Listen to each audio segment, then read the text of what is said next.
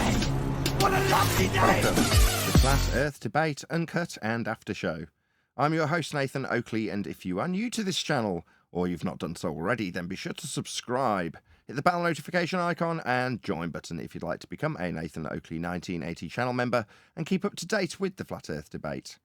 If you would like to support the channel, there is a super chat that runs alongside each of these shows while they premiere, and there's also a PayPal, Patreon, crypto and thanks button in the info box below the video.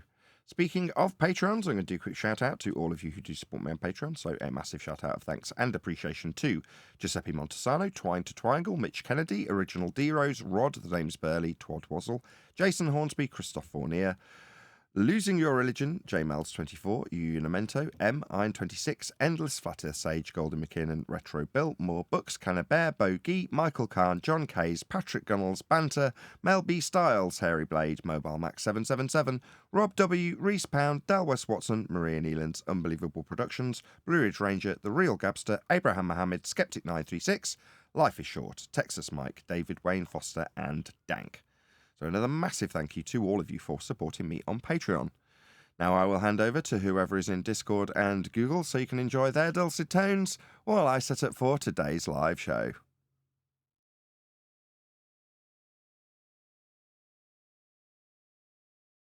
Absolute nightmare with this computer. I was up till 3:30 in the morning dealing with it. So I got so sick of it overheating and then falling over. I don't know if you've seen pictures, I'm sure I've sent them you. I've got a shelf that's maybe 6 inches above it. And what I did was I cut multiple holes that were about half an inch wide into this thing, so it was just a straight shot through. But I was like, maybe that's causing some obstruction. So rather than it being lots of holes, I'll just cut a square. So it's like a hollow shelf. And then the PC itself came with like a top that I took off, that I've now used on that shelf. So rather than it being inside the top of the PC to protect the top of the PC or the fans, it's now on top of that shelf, just as like a grid. Anyway, test the PC. Wonderful. Reduce the temperature by 3C. Just enough to stop it thermal throttling. I was like, oh, that's brilliant. Excellent stuff. Instantly, blue screen after blue screen after blue screen after. I'm like, what the hell is going on? I've not changed anything except giving it more breathing room, right? It's dropped the temps by 3C. Anyway, what I think has happened, and I went down to the computer shop today to speak to Craig to ask his opinion, and he agreed with me. Being in a 100+ degree computer for 8 months has degraded some of the silicon. Now, I don't think it's degraded the silicon in the CPU, because that can definitely hit much higher temperatures, and it's designed to lean on the thermal throttling. And I don't think the GPU, for the same reasons, is degraded either. It won't allow itself to do that. The RAM, on the other hand, is pretty basic silicon. It's pretty, built to the lowest possible cost and all the rest of it. Silicon. Now, when I first got the computer, it would load. It wouldn't load at 6,000, which is the rated speed of the memory. It just wouldn't load. So you had to reset the CMOS and try again. Then it would load at 5,800 when I first got it.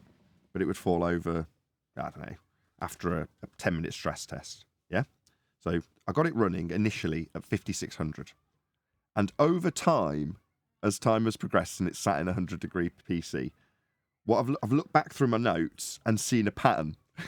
What's happening is it's achieving less and less speed as it's getting older and older. So if you look, you go, okay, so I started at 58, it wouldn't work, but it would load into Windows, and you could load a program, but if you tried to push it, it would fall over. So 5,800, then that stops working. 5,600, that was working fine, then stopped working. Then 5,400, then that stops working. Then 5,333, then that stopped working. Then 5,200, then that stops working. Most recently, for the last 2-3 weeks, I've had 5,067 working. Yeah. Now that's stopped working. Now I'm at 5,000. But this time what I'd normally do is drop the timings and drop the speeds and tighten the timings. And then if that fails, loosen the timings, then lower the speed. Yeah. And then keep repeating that process, right? Which is what I've done through my notes, which is the logical way to do it. But what I've done this time is I've lowered the speed and loosened the timings in one step, all in one go, to what is now the slowest it's ever been. Right, but it's working. Obviously, it's I'm sat here talking to you, so it's functioning. But yeah, I just think that the memory itself has started to degrade to the point where it just can't hold at the speeds that it did with a weak memory controller. So anyway, I've turned it. I said to, I can't remember, Neil or Arwin yesterday when I was talking about this. I'm getting to the point now where I'm having to severely cobble it. Now, fortunately, when I first got the PC, the motherboard wasn't fitted properly to the cooler plate, and it was really badly overheating. Now, as a consequence of that, I've learned how to deal with it at the extreme end of circumstances, which means I've got a vague idea where I can, turn it down to not have it absolutely useless as a PC, but still remain cool and not fall over. So hopefully, with a hole in the top of it, with it turned right down to the slowest it's ever been, RAM and CPU and GPU, hopefully it'll function today. I hold out little hope. But all I've done for the last 8 months, almost daily, and I'm not even joking, it's a daily occurrence, is fiddling with this PC. Daily. So yesterday, like a lot of other days, it's by the time I'd actually finished, I think I wrote a note in Skype, so I was like, right, I'm going to stop now. I've got it stable. I'm streaming to the members a game, and it seems to be not falling over. And I've run a couple of stress tests. I'm calling it a night. It's 3:20 or something. So I wrote a note in Skype. Look, fairly typical night, 3:30 a.m. or whatever it was, 3:20. And then I added to the note just before I got my head on the pillow, so I'll sleep with my iPad next to me. I put a note in Skype just literally before I conked out of sleep, saying 3:30. That's my end time for my day. So 10 minutes later, when I got into bed, I'm like, this is no life, man. I can't be pissing around with this thing constantly. And I'm going to give it a month or two tops by the time that it wouldn't be reasonable to ask for an exchange if the thing actually completely snapped. But at the moment, I'm kind of leaning on, well, the memory has. The memory's been degraded. Now, degraded memory is not broken memory, but I know what it's doing, and my computer guy agrees. It's like, yeah, it might be time to start thinking about changing the memory configuration. You're like, yeah, but it's cost 600 quid. I know memory's cheap today, but when it was purchased, this was a 600 quid memory kit. You're like, if it's not fit for purpose and it's degraded because the case is too hot, I've got something to moan about if it actually breaks tomorrow, like snaps, stops booting, whatever. Which is getting ever closer to, based on how little stability I've seen from this system, full stop. So yeah, fun. Just getting a bit tired of it, that's all. Normally I'm in high spirits and like, I'll get it sorted, I'm learning, I'm getting there. Now I'm starting to lose my patience with it, really. Because I've got no life. The computer's completely robbed my life from me. I mean, I thought I had limited time doing YouTube editing. Now I don't even have time for the editing because I'm scared that I won't have a show to run live if I don't mess around with it and make sure it's stable for the following day. But I haven't done any editing work this week whatsoever. I've got 2 videos queued up that I've got screen captured, ready to be edited, and they've not had any work done on them. Two good videos just waiting to be done, and it's at the point where it's now costing me the ability to do actual work that I rely on for my living. You're like, God, it's becoming a detriment. If I'm spending so much time dealing with this PC and so little time doing other work like editing, it's actually to my detriment. So that's where you've got to start really reconsidering what you're going to do. Well, it's good that you're in high spirits normally. That's a good way to be. And But it's also good to make sure. Go on. I don't know if it's my settings, but you're a bit quiet. Let's just carry on talking. I'll just watch the levels and stuff. I should have been paying attention. Go ahead. Sorry. Right, I might be quiet because it's like morning in my place, right? So I'll move my mic a bit closer, maybe. But yeah, it's good that you're like high spirits, but you also got to make sure you like take care of your body, right? And this doesn't seem like a healthy thing. Always checking, right? So it does got to get solved. It does got to get. You know what I'm saying? Yeah, and every day it gets to Friday. I mean, admittedly, this week it's been the case that I've spent all week rather than being all right, stable on Monday morning or Monday afternoon when the show starts, and then by Friday it fails, having done a week of decent shows. This week it's been not one day has gone by without me having to faff with it. So maybe I'll actually get a weekend of rest, because it'll do this entire show without falling over. It's been, strictly speaking, not broadcasting, but connected live for the last 45 minutes without falling over. All temperatures nominal. Oh, and you kind of started crackling. I don't know if it was your end or my end. Oh, I started crackling. Yeah. Hello, Dan. Can you hear Nathan crackling or not? Let me just check. Turn down your Yeah, I can hear him crackling. You can hear me crackling? He has muffled and crackling. Yeah, it just started happening.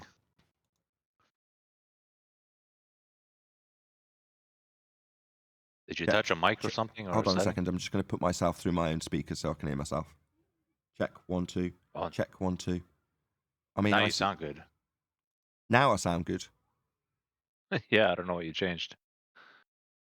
I restarted Voice Meter Banana. But I do that anyway. I did that at the beginning.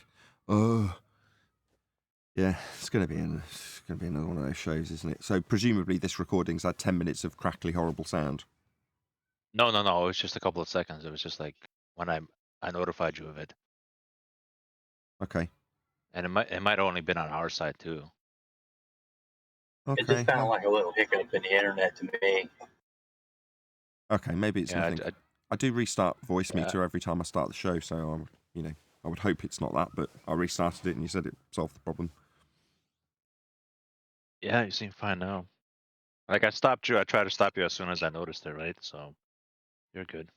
That said, that's what this is for. This is what the pre-show's for, right? A lot of people will tune into the pre-show and just skip like the dead air and like the warm-up right at the first 10 minutes maybe after my intro. I do it.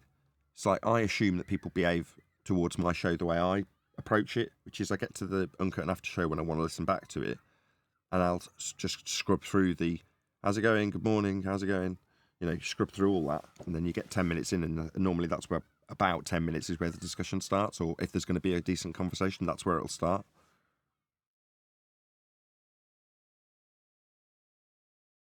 Okay. I like the pre-shows because I like these like one-on-ones and then things are quiet and I don't know. I just kind of like this. I like the chit chat. I like the I like the pre-shows.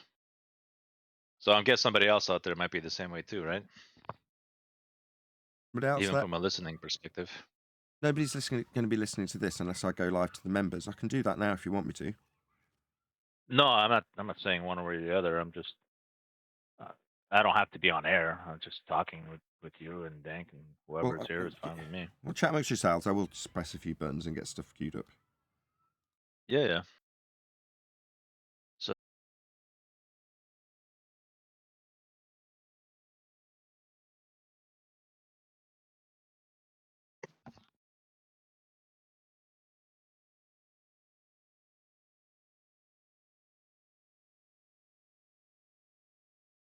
right, so all right, that was that two people talk. Well, one person talking to me, and then I also want to Google something. Like I was just saying, it doesn't matter. Go on. During the beginning part of a pre-show or whatever, members only, you just expect it to be this. It's quiet when people first get here. Now, I've structured the show such that I don't want people to miss anything. In other words, these conversations about how the show starts, there's going to be people who are interested in just having that on in the background as just noise, and they appreciate that at some point someone's going to hopefully spark their attention, and they might just leave it on in the background. But like I say, when I come to review the Uncut and After show, I will just tap on my iPad. I just tap the screen and it scrubs through, and I'll tap through till I see lots of lights flashing on the on the screen when there's obviously a conversation going on. That's normally the point that I'll stop tapping, and then I'll say, "Oh, is this a decent conversation?" If there's obviously something really good going on, I'll rewind it. But the fact that there's dead air at the beginning of these shows, it's like, yeah, that's what the show is. If you're a member, you get to see that and you'll appreciate it. You know as a paying member what to expect when you come to an Uncut and After show. If you're a more dedicated fan of the show and you're subscribed to the second channel, so you still get the Uncut and After show, but you're getting it later, then again, you're going to be aware of what you're getting. There's a lot of regulars in the Uncut and After show on the second channel. There are also people who are members of the main channel that still go and watch it on that channel, but, you know, more power to them. Great. It could be that view. Wonderful. But, you know, like I say, it doesn't matter. As long as the live show is all geared up, everybody's warmed up, everybody's ready, everybody's keen to talk and overtalk. You know, that's what you actually want. You know, me telling Neil to stop interrupting just means he's properly warmed up. Right, Neil? Who's interrupted? I haven't interrupted anybody. You interrupt everybody daily. What are you talking about? You know what you are. Now, hold on. Not intentional. Trust me, when I go to speak, sometimes I do it to you. I do it deliberately. But when I speak, I'm not hearing anybody. But I try to stop when I do this. I see. Fair enough. You've got your excuses for ruining the show. That's fair enough, Neil.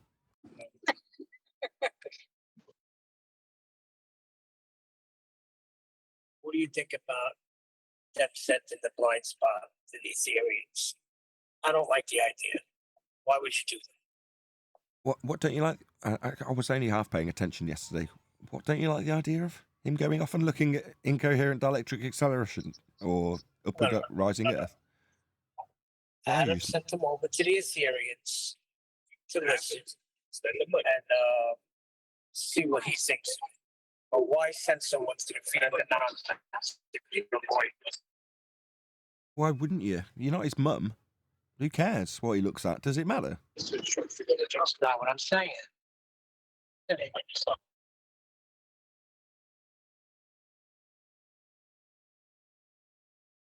Okay. Well, I don't know what you're saying is you don't know why we've sent him over to look at the Ethereans. It's because, you know, if nothing else, it's like looking at Bigfoot or something, right? It might be of interest.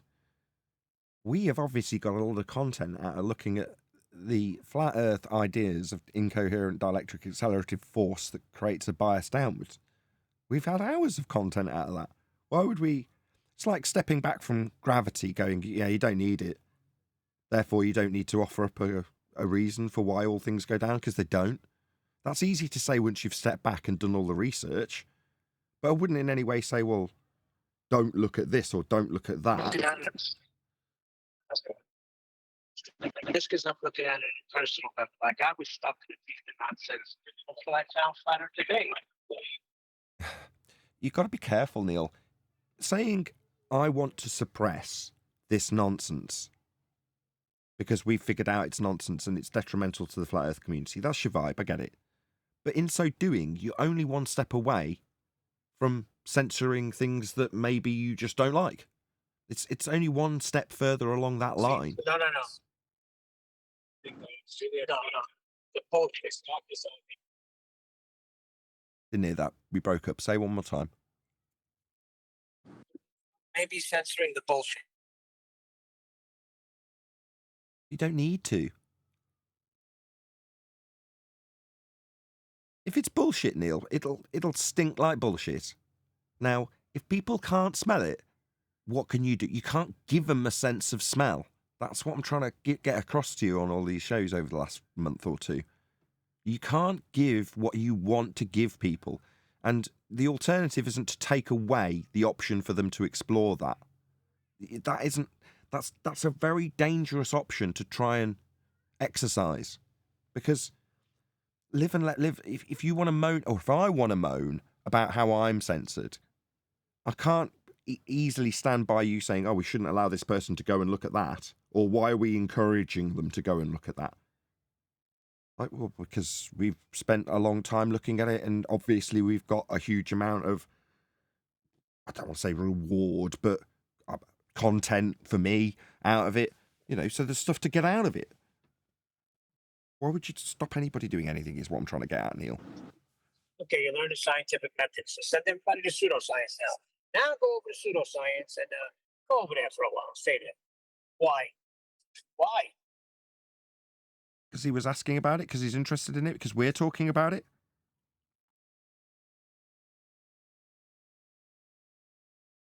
You can only disseminate what you disseminate to other people. and they can either take it or leave it. But it's unreasonable to say we should try and steer people clear of this, or we should refrain from recommending this. So with my censorship here on YouTube, it's the latter. It's exactly what you're aiming for. Well, we shouldn't censor them. We should just not recommend them. You're saying, let's just not recommend people go to Dell. What, like YouTube do to me? Well, that seems totally unreasonable, Neil. I do the opposite. I take the complete opposite stance. Here's Neil deGrasse Tyson's link. Go and help him in the algorithm. Leave him I'm doing that daily, but you're bracing against it. You're like, why would you send him to the pseudoscience? Why wouldn't I? What have I got to be afraid of? You're telling me that they might get ensnared by Neil deGrasse Tyson's wizardry? Yeah. Okay, I can't do anything about that. But you're saying, don't send them near the wizards. We talk about the wizards, though, don't we? So it's hypocritical. Sorry to give you an earful, Neil. No, you got to tell them beware of the wizards. No, you don't have to say. We can point out where the wizards lie. That's it. Yeah, I guess so. You can't. You're on the first step to tyranny if you start trying to control what people look at. Or, in this case, what Adam recommends people look at, because you don't like it.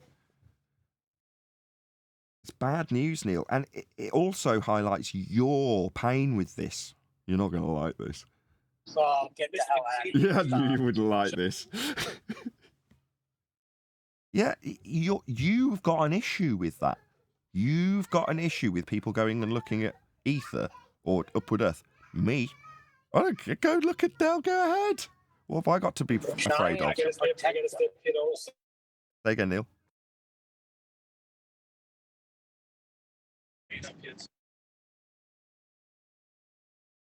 A terrible line for this conversation.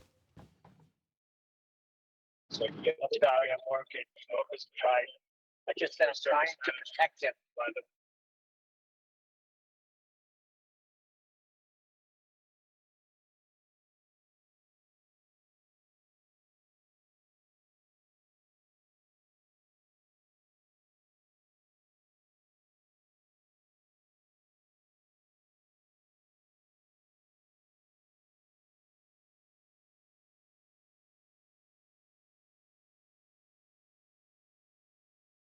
Started early, so I've put my wife to inconvenience today. So she's supposed to be having a meeting with her boss, and instead, while I'm supposed to be watching the kids, because I normally start at 1, so I'm starting at about 11:30. Anyway, which means I'm neglecting my duties looking after the kids. So she's having a really important meeting with her boss. She's just come in and gone, yeah, one of them's pressing the mute button on my computer, climbing on me and throwing things at me and asking where her egg is while I'm having a meeting.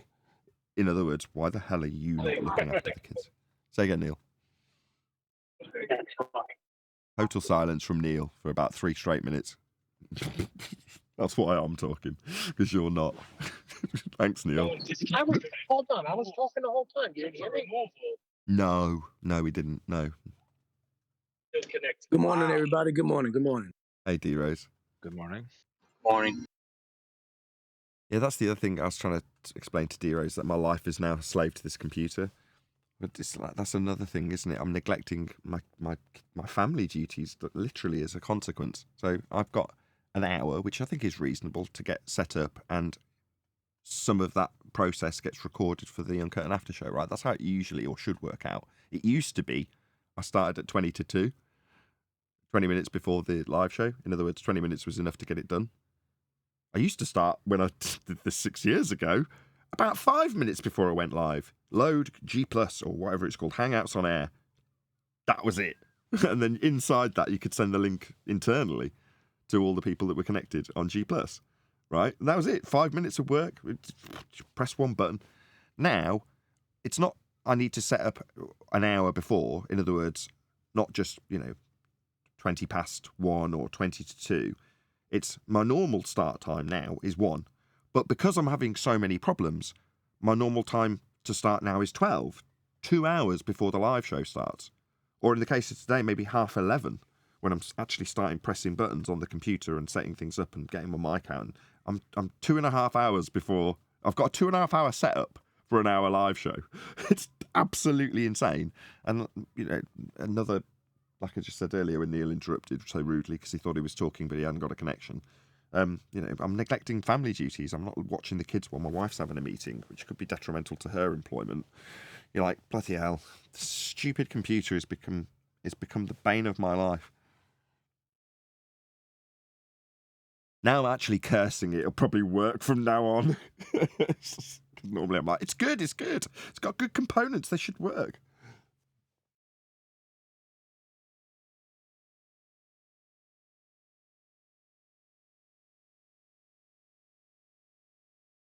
My estimation is that as I've slightly or severely cobbled the PC more than I would normally, to beyond what I've normally cobbled it to, where it has previously stayed stable for a week or two, it will probably stay stable like this for a month, and then start to fail at the RAM speed and timing that I've got selected, which is slow and loose. Anyway, at which point it's like, okay, so the RAM's obviously knackered. I'm either going to have to pull out 2 sticks, which I think I can do now. I've figured out how much RAM I'm using for the show. I use about 25 gig. It's like I don't need 64 gig.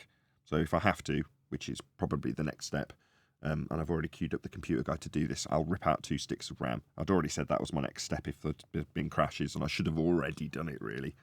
I just didn't at the time know exactly how much RAM I was using. So you don't want to rip out 2 sticks and find, oh, I'm actually using 33 gig. So everything starts going to the page file. But I don't think that's going to be the case.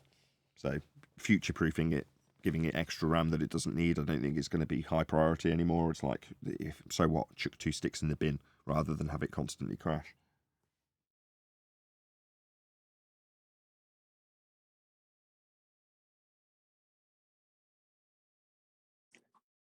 I used to be in all of that and understand exactly where you're coming from, and I'm getting whiffs of what you're talking about, but it's kind of cloudy to me, so it's almost kind of like you're going, oh, I don't want that RAM, 32 RAM, right? In my computer, it's bits and pieces.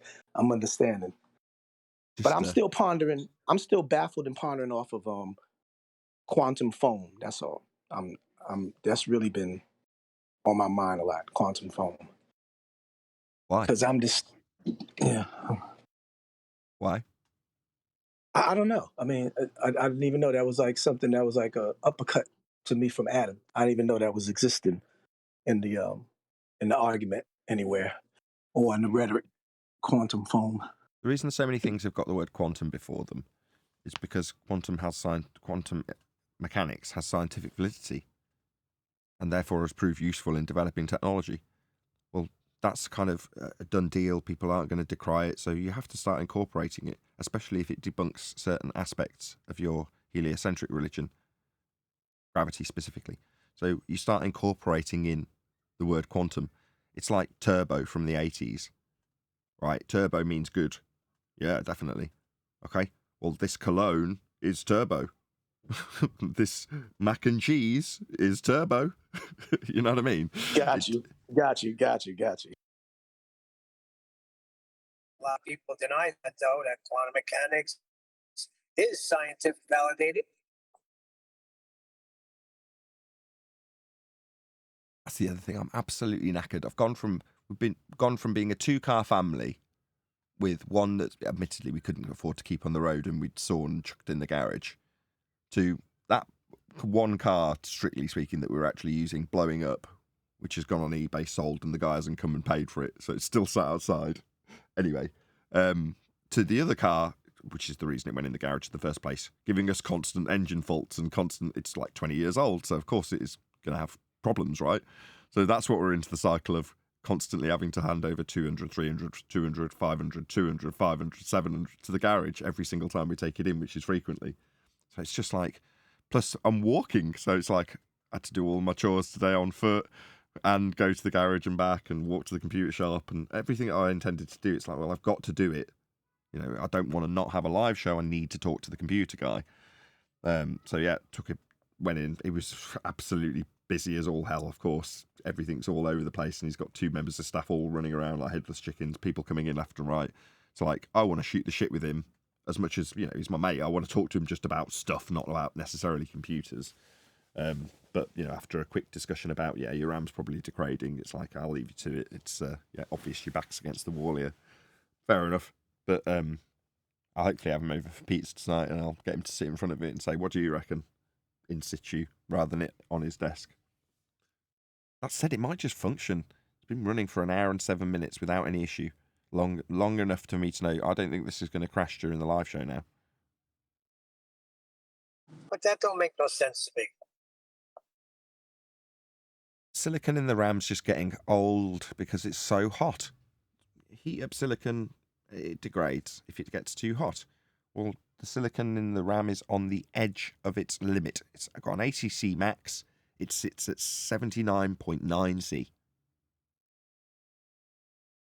That's not what I mean. I'm saying you're wasting it. Why don't you just use it for the show instead of wasting 2 hours and then the show crashes? The whole point of running it before the show runs is to make sure that it doesn't crash during the live show. So the reason I'm started today at 11:30, or typically start at midday, is because I want to run it as live, so that if it's members only, for the sake of argument, the members, they're going to be much more forgiving if the show collapses in the middle of a members only live stream, especially if it's before the actual live stream. So like now, I've got 50 minutes. If something snaps now, I've got 50 minutes to get it done. And I'll sacrifice doing extra work afterwards, because then I've got a split video for the Uncut and After show, which is then cut, obviously, although the name don't change. But I'll then have to publish 2 videos. So it's 4 videos because they go to 2 different channels. So that just increases the workload at the end of the day, which is why you're not seeing as many thumbnails, which is also irritating to me, because the views are going down because they've not got attractive thumbnails. They've got crap thumbnails that I spend 25 seconds on. But there we go. Or no thumbnail. It's a terrible way to live, isn't it? Well, yeah, I mean, I'm a bit miserable at the moment in that regard. You know, my respite is actually this. This is the happiest I've been so far today, because I'm sat in a chair. I'm not walking anywhere. I'm not dealing with somebody asking me for money for something that's broken. I'm not stress testing the computer and looking at a needle going up and down on a graph and going, come on, please don't go higher for 2 hours. You know, I'm just actually talking to you. This is the happiest part of my day. Doing the work is the happiest bit of my day. Yeah, I have that effect on people. Nothing to do with you. I like what I do. It's all worth it because of this. If I can, staying up till 3:30 last night is all worth it to do this. Now, you know, Flat Earth is still just as fascinating to me today as it was the day I found out. Nothing's changed. Literally nothing. If anything, my enthusiasm level's gone up. So I'm keen. I want to do the show. Whenever my wife asks me, I'm like, yeah, of course I want to do the show. I want to, when we go away, I'm like, will we be able to get back in time for me to do the show? Because it's my priority, because I like doing it. You know, it's like when people say, do what you love and you never have to work. Well, this is that. This bit, the broadcasting bit, the recording a show bit is that. But the ancillary stuff has piled on so much that it's the periphery. And hopefully, if you know, although we're not in a live show now, but if it was, I'd stress the fact that nothing that I stress about is Earth related. None of the stress and pressure comes from that. Literally zero. I can't think. Back in the day, don't get me wrong, when we were debating the Isle of Man, there were certain things, because I was ignorant, that did really stress me out. Because you just think, oh, I'm wrong about this. And it's really important that, you know, we're not shown to be stupid with our incorrect assertions when we've begged the question of Earth curve in the Earth curve maths, or whatever it is that we've put, whatever pitfall we'd fallen into that was stressful when you realise you're in a giant hole. But now, it's literally, there's not a single flat Earth. Go on. No, now I was going to ask you if you listen to Flat Source Lad's video. Now all you get is people just calling Flat Earth nonsense or Flat Earth deception, but not showing any proof of the ball that they believe we live on. It's insane. They literally have nothing but saying the word deception and calling it nonsense. Right. It's actually great. Well, it's not great. We hanker for people to actually provide a decent argument for us to get our teeth into in that regard. From that respect, it's quite negative. there's people who are like, where are the fundies telling us that they've got an argument that we need to take apart? Well, there isn't any because they haven't got any, and that means that we're not in a position to even have to be concerned about some argument. We're hankering after someone to offer a rebuttal for the elevation angle argument, because so far, not so good. Offering up 10 grand to show our angles that can only be measured on a flat Earth. Work on a flat Earth. And since then, nothing's progressed. That's all they've got. You're like, come on, lads, at least give us a little bit of a challenge. No, all you get is them saying flat Earth is a deception. That's all they got. There's no argument. Yeah, They've lost. Call us conspiracy theorists. That's as good as they can do. Call us stupid conspiracy theorists. All right. Meanwhile, your sky's not a vacuum. Meanwhile, you haven't got any curve measured.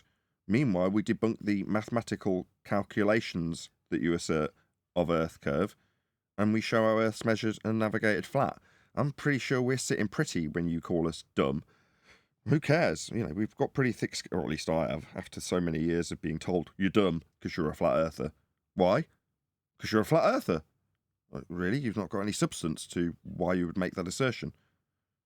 And then either they'll offer you up a stereotyping fallacy or a straw man, or they'll offer you a crap claim of a globe proof that you've already debunked 6 years ago. Like, so from that point of view, like you say it's good. What you mean is we're sitting pretty. Yeah, we're on the side of truth, therefore we haven't really got much to worry about. I don't have any sleepless nights in that regard. Yeah, sleepless nights over broken computers and broken cars, and my camera being held together with sellotape, and the projector not holding focus because it's knackered, and everything around me falling to pieces. It's like, those things stress me out. Most of them could be solved if I was a millionaire, like most people who've got financial stresses. But those things aren't any different to anybody else around me, right? Everybody's in the same boat in that regard. Most people have got some sort of financial stressor. But on top of that, most people have got the stressful job that they're doing to try and resolve the financial burden that they've got at home for whatever reason. And the job itself is also stressful for 90% of the day.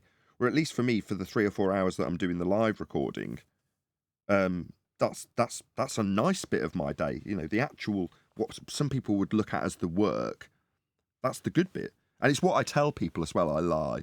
Or don't lie, I just, massage what I do. So, like, well, what do you do for a living? Well, I'm a YouTuber. Well, what does that involve? A couple of hours of recording and live streaming. Yeah, it's quite easy, really. And they go, wow, what a life. Yeah, it's great. Life's sweet. Well, no. Actually, getting up at 6:30 and looking at the messages and the comments and the emails and responding to them, and then going through the process of editing a video that you've got from the day's prior show, which means monitoring and reviewing the show from the day prior and cutting out a section of it and editing it. That'll take you up to about midday, and then you start setting up your show and getting all the cameras and lights and the camera and mic and all of the different software and the 2 different screens all set up because they're all tucked away so the kids can't destroy them. So once all that's set up, then you do your 2 or 3 hours, maybe 4, if people are demanding that you need to do more hours. So you do your 4 hours. And then because it's crashed halfway through, you've then got to publish 4 different shows to 2 different channels. And, by the time you've done that and then retested the computer to know that it won't fail again on the following show, you're then at 3 a.m. and you go to bed and get 2 hours and get up and do the same thing again. That's a lot of buttons you're pushing, huh? Yeah. But like anything, there's a lot of tedium involved. So, like I said earlier, you're sat in front of a computer looking at a needle going 86, 87, 86, 87, 88. Oh no. Come on, go down. 86. Nathan. Yeah. I can never get over the way you say you're sat in front of a computer. Or say you're sitting. But I know sat is grammatically correct as well. But it's funny. I am sat in front of a computer. Hold Got on you a a second.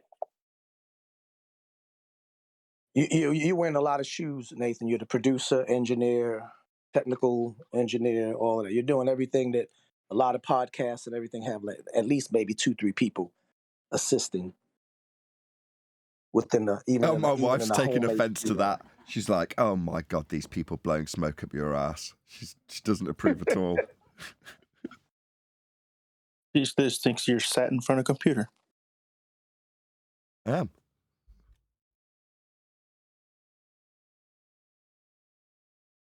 We like you, Nathan.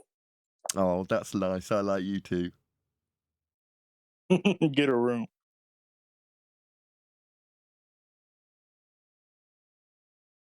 I Hey, do that. Nathan, I did you like see doing the? this. This is fun. You guys are ace. You know that. I say Hey, it all hey the time. Nathan, did you see the Neil deGrasse Tyson why he doesn't like debate? I've heard him say it a couple of times. I haven't seen perhaps the specific video you're mentioning, but yes, I have heard Neil deGrasse Tyson detail why he doesn't want to do debates with flat earthers. Yes. What the crazy Yeah, thing is, somebody- his second sentence is the most charismatic guy wins. So like, well, that's probably you. Exactly. Yeah, Yeah, that's we've heard that. reverse projection, eh? Yeah, you're saying that there's a chance that somebody with more charisma than you might win when you're very charismatic? No, what he actually means is your charisma might not win the audience over if somebody's got more truth than you.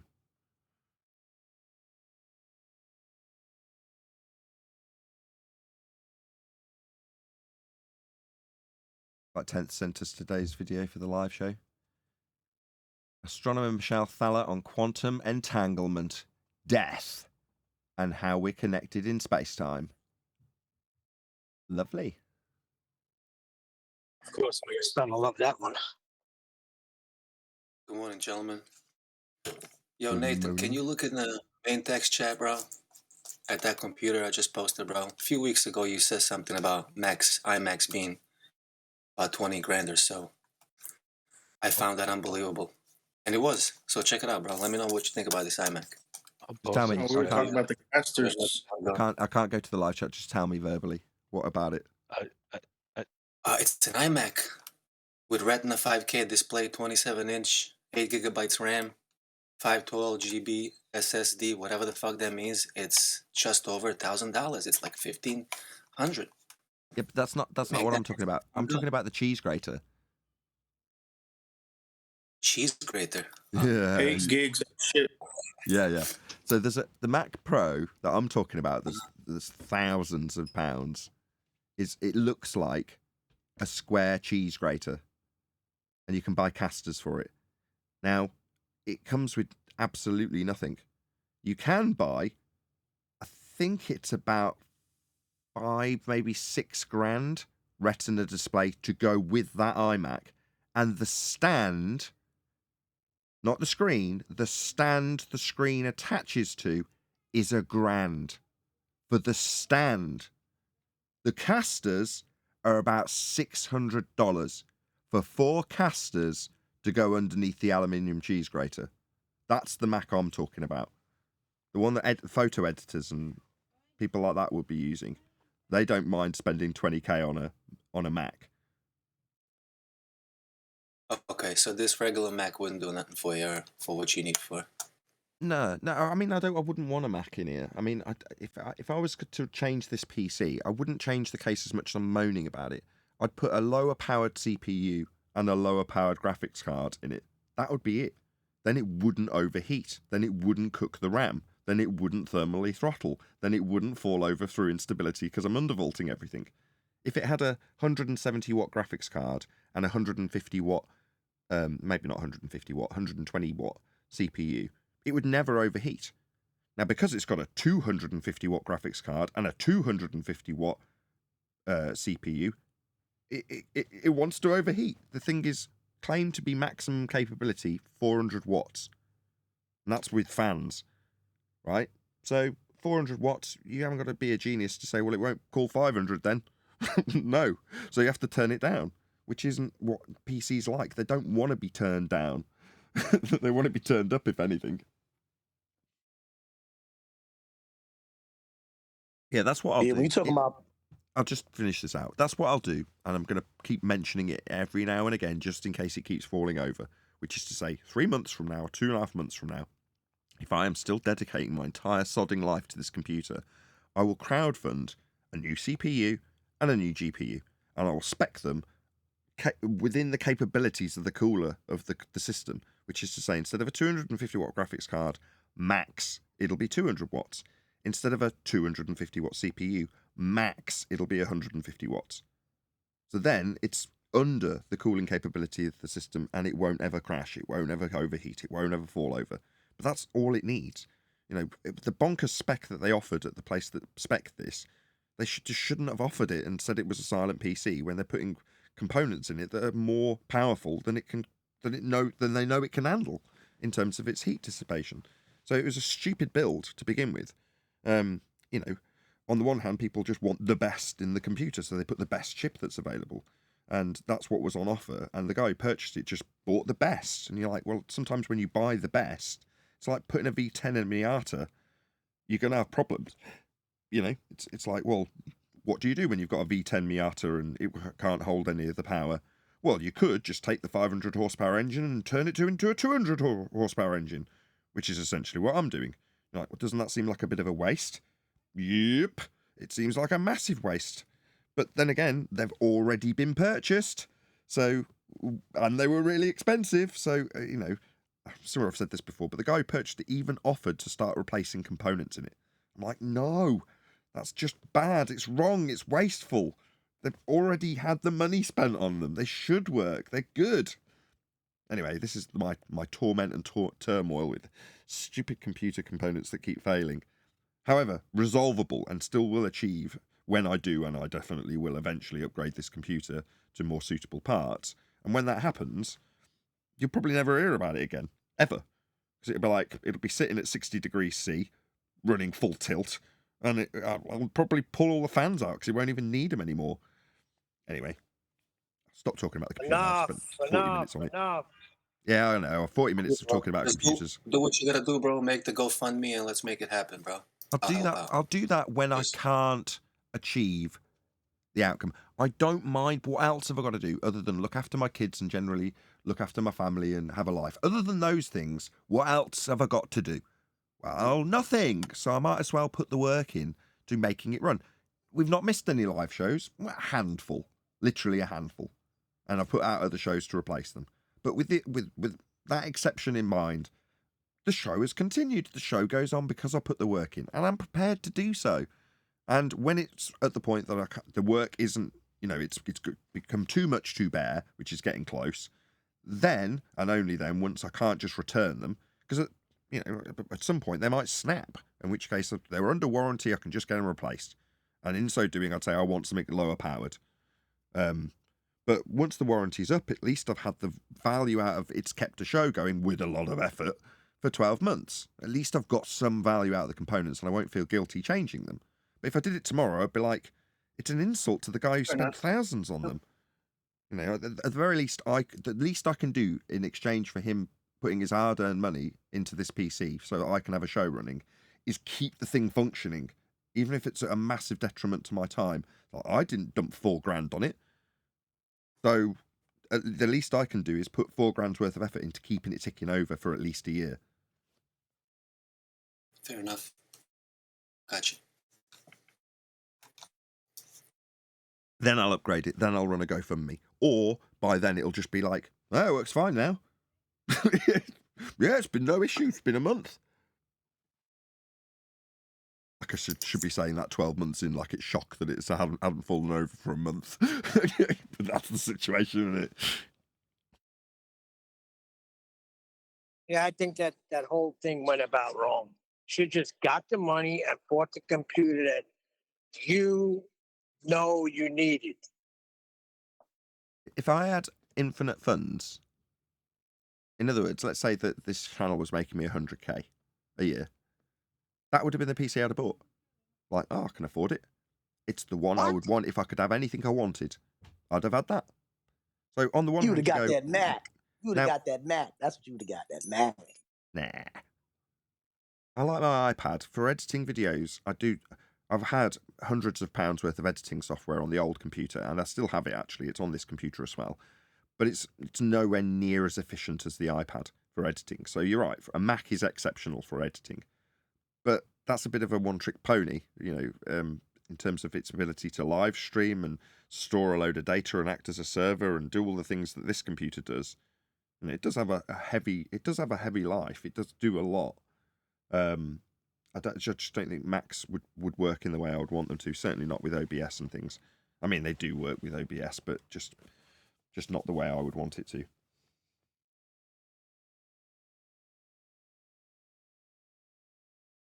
Well, this is a fun discussion. Everybody's probably on the edge of their seats listening to my computer woes, me moaning about computers. Because this is new, isn't it? It's not like I ever moan about computers. It's not like I've done this for straight 8 months, moaning about this computer every day. It's a testament to the fact that they have nothing. Yeah, we shouldn't have time to moan about computers. There should be a fundy in the, oh, right, I'll just join, and there's flat earthers that are having a chit-chat. We should have someone here telling us about how wrong we are about elevation angles. Shouldn't we, Neil? I shouldn't get the opportunity to do this. Yeah, correct. And you're right.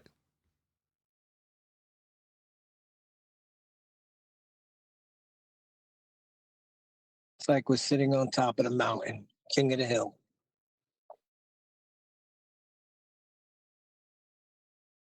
Yeah, in that respect, in regards I'm just glad to that you're here, Nathan. Sorry. No, go ahead, whoever that was. We're just glad that you're here. I'm sure you already know, none of us here really care about your problems. We just want a live show. So whatever it takes. That's correct. And I understand that, as much as you might have been saying that with a tongue-in-cheek, we don't care about your problems so long as you run live. And many a true word spoken in jest, that might have actually not been in jest, I don't know. Maybe you'll clarify. I assume that was tongue-in-cheek. It was, yeah. Right. We're glad that you're here and that there's a show to go ahead. But that the only thing that I'll say is that, sorry. As much as you're saying that in jest or tongue-in-cheek, that's true. That is very, very, very, very true. People don't care about your woes. They don't. They want a live show where you talk about flat Earth. Because what's the name on the door? Is it Mopey Bartender moans about his wife that's divorcing him and the kids that hate him? Is that what you walk in Joe's Tavern for? You don't walk in for the Mopey Bartender moaning about his life. You walk in for him to serve you drinks, and that's it, right? Well, the name across the door is Flat Earth Debate. People don't come in to listen to me talking about, oh, well, my RAM's rated at 6,000, then it worked at 58, then it worked at 56, then it worked at 54, then it worked at 5333, then it worked at 52, then it worked at 5067, now it's at 5,000, and the timing has gone from loose to tight, from loose to tight, from loose to tight. Nobody cares. What they care about is when the live show starts on time, because people don't like their routine being broken, as I've found. They want the show at 2 o'clock for the hour minimum, and that's what they want.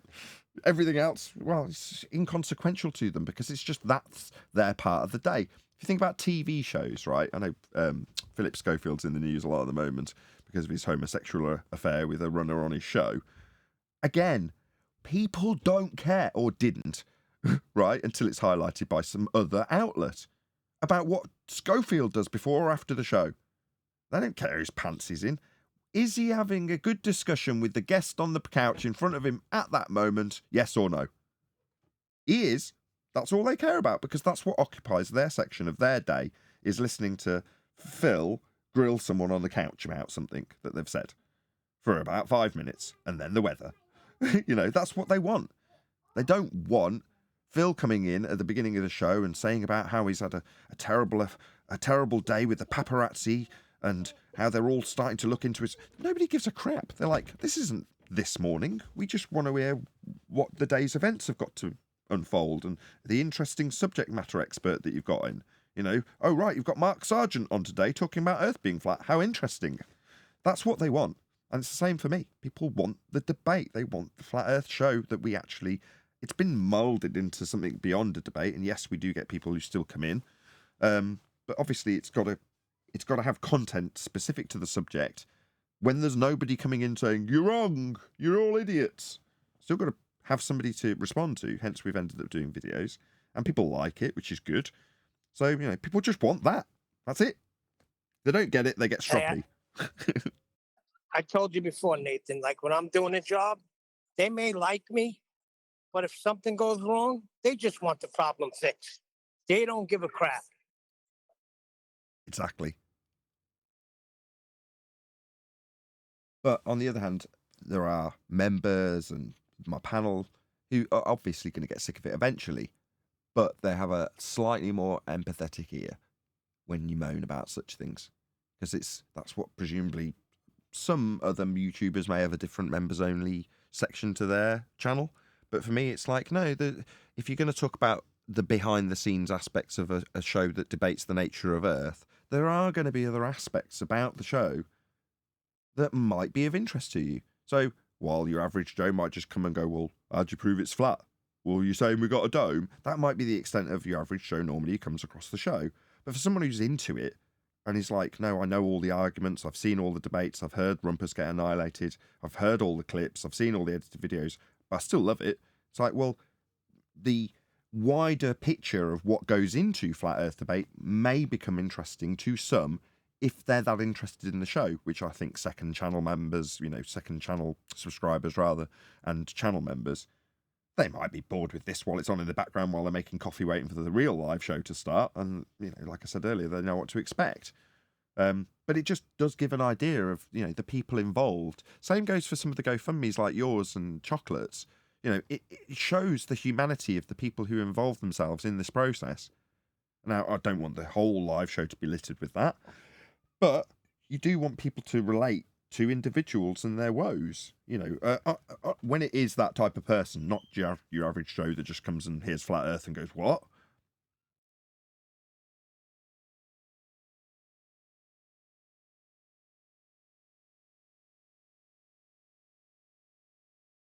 The caffeine will eventually run out. I've had very little sleep and a lot of caffeine today. Again, if I sound drunk today, it's not because I am. I don't actually drink. See, that's a problem. That's a problem. We need you sharp. I'll get some rest over the weekend. I'm pretty confident this PC is not going to crash during today's live show, which means that come 4 o'clock or whatever my time that I'm going to end the after show, other than uploading this video to both channels, that's it. Making a thumbnail. I might do that while the show's going if I'm not worrying about it crashing. So, I might have an easy weekend, Neil. As much as I don't like mentioning what show day we're on. Oh, well, yeah, we are in the recording. But either way, it is the weekend. It is Friday. There's no ball busters. Go on, Central Goat. Thank you. As a paying Patreon and member, I'd like, if I could, give you a little bit of advice for the show. And that would be last week when you covered the guy with the bike on Earth Radius. That was on a Thursday. We all had a great time. We all had a great laugh because he went into it Dunning-Kruger style. He was being led by his associate. And we all had a great time. And then on Friday, Neil deGrasse Tyson was covered. And it left a bit of taste in all of our mouths. And it took a bit of the sting out and the momentum in the after show and the ever after show. So I was just wondering if 10th Man wouldn't mind saving the more jovial, comedic videos, the baller videos on a Friday, and then more of the anti-flat earth in the middle of the week. So we end on a high. We have a good weekend to finish on. Would you agree to that? So you're saying anti-flat earth Tuesday, Wednesday, Thursday, and to start and end on a high, do baller videos because they're funnier? Definitely. It's not, it has to be, just a suggestion. I had no idea that was the reaction. I literally hadn't given it a second thought that would be the interpretation of the order of, Neil deGrasse Tyson versus the bike guy. I honestly couldn't distinguish my mood after each of those videos as being any different. You're saying it left a bitter taste in your mouth with Tyson? I'm really shocked to hear that. I mean, maybe I shouldn't be. Mind you, Nathan, we haven't had a consensus poll on that. I mean, maybe Central Go, he's speaking on behalf of himself. I can't say that everybody felt that way, but I can understand what he's implying. But I can't really recall which video did what to what. But to me, Neil and Chuck are hilarious. They're one of the greatest spoofs to joke about. But I guess it may have been the content of what Neil deGrasse was talking about versus the bicycle guy who was a complete clown. Maybe that's what he's talking about. But in general, I mean, we pretty much, I think I'm we going to do agree with D-Rose. good. If I had to put I say I had no emotional memory of either, But if I think about it, I think Chuck's trying to be funny, and he isn't. But that's really funny when we point it out. In other words, our reaction to them, as dry as they both are, when they're like over the top laughing at things that aren't funny and stuff, that for me has got a certain comedic value to it that we can offer as a layer on top of it.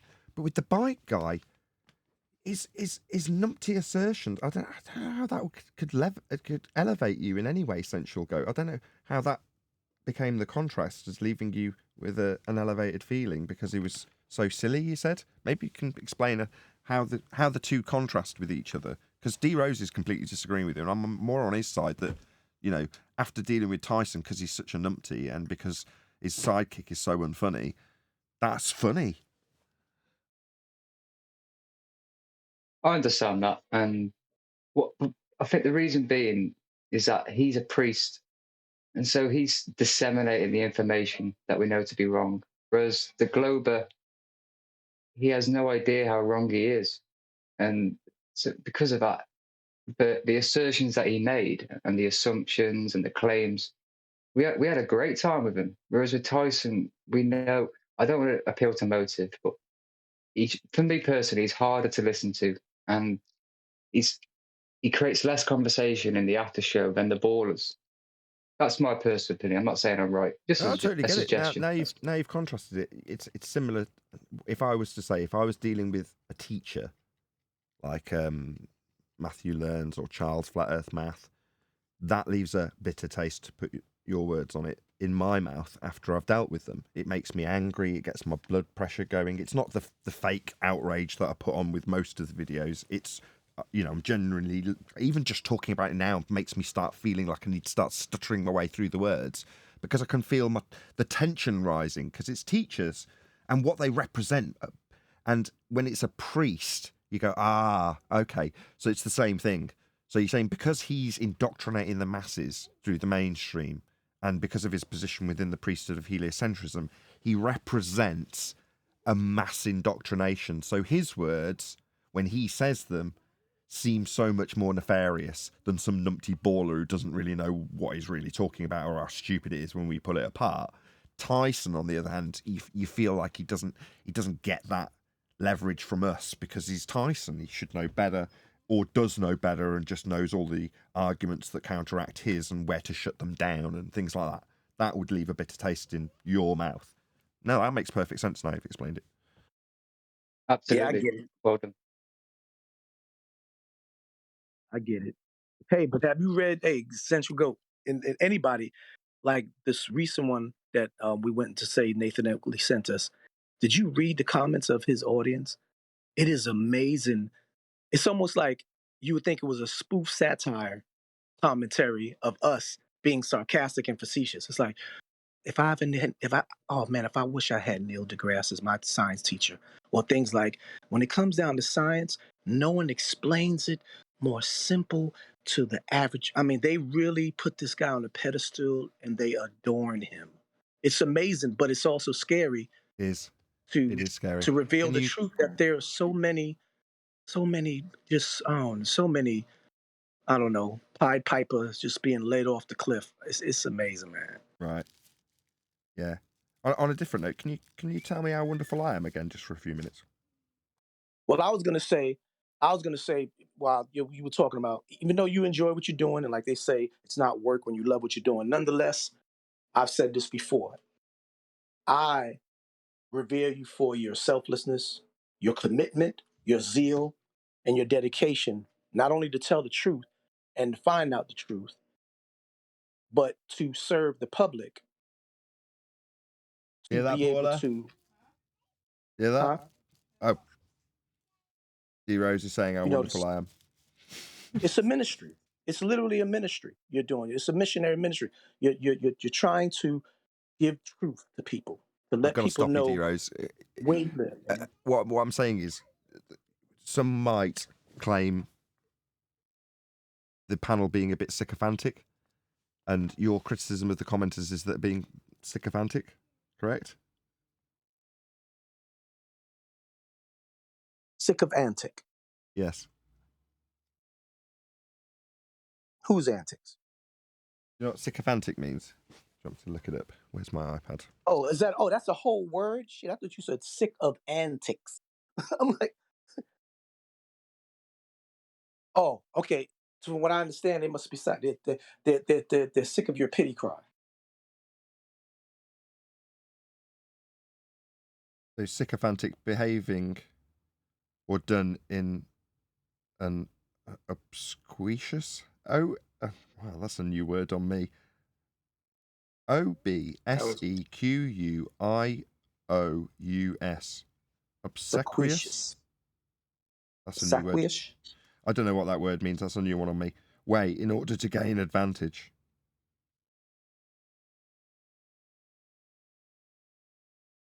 Anyway.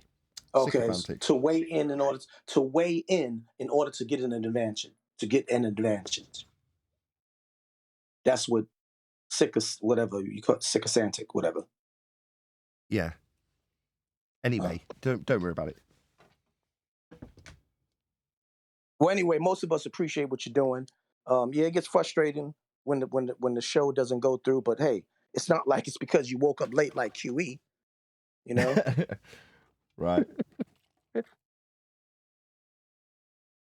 And also a big thank you and shout out to your wife, Paula, putting up with you, the show, computer, She's just left. She's everything, just literally and left the allowing room. us to have this space.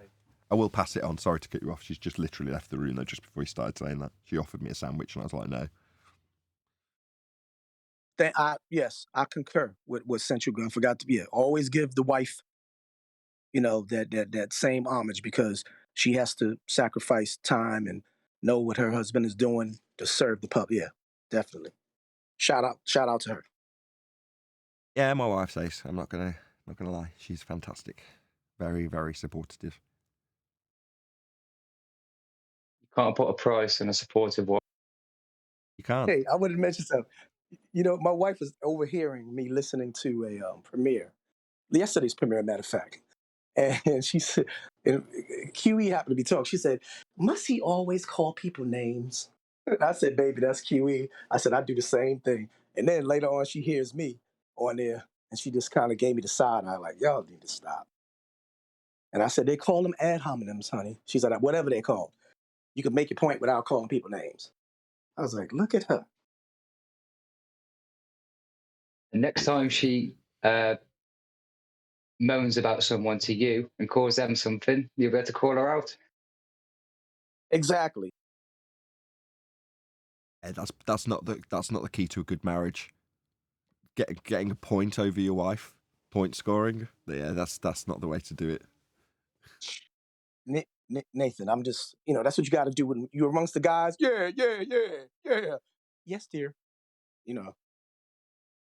It's like the guy, hey, you kick him out tonight? Sure, man, I ain't worried about it. I ain't going out. Hold on. Put you on hold. Hey, baby, the guys, they're getting together. Is it okay? But to the fellas, it's got to be like, man, I don't have to ask for nothing. You know how it is. Exactly.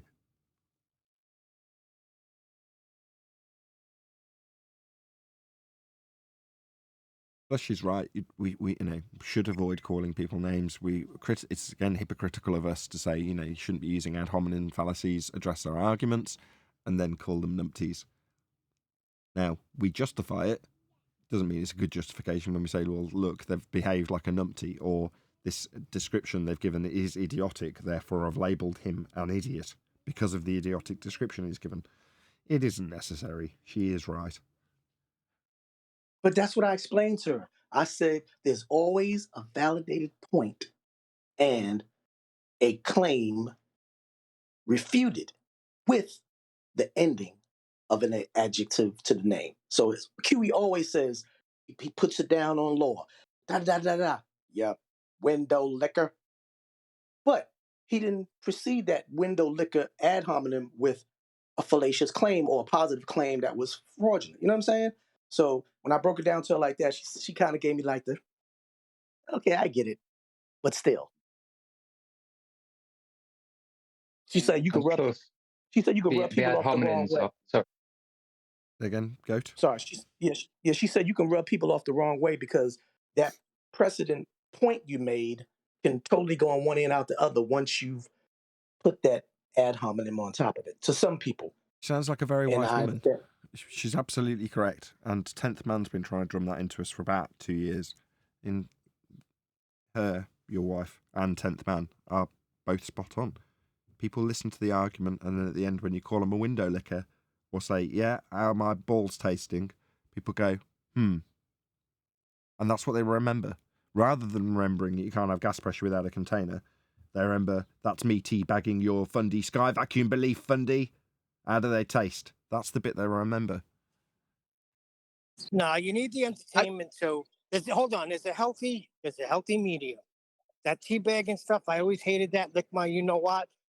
But there is a passion that goes along with this.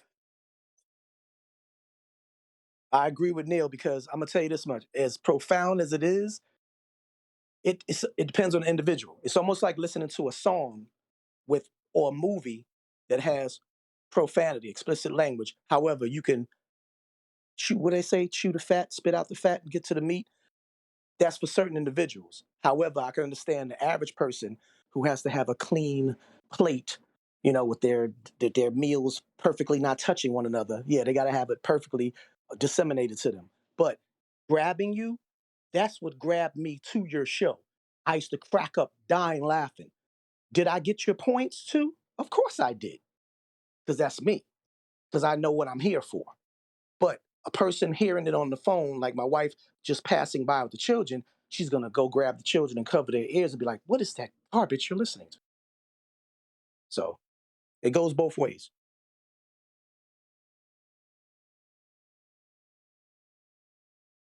Especially when you're yelling out, oh, you tasting my balls? Can you taste my balls? That shit is hilarious. All right, Dave. Hey Nathan, I just posted a video on the main text chat. Practical Navigator. I don't know if you ever came across this guy. He's actually an anti-flat earther, and he's all about sextant. He has a big channel, and I think this video is worth responding to. Just when you get a chance, take a look at it and watch it. It's very interesting, and he's definitely an anti-flat earther, because he mentions a few times Earth is not flat. And it's a good video, and his whole channel is about sextant and navigation. Good one. Good one. Get him.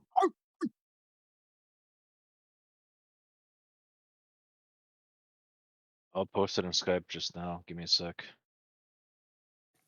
I remember I talked to Q about this about it over a year ago. I showed him this video and asked him like when I respond to this guy, and he said something like, nah. I was just like, why not, man? This is the guy you want to respond to. This video is worthy responding. I think everybody should check it out at least.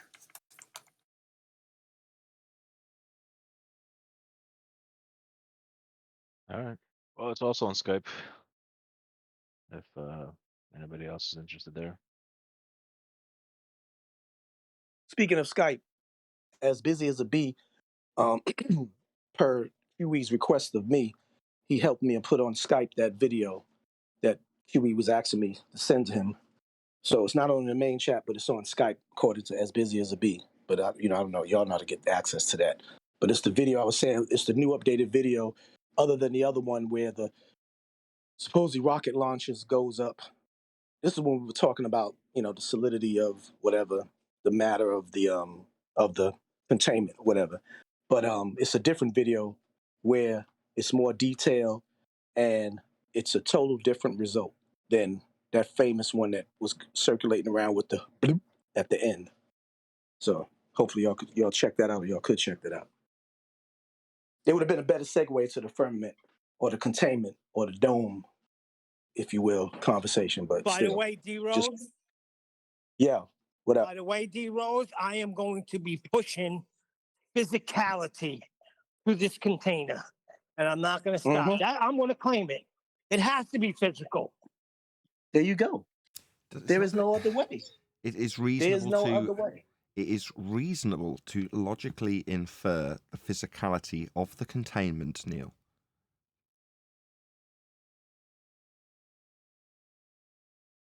My positive Neil. claim too. I'm with I you. just want Neil to understand this, because there's a certain confidence that you're not carrying in the attitude that you're taking. No. Hold on. Let me hear, because I listened to the show yesterday, and John kept saying, the only proof I could give you is that in every demonstration on Earth, we need containment. Yes, that's my point. The only way to demonstrate it is with containment. And that containment is solid. Yeah, it's logically inferred. It must be solid. That's what you're saying. I get you. It's a dome. But what I'm trying to get across to you is you don't need to conclude that logic. It is far better for you to allow your opponent to do it for you. So if you listen back to some of the shows back when we had container arguments, I wouldn't conclude, therefore there must be a container. I would allow my opponent to do it, and often what they would do is they'd say, so you're saying there must be a dome? That's how they'd say it. I'll just say that once more. Quote from Baller. So you are saying there must be a dome, end quote, when I hadn't taken it to the logical conclusion. Therefore, their logical conclusion, as I would point out to them, is that there must be a dome, and then I would ask them to prove their dome. Wouldn't I, Neil? I'd ask the baller to... I have proven it because I am No, you're not breathing. listening. You're not getting... I'm not asking what you've done. You're just not paying attention. By not drawing the logical conclusion, my opponent has to do it. And the only way they would do it on prior examples, I'm trying to get across to you, is they would tell me that there must be a dome. But it's them postulating the logical conclusion and them using the word dome. Because up until that point, I would have absolutely not only not mentioned the requirement for containment, just given them the consistency of the logic that leads them to do it. And that's my confidence in knowing that they will have to make that conclusion some point. And when they do and say dome, this is my point, Neil, because they're the ones saying it, I get to be the one to say, prove your dome, the one that you just came to in your logical conclusion. Because you're saying, not me, that there must be a dome, because that's what they just said. So you're saying there must be a dome then? No, I'm not saying that. You are. You see, Neil, there's a difference in, well, I've decided that I'm going to assert this. No, don't worry about what you're going to assert. Know in your heart that there's got to be a solid container, Neil. You don't have to, you can have the confidence to not have to say it, is what I'm driving at.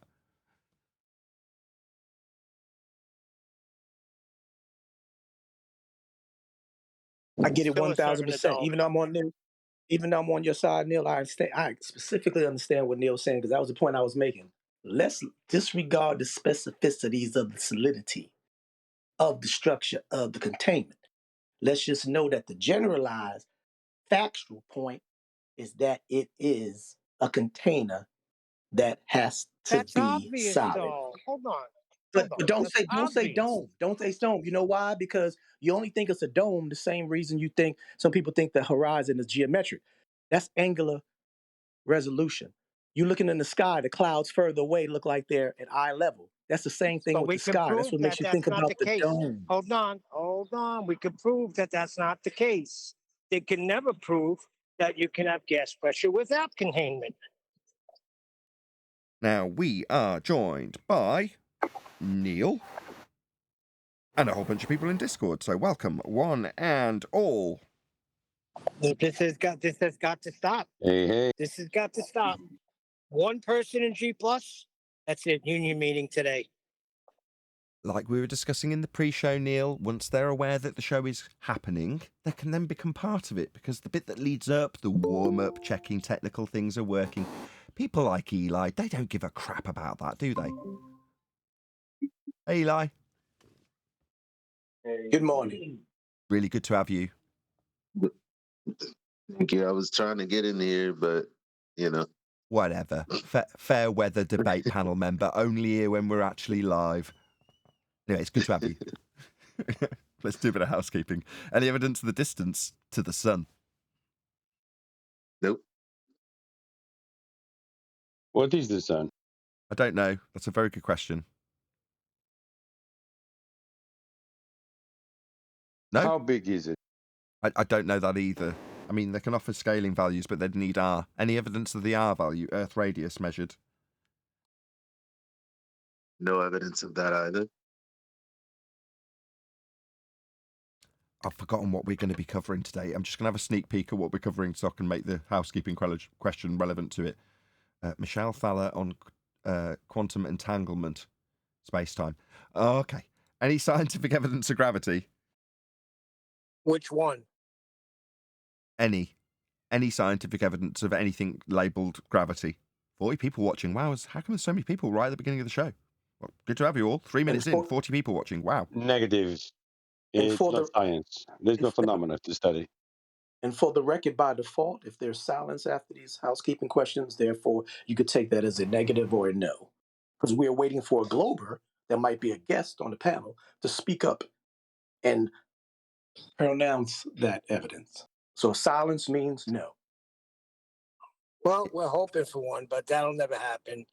But I will say this, that as I've been working with my brother, I do notice that things do fall to the ground. Like a drill got knocked off the air conditioner and fell to the ground. Air conditioner? So when it was pumping out all the hot or cold air, what was that doing? Was that all falling down, go boom boom? What was the air doing that comes out of the air conditioner? Oh, that's right. The air was going up. Right back. Right. I mean, it's just following entropic law. I mean, it's not like you're going to be working with helium balloons on a building site, but if you're working with air conditioning, you're working with air. Does it condition the whole room evenly? Is that the idea, that you get the whole room to one temperature? Isn't that the idea? Mm-hmm. Well, does that mean That's that why It's you supposed say to that. work that way. no, the temperature goes down, Yeah. go boom boom, right? No, you can get the gas to fill the entirety of the space at whatever temperature you like. You just keep filling it until it fills it. But that means it's going up, down, left, right, all over the place. It's not going down. But you knock your hammer off through that air that you filled that was even in temperature throughout the room because you did a good job of fitting air conditioning. Well, because the hammer goes down, things go down. What, through the air that's spread out in all directions? It's nonsense. If the cold air went down and was in a room, like you would expect like the cold to creep up like a bath. Like, it's just like, ooh, your toes are tingling and then you feel your ankles cool and you're like, ooh, it's getting up to my knees. Like, no, that's fucking ridiculous. Excuse No me, it's swearing. early in the show. That's very ridiculous.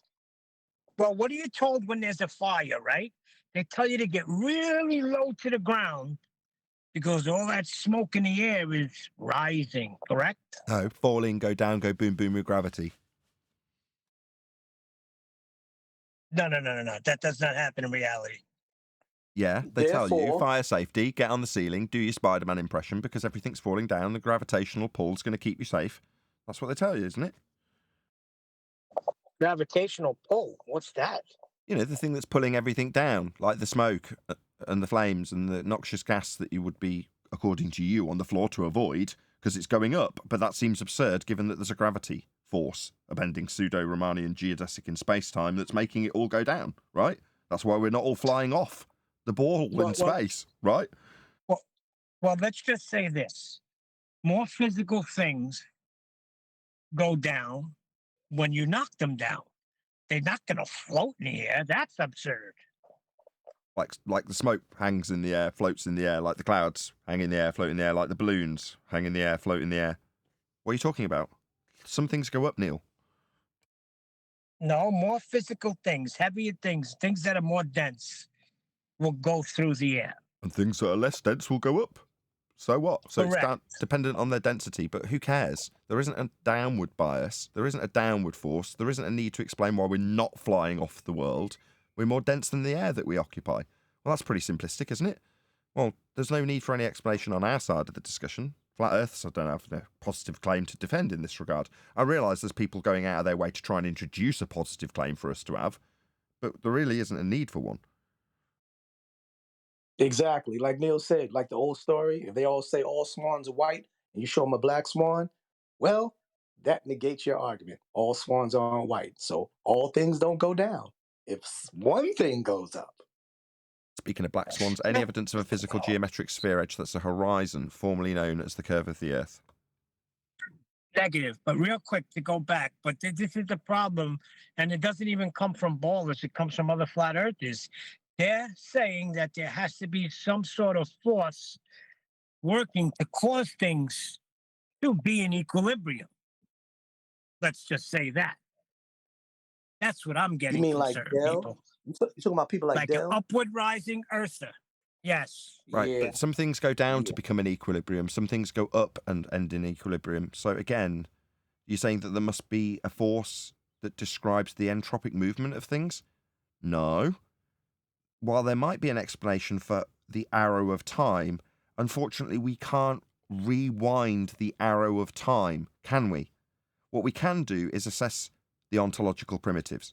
What are the ontological primitives? Well, they're questions in regards to how the Earth may have begun, our existence in its entirety, the beginnings. Now, that would be an explanation for the beginnings of entropy. If you're going to describe how things unravel in the description of entropy, which is simply the arrow of time, change, that's all it is. Change over time. Okay, so if that's what entropy is, how'd you get to the beginning of it? What was the start of that process? The instigation of the beginning of the entropy, the start of the arrow of time? Well, you've got a couple of choices. Either nature created itself, or there was an external entity that created nature. Those are your only two options. Now, the first, nature creating itself, coincidentally, the entire heliocentric religion's origin story in the form of the Big Bang. That violates a description of how nature behaves, the first law of thermodynamics. So you can't have nature create itself and all its energy when nature can't create itself and all its energy. It's a law of nature. So in order for nature to create itself, it has to violate its own laws of nature, ruling out that question in the ontological primitives. So what are you left with, given that there's only two answers to that question? Well, the answer is there was an external entity. Now, you may not like this terminology, and I only use it for impact, because I could just say external entity. I could also pepper that up a little bit one notch to creator, but I'm not going to beat around the bush in this instance and say that is God. There is a God.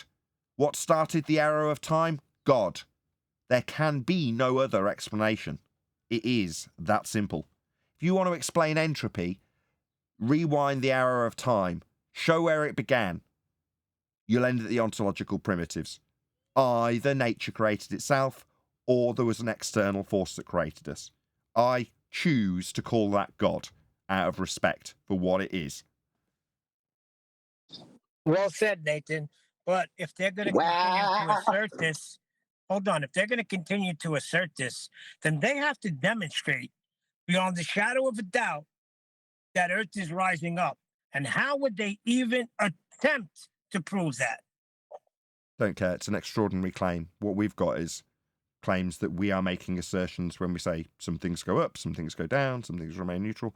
That's not a positive assertion. That's stating the bloody obvious. Meanwhile, an outrageous positive claim is that Earth is rising up. You're going to have to back that outrageous claim, not ask me to explain why I have a positive claim in the form of a description of the bloody obvious. That's not going to cut it. Yeah, again, I'm not that interested in this. Somebody comes along and says Earth's falling, or the sky is falling, or the Earth is moving up, I'm just going to laugh. Prove that crap. Don't ask me questions. Right, but I said that and you responded perfectly because it's just as outrageous as what we were taught in school, that Earth is spinning and planets are orbiting. The same as that nonsense. An extraordinary claim without validation. Yeah, extraordinary claims require extraordinary evidence. What they don't require is the person that's being presented with the evidence. In this case, I haven't even asked for it. I don't need people to claim that to me. Oh, right, you've got that claim. Okay, keep that shit to yourself. I don't care. That's not in any way demonstrable, so I'm not interested. What's that? I've got claims that... No. The fact that I point out to my audience that there is no claim to be made when you point out that there's no necessity to hold you to the side of a spinning water ball with a gravity force. Once you overcome the fact that there is no need to hold you to the side of a spinning water ball, there is no positive claim to be made. Pointing out the obvious that some things are going up, negating a downward bias holding you to the ground when a fundy globe believer says, we'd be flying off the world if... No, we wouldn't. We're not spinning. We wouldn't be flying off anything. What's holding me to the ground? The fact that I'm more dense than the air? It doesn't need an explanation. Just stating the obvious. What's that? Well, why do all things go to the ground and displace the air? They don't. What about the air? Are you idiotic? What about the very element that you're displacing?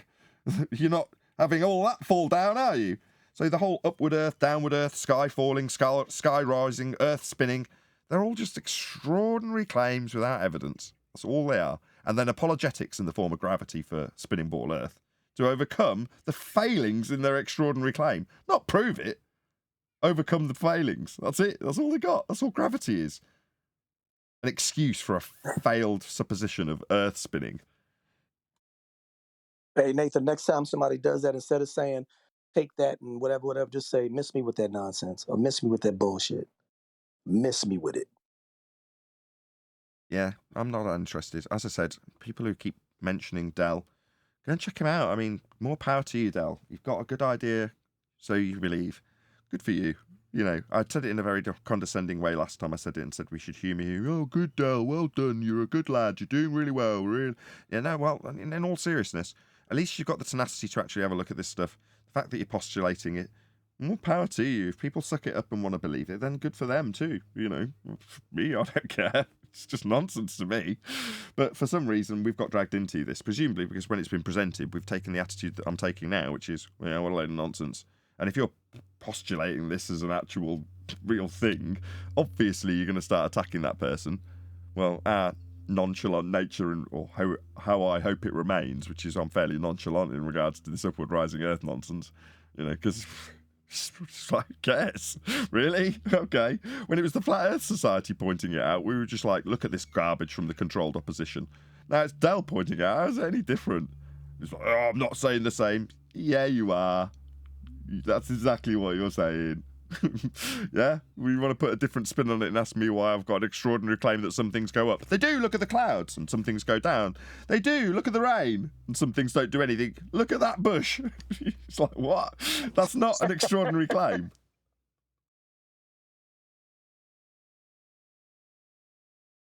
Anyway, believe what you like. If you want to believe Earth's rising up, more power to you. Okay, Black Swan now. Curve. Well, we're going to do Thaler. I mean, if you want to go into Black Swan. If Earth is a sphere, radius 59 miles in... go on, you're going to rumpus it. You asked me. No, I was saying housekeeping. Continue the housekeeping because Neil went back into the, to that subject. So No, I wanted to end on gravity. I occasionally, once a month maybe, I'll try and do all of the housekeeping questions. I did that on the first show of this week. Made sure that every housekeeping question got asked in its entirety and answered. Then we moved on to whatever we were doing. Today, because I've just asked the last question, although Neil segued away, which is fine, was about gravity because we're going to be covering Michelle Thaler.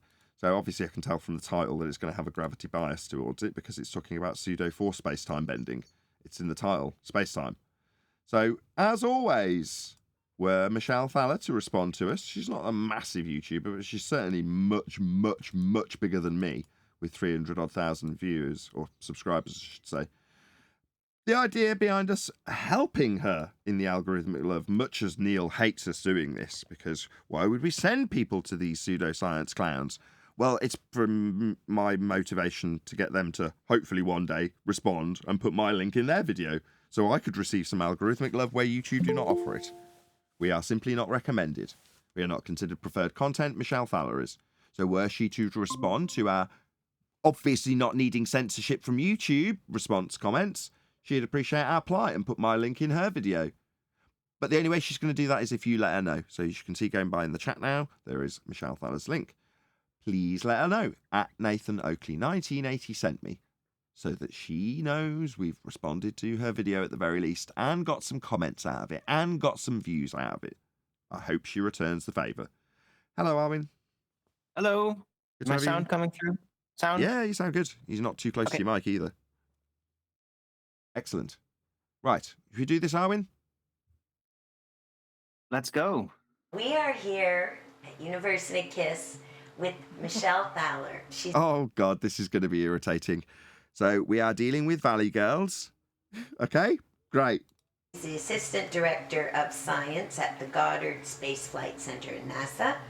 She studies binary stars and Binary stars? Why has she got a bimbo interviewing her? one of the regular hosts of Discovery Science Channel's How the Universe Works and Space's Deepest Secrets. And she also has hosted the podcast Orbital Path and has a book coming out called 111 Places in Space You Don't Want to Miss. And we have wonderful questions to ask Michelle about everything. I'm looking forward to it. Life, the universe, and everything. Okay, so, yeah, go and let them know. Nathan Oakley, 1980, sent me. I'm sorry about the sound. You know, this isn't filmed in a studio, it's filmed in someone's house, so the long reverb time and horrible echo is their issue, not mine. All right, I So, don't know do you why think it's Valley Girls, why that would appeal to a bunch of space fan nerds and all that. But yeah, well, let's see where this goes. Yeah, I don't know why she's got this Valley Girl interviewing her. I don't know about Michelle Thaler. I can't remember actually what she's like. in the realm of possibility that we can apply the properties of physics to human behavior? So, human behaviour would come under a pseudoscience category like psychology, right? So she's just asked about the physics of the psychology. So what the physical and natural of the pseudoscience psychological. Yeah? So in case anybody got a bit huffy that I called her a bimbo, yes, she is. She's a bimbo. She doesn't understand what physics is if she's asking about a pseudoscience in the realm of physics, contextually. Allegorically, of course. So the property. Allegorically, so the physical of the psychological, allegorically speaking. Are you just using some big words there, love? Yeah? There's some big words you've learned. Allegorically. She doesn't know what the bloody hell she's talking about. Properties of stars and of what's happening in space to the way we behave as humans. What, like the bastardization of astrology? Like, what was the logic of the movement of the stars now turned into you are a Taurus? Is this woman a hippie? Does she want to know a bloody star reading from this astronomer? I mean, Michelle Thaler's not on my side, but at this point, I feel quite bad for Michelle Thaler that this woman sat in front of her asking her basically to give her a star reading. She's not an astrologer. Look at the look on Michelle Thaler's face. I'm just going to put this on big screen. She is looking at this woman going, did you expect me to give you the stars? Go and pick up a rag from the newspaper stand and read what is in your future from some tosser in the newspaper. Because look at that look on her face. I actually pity the fact that you've got to answer this, Michelle. It's not often that this happens, but I genuinely pity the fact that you've now got to answer this Valley Girl and her stupid questions about the physicality of the allegory of the pseudoscience psychology and how that will affect her day to day when she looks up at the stars. That look on your Chevy Chase says it all, Michelle. This scenario almost makes her seem a little bit human.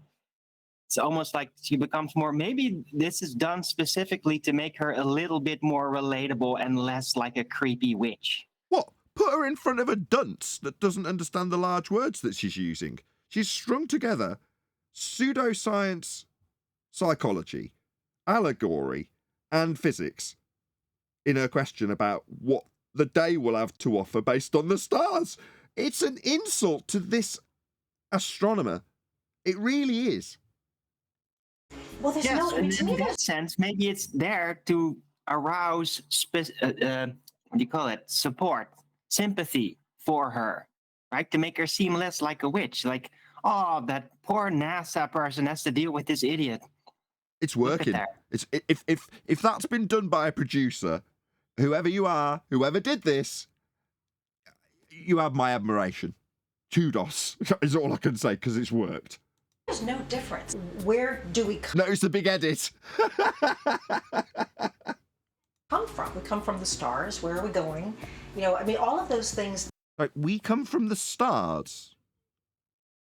So we're star people, according to Michelle Thaler. First few words out of her mouth after a massive edit where she avoids that garbage question, presumably. Yeah, that needed a big chunk taken out. I would love to know what she said in response to that. But now she's on to We Come From the Stars. Are we all familiar with Michelle Thaler's rhetoric in regards to her describing us coming from stars? Yep. We're all descendants from stars. And those We rocks are over complicated there, they might be your rocks. cousin. We Right, are complicated rocks. Jin's got there, right. Complicated rocks. You've got it. That tells me you know what I'm talking about. Do we know why she says that, though? Okay. So, in the heliocentric rhetoric... Hold on. Let's just... Everybody get comfy, boys and girls. Get yourselves comfy. Sit cross-legged. Shut up, Jimmy. Come on. Go on. Sit down. Perfect. Once upon a time in the heliocentric world of nonsense, there was a star. And that star burnt really bright and really big, but for a very short period of time. Let's say 60 billion years. Not very long at all. So after 60 billion years, a very short period of time, it exploded in a giant supernova. Now that death of that star blew out into the known cosmos all of the elements that had formed as this gas in a vacuum, not expanding into it in the violation of second law of thermodynamics that we all love, formed all of the heavy elements that we know as it went through the process of fusion to create the light and energy that we know that we get from these stars. Now, when they die, they explode out into the sky vacuum that they weren't expanding into even though they were gases, and deposit all of those heavy elements like platinum and gold and iron and all the other stuff that the stars originally manufactured out in the sky vacuum when they were forming their elements and producing their heat. Well, they get deposited on all of the rocks in our heliocentric world.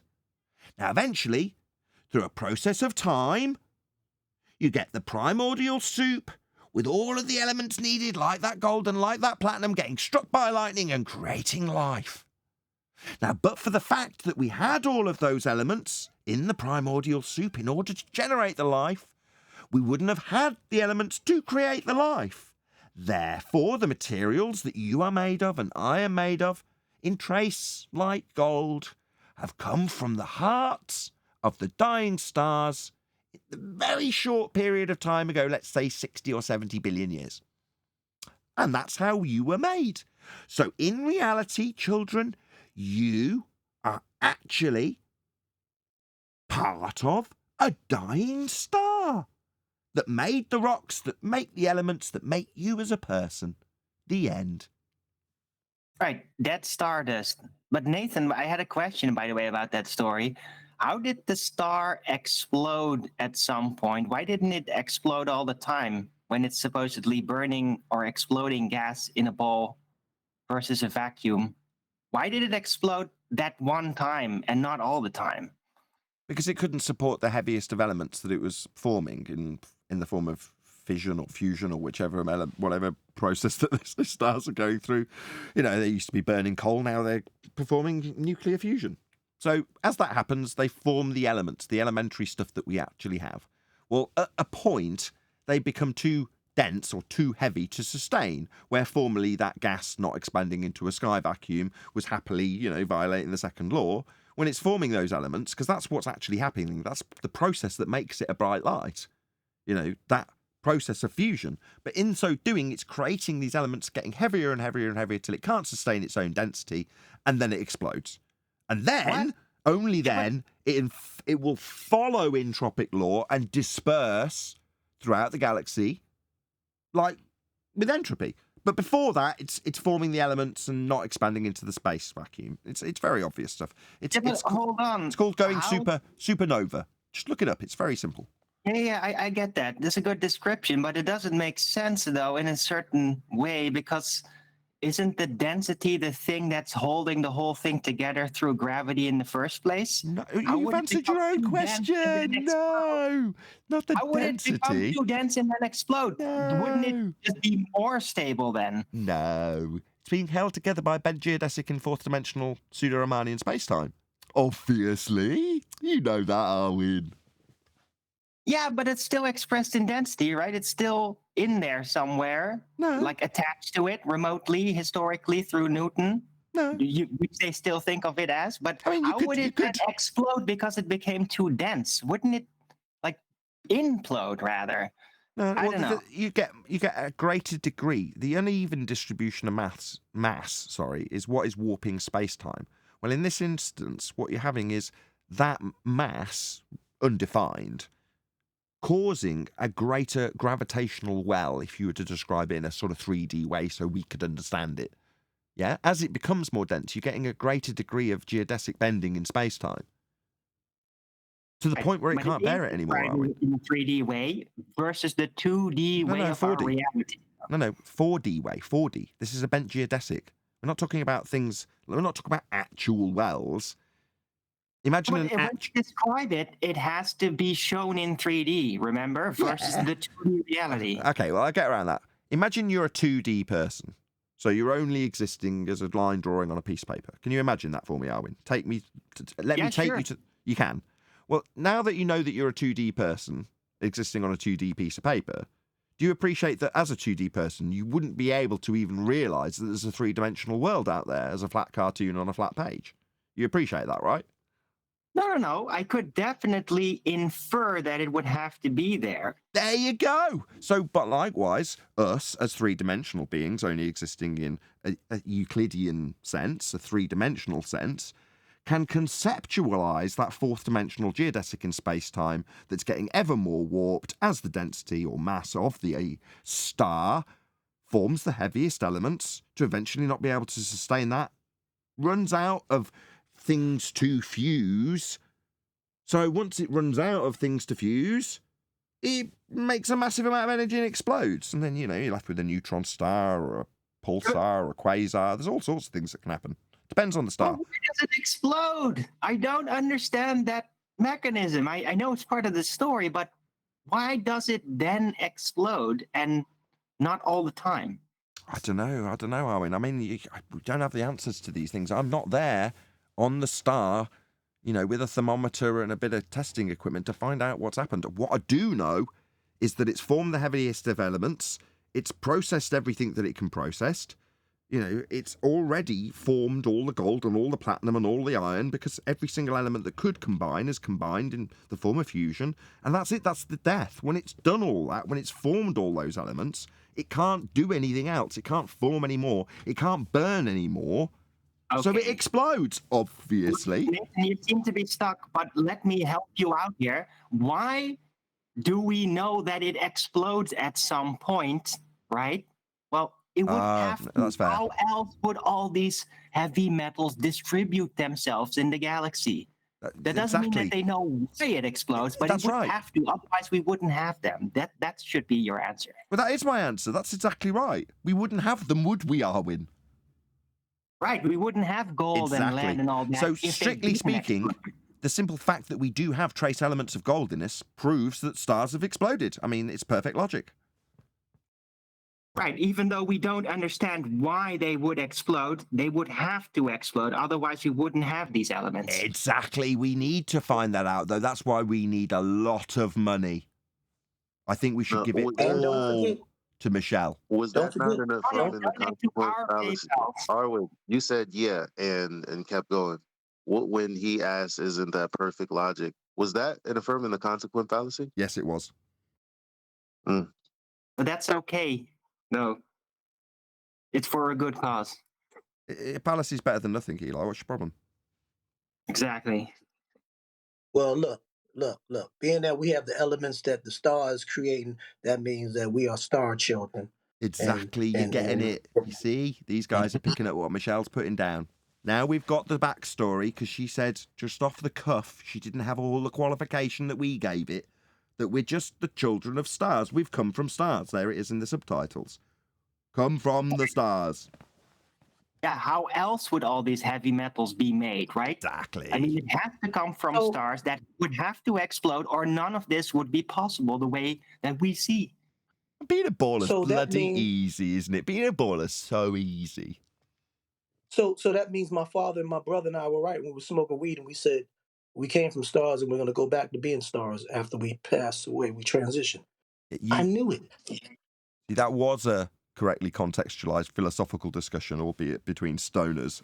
But Chong here has got a point, right? That is a philosophical discussion about the stars and what they might be.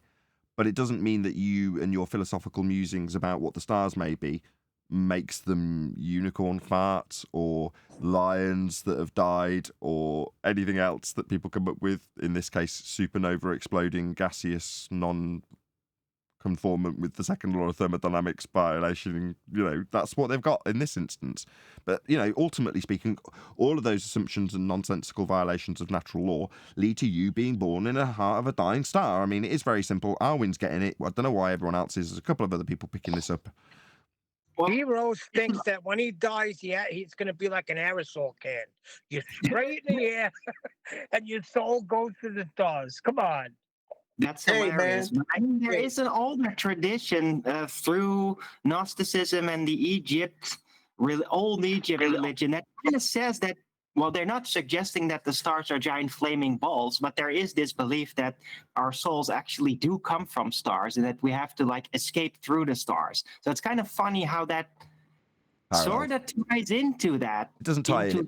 It's a bunch of Hold on. Let me nonsense. just go with what Arwin's saying. Yeah. It doesn't tie in with it. It parallels it. So what you're saying is these philosophical musings again about us moving on to become a star or the soul of a man going into him from stars or whatever. It parallels this idea. So in a heliocentric way, we are figuratively and literally in their model coming from the stars. So when she says, as she has, we have come from the stars, you're saying it in a slightly subtler way that other people would postulate. But in this, it's actual heliocentric rhetoric when she says it. I know we're only a few seconds into this video. Right. It's a Gnostic statement, but they make it materialistically literal, which Gnosticism specifically isn't. It's very spiritual, not material. Let me just do a couple of quick shout-outs. Shout out to Godzilla37. There's 80 people watching. Woohoo! Please share the show. Yeah, definitely. We had like 40 people after 3 minutes. I'm really surprised. Also, Essential Goat gifted a load of memberships out. Thank you very much indeed for gifting out those memberships, Essential Goat. Really appreciate all of the support and kind words earlier. Although you don't care about my woes with my computer, which I found outrageous. But thank you for gifting all those memberships. Anyway, one more super chat shout out, 1 second. Also, another shout out to Godzilla37. Well, there was I. What's that? Well, there was what I sent that. Okay, I think he's highlighting the fact that I didn't read out his super chat immediately. Thank you for all the support. I got there in the end. Well, there was when I sent that. Okay. Hey, Arn, I was gonna say, yeah, you nailed it with the Gnostic philosophy. And Neil, just to correct it, no, it was metaphorical. It's like we're the aerosol gas. Our temple, our flesh is the can.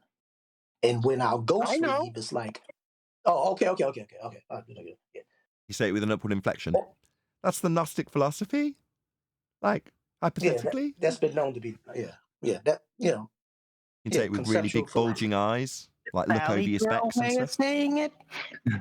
Yeah, you got it, Arwin. Right, let's get back to the Valley Girls. There's no, astronomy isn't just about far away. You know, the only thing that makes the calcium in my chipped tooth, which I will get fixed, is a dying star. There's nothing else in the universe that makes calcium. There's nothing else in the universe that makes the carbon, which makes up most of my body. So, you know, the connection is so intimate and so already there. Yeah. I won't recover it. We just covered this with the Storytime Children to the Kids Sat Cross-Legged. You have to remember that the human brain is, you know, perceiving the universe through the filters of our senses. Right. Our sense of beauty may be as good a way to explore the universe as mathematics. Yeah, I think so too. Yeah.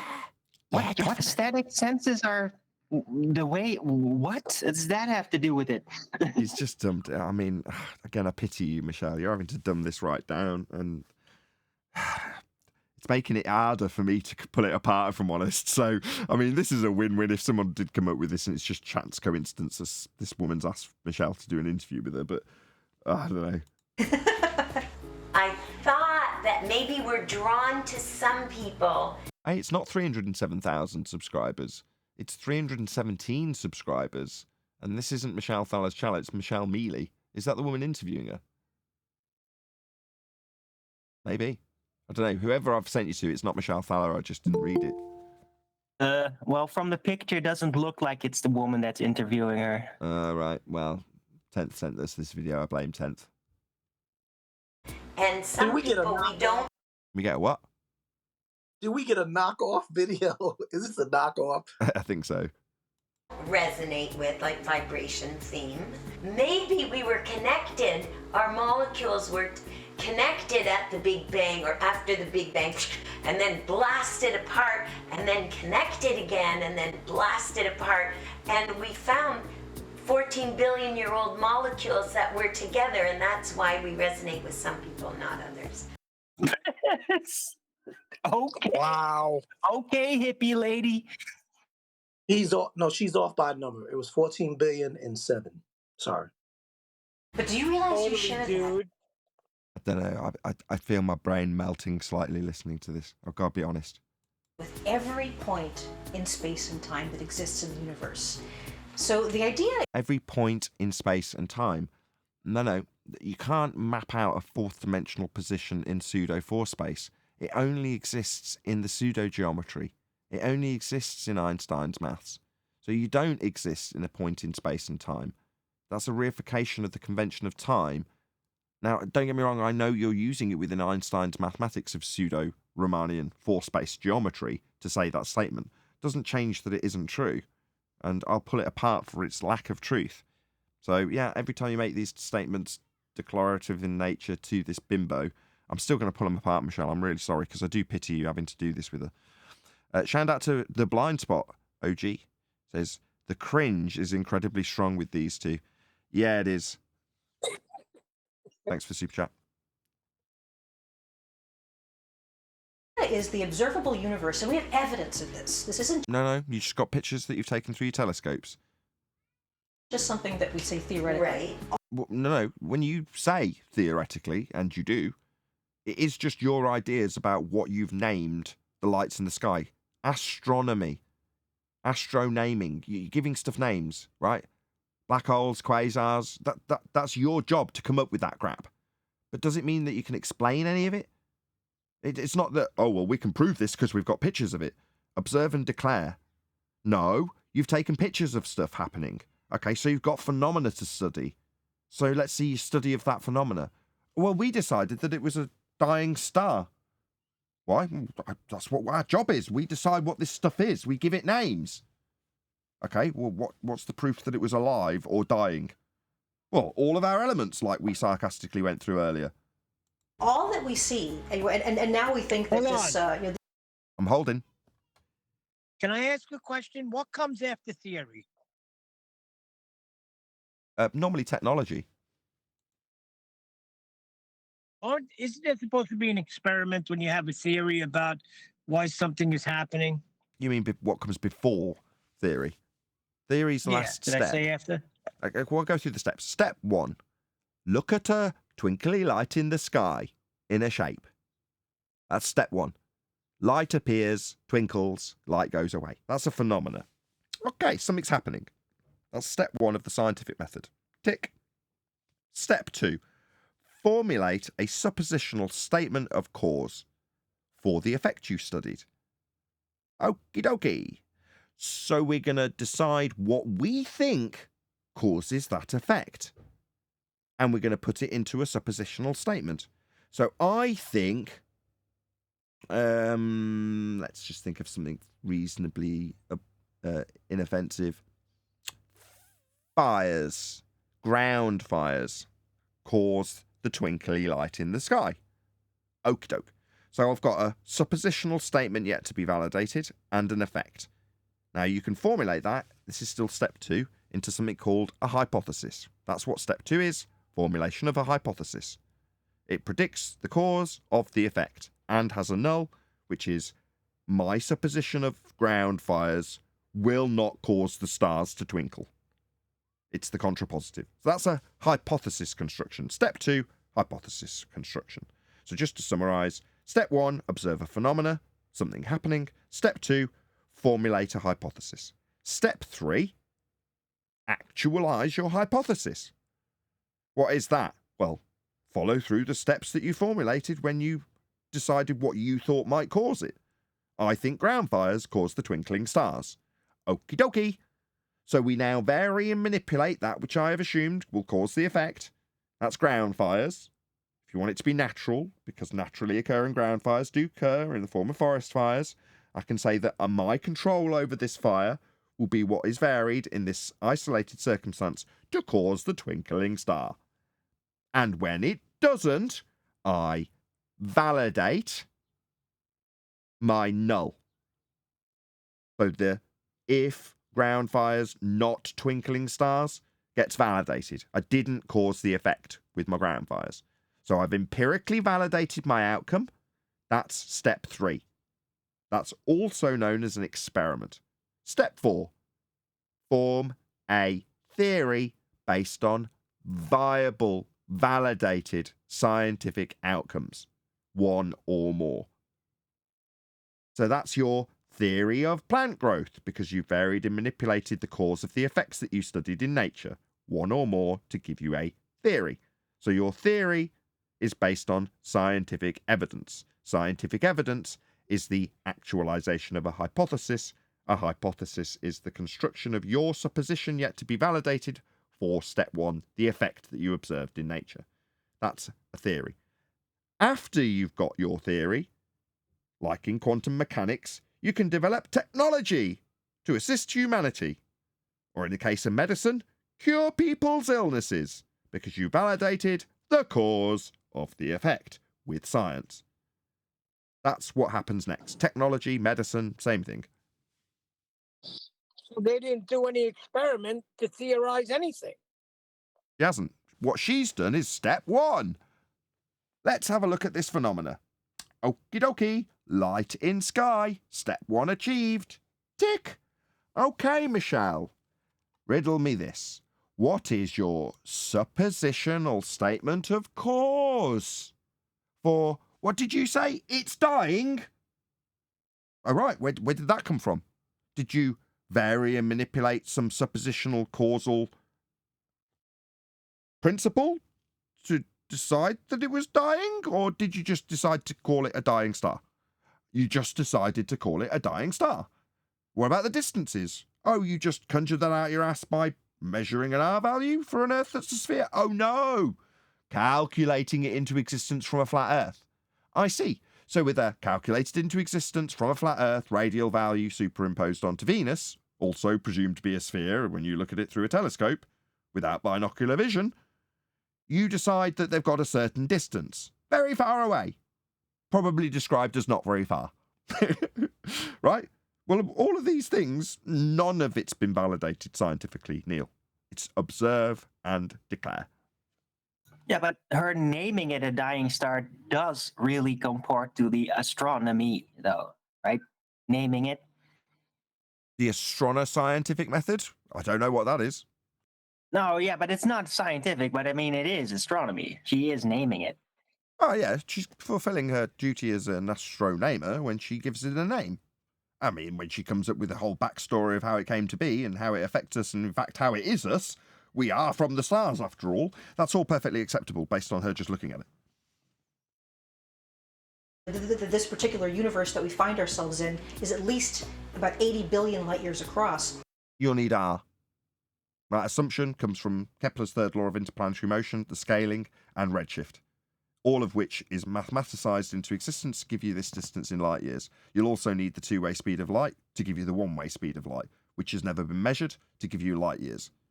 Based on 1 AU, the scaling distance to the Sun, based on Kepler, based on Huygens and his assumption of an R that you can't measure and is derived mathematically from flat Earth elevation angles to impose on Venus to give you scale with Kepler's third law, to then move forward with two-way speeds of light and AUs to give you this 80 billion light years.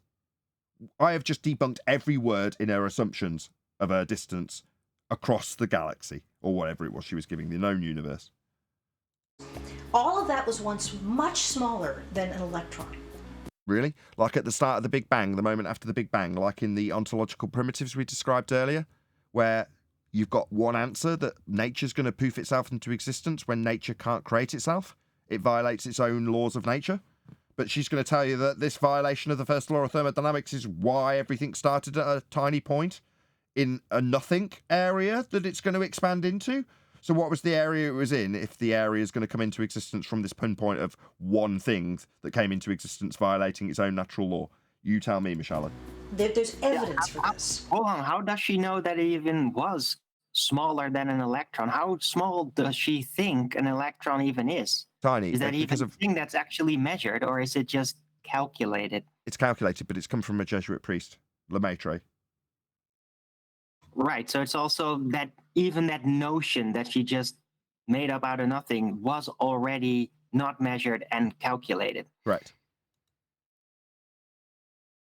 And so you are actually connected intimately, entangled in deep, deep ways.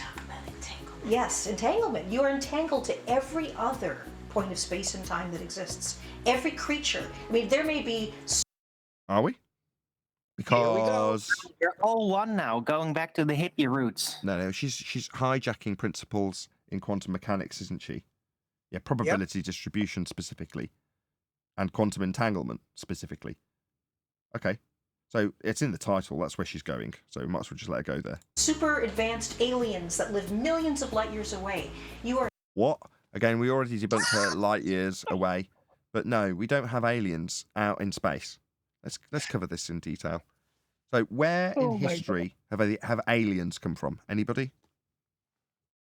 Well, you got the pyramids. Zeta Reticulum? We have aliens. Beyond the horizon. Beyond the horizon. Exactly, whoever said that. Countries. Yes. Countries. New worlds, they used to be called on the maps.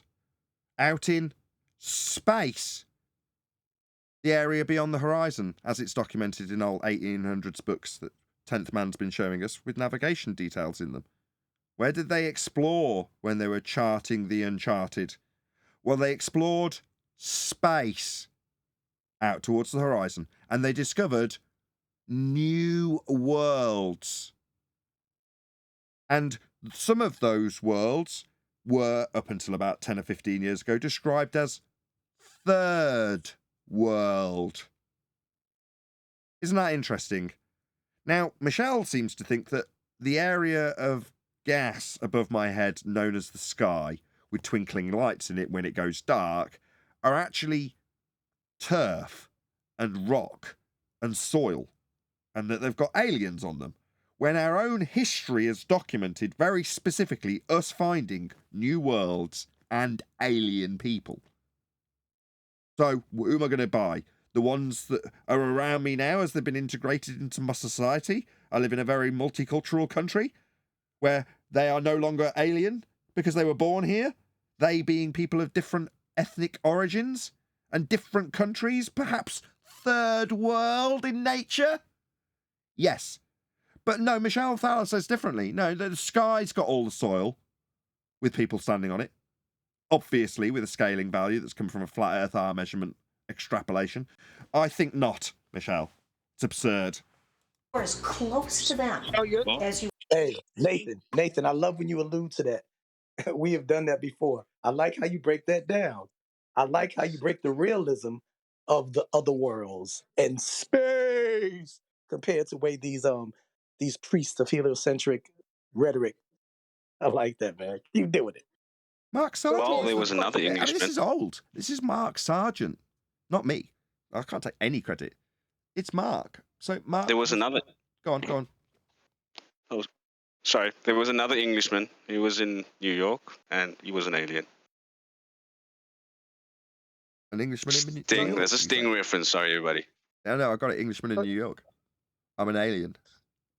That's a Sting song. So you're saying history tells us that mankind looked out over the horizon and found aliens, but today they seem to be looking up to where they can't validate any physicality? Yeah. Listen to Mark Sargent go through the history of NASA.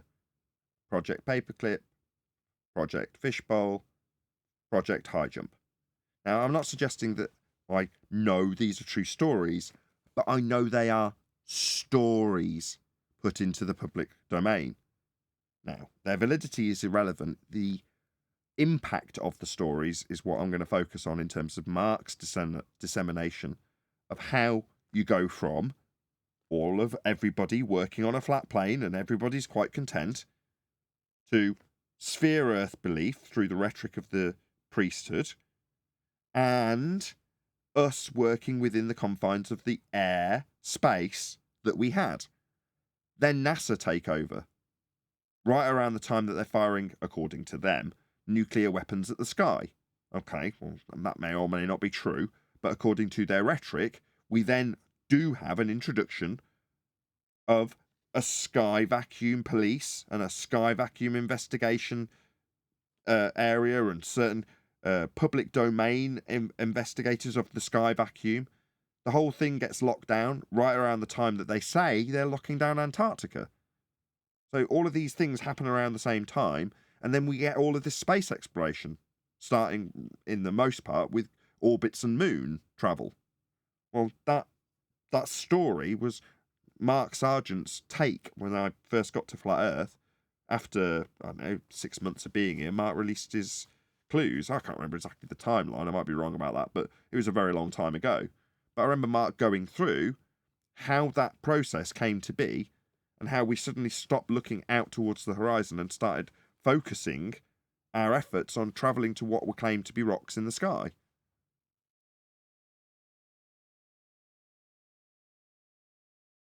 Anyway.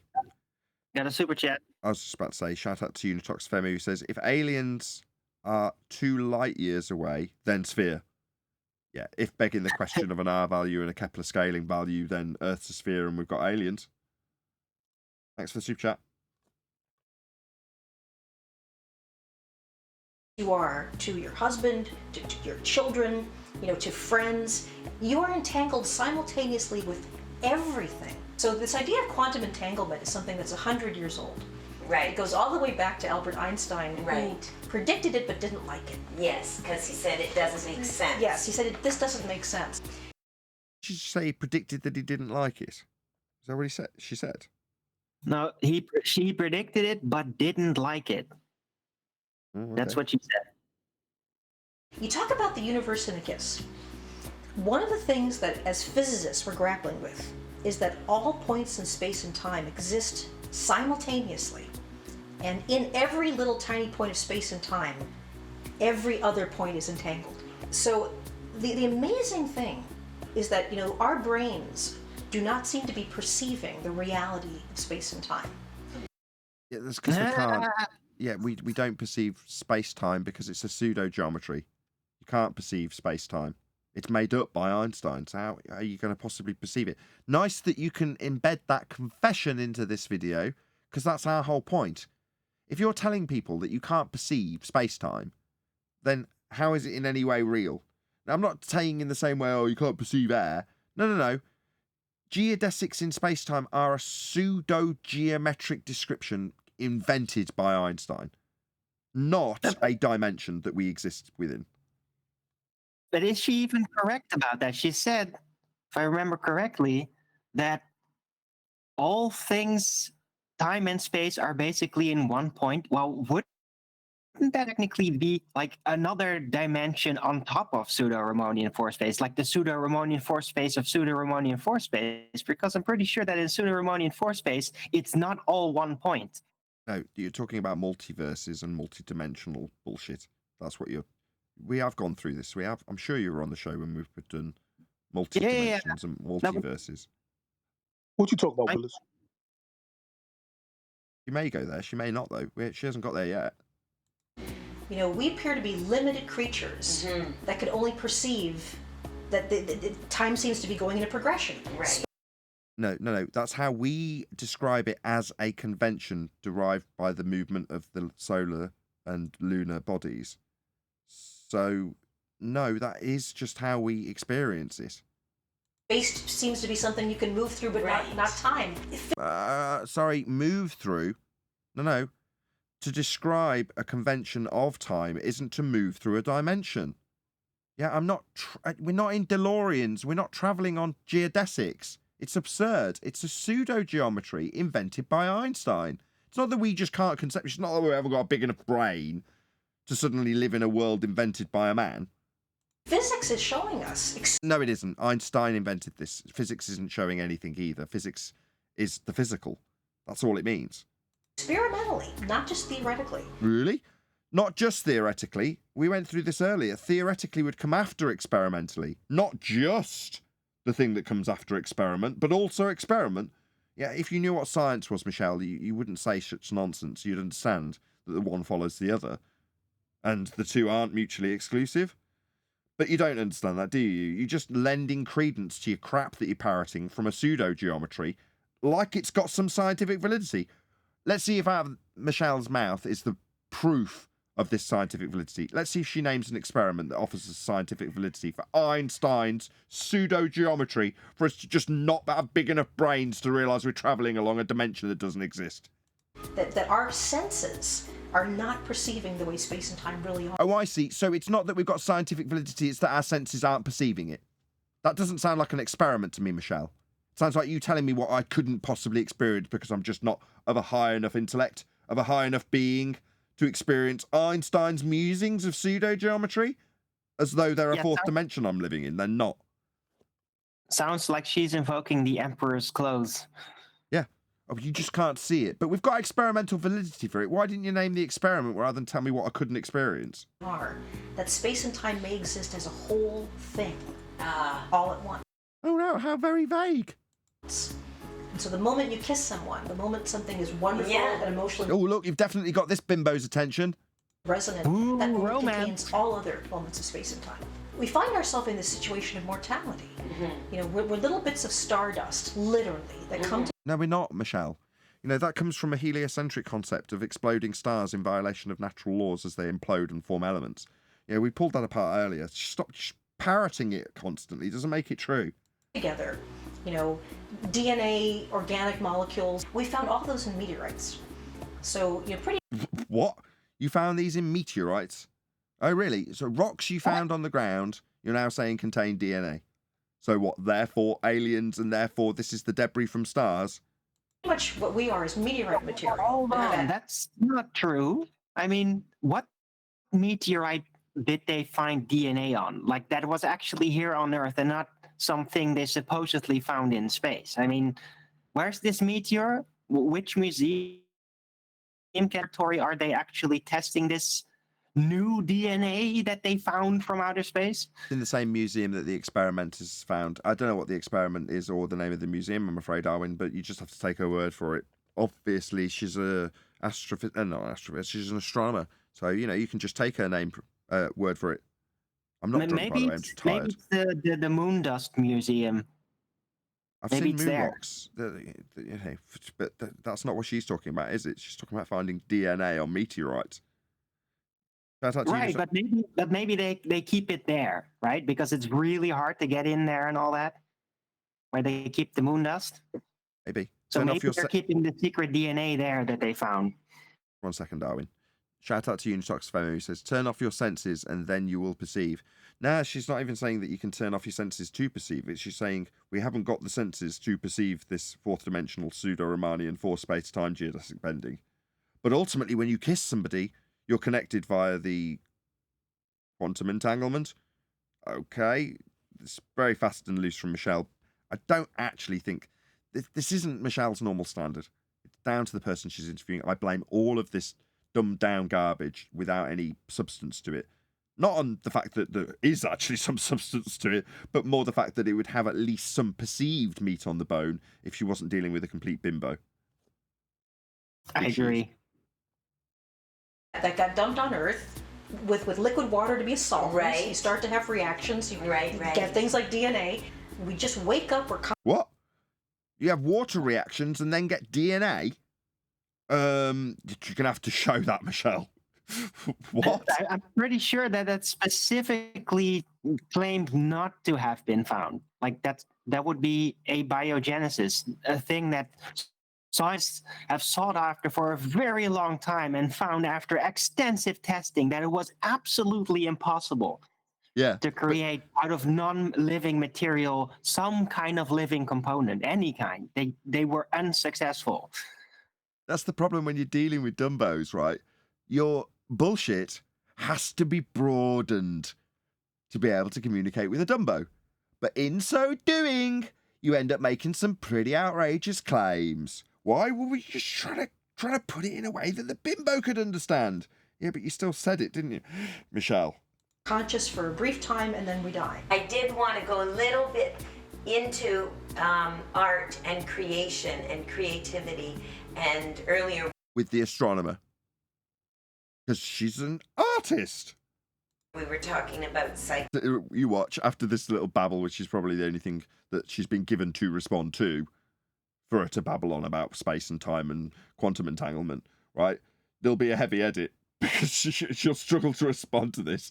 Can you tell me about art and psychedelics and the spatial awareness and the connectedness? Because you mentioned scientists are interested. So psychedelics. Scientists are interested in that, are they? Okie dokie. I've not tried them, but I'm curious to because maybe it will help. See, heavy edit. Did you see that? She's curious about psychedelics. Is that really what a scientist should be? It's all they had to edit with, Arwin. I've been there, man, when you're like, how can I take this to the next section that's on topic, right? Michelle's got her bit that she needs to babble through, but she needs to make it seem mildly linked to the question that she's just been asked about art and psychedelics, right? That's what so she's got to have an edit where, well, I've never tried psychedelics. Now, after the very heavy edit, we'll get to something that you watch will be virtually unrelated to what she's been asked. Help us understand this idea that space and time are not linear, that they are more. So space and time not linear, is that art? And how people feel like you were asked about by this bimbo? Doesn't sound like it, Michelle. Maybe that's why the heavy edit's there. I pity you, but it's funny. Connected. And I, for one, have never been one to think of science as just being about linear thinking and logic. What about it being about art? I mean, we're going to get an answer to her question. It was really poignant, Michelle. It's like you're just ignoring her stupid questions. You know, it has to be about that emotional response. Oh, there we go. Tie it back in so she feels like she's got something.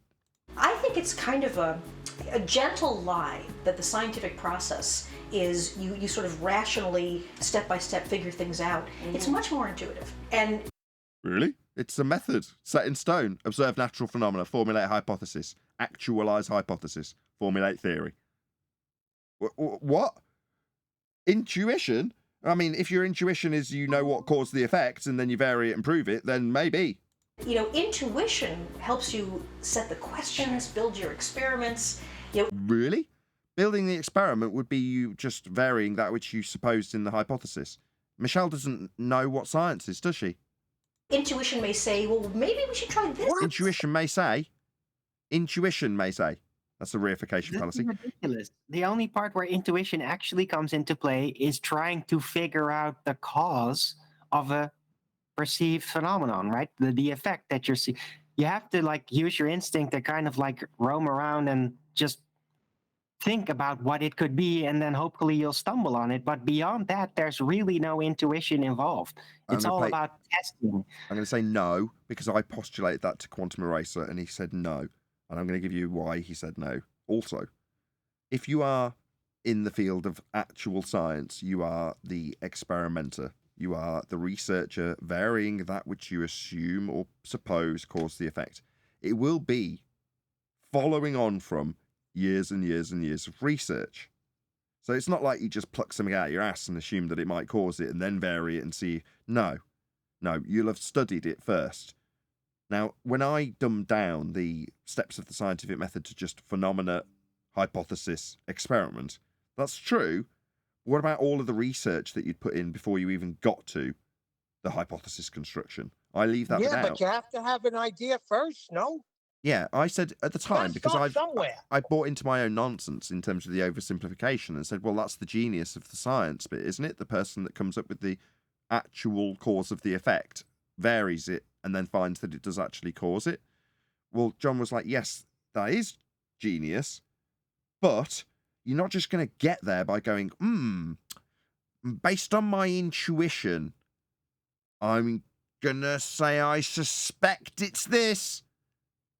No, you're going to have done a ton of research first. That's going to lead you to the point where you've got a pretty good idea what's going to be validated when you do your experiment. Now, does that mean that you don't need to do the experiment because you've got a pretty good idea? No, that's where you validate what you've already got as a pretty good idea based on research, as opposed to just some guy going, I know, eureka. And look, it was validated because I just knew, I had the intuition. No. Yeah, but hold on. I mean, technically it is, but what you're saying is correct. You need to know what's already out there to have your intuition find that little place that you want to find, right? Right. So if you don't have the full information, if you didn't have the research, if you don't know all these things about physics and what's already been figured out, yeah, you're going to be kind of clumsy with your intuition. So in the end, just having the knowledge of the field is really important to figure new things out, more than just how good your intuition is. That is true. Yeah, but the intuition, yes, at some point you've got to suppose a cause. Somebody's got to do that at some point. But it's going to be done off the back of a lot of research into the phenomena itself, how it's happening, lots of quantification. But then you go forth and start experimenting once you've done all the research to reach a reasonable conclusion about what might be varied to validate an effect with its cause. Hold on. There has to be an original idea first, is what I'm saying. Yes, I agree with all the everything you said, but there has to be something that makes you think about what you're looking into. No, I'm not saying that's intuition, but I don't know. You'd have to quiz QE on it. Like I say, I put it to QE and he disagreed. Was like, nah, there's not just some guy standing around going, I think it might be this. That's just too simplistic a description of it. The point here isn't necessarily about that. It's more that she's trying to weave in what she does when she observes and declares into making it seem like that's what science is. Well, by talking about her intuition. No, she just doesn't know what science actually is because she keeps using the word, but she's not detailing cause and effect suppositions or hypothesis actualization or observing phenomena beyond looking at it and just saying what it is.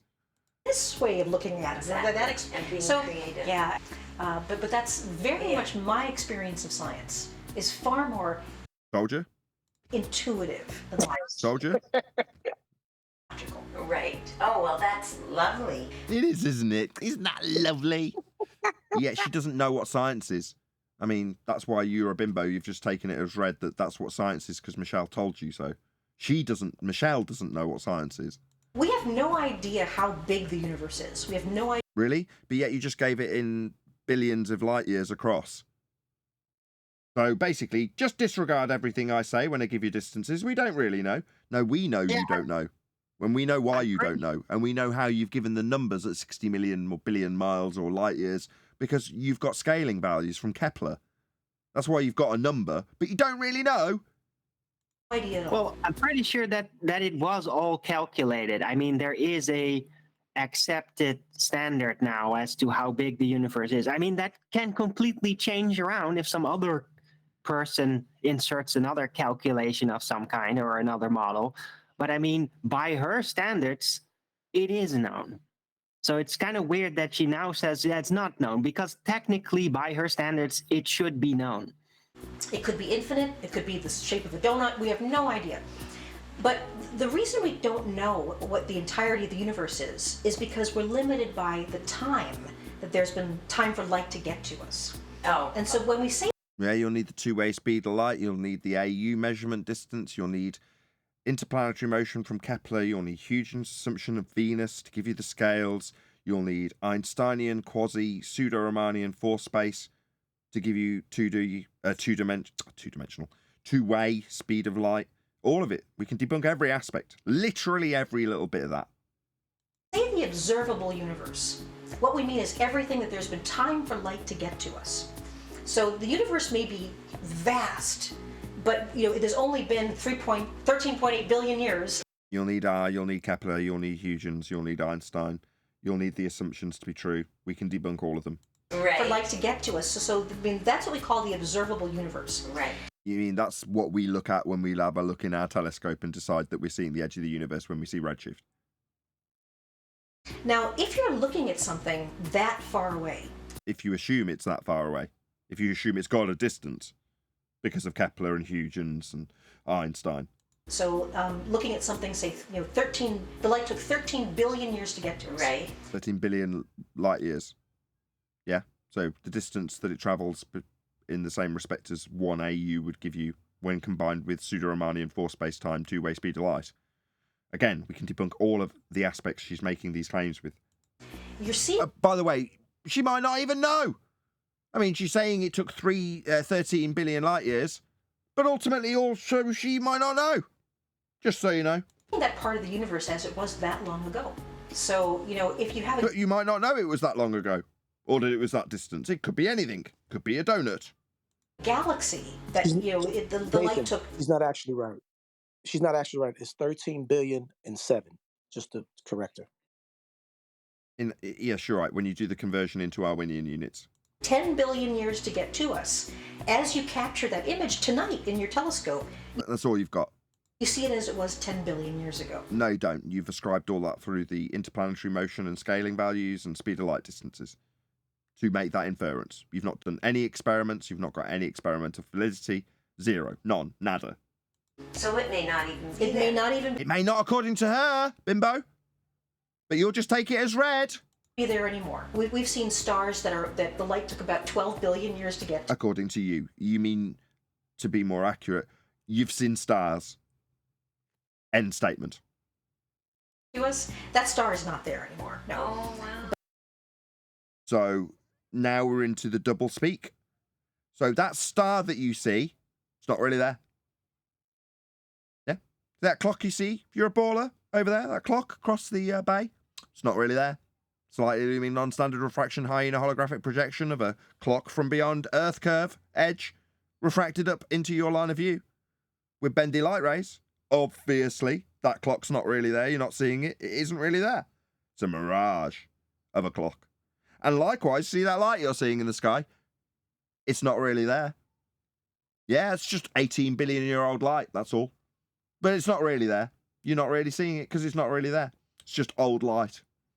But we image it in the sky because the light is still traveling It's not there, but we see it and we image it. Gotcha. Very clear. to us. So another one of my songs, which is called Bring the Love. When I feel that I am the universe, I When I feel that I am the universe, see you in everything. Absolutely. Oh, you agree with that, do you?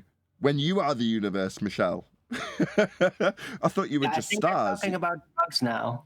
I don't know what the hell they're talking about. okay. And everything in you. So could it be that when we are in love or feel love, we feel the most Sorry, when we feel this concept, like pseudo-Riemannian space-time, love, it's a concept.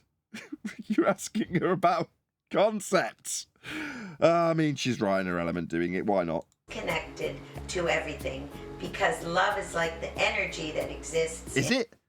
Love, a concept, is like energy, things that can do work. No! Make love mow that field. Go.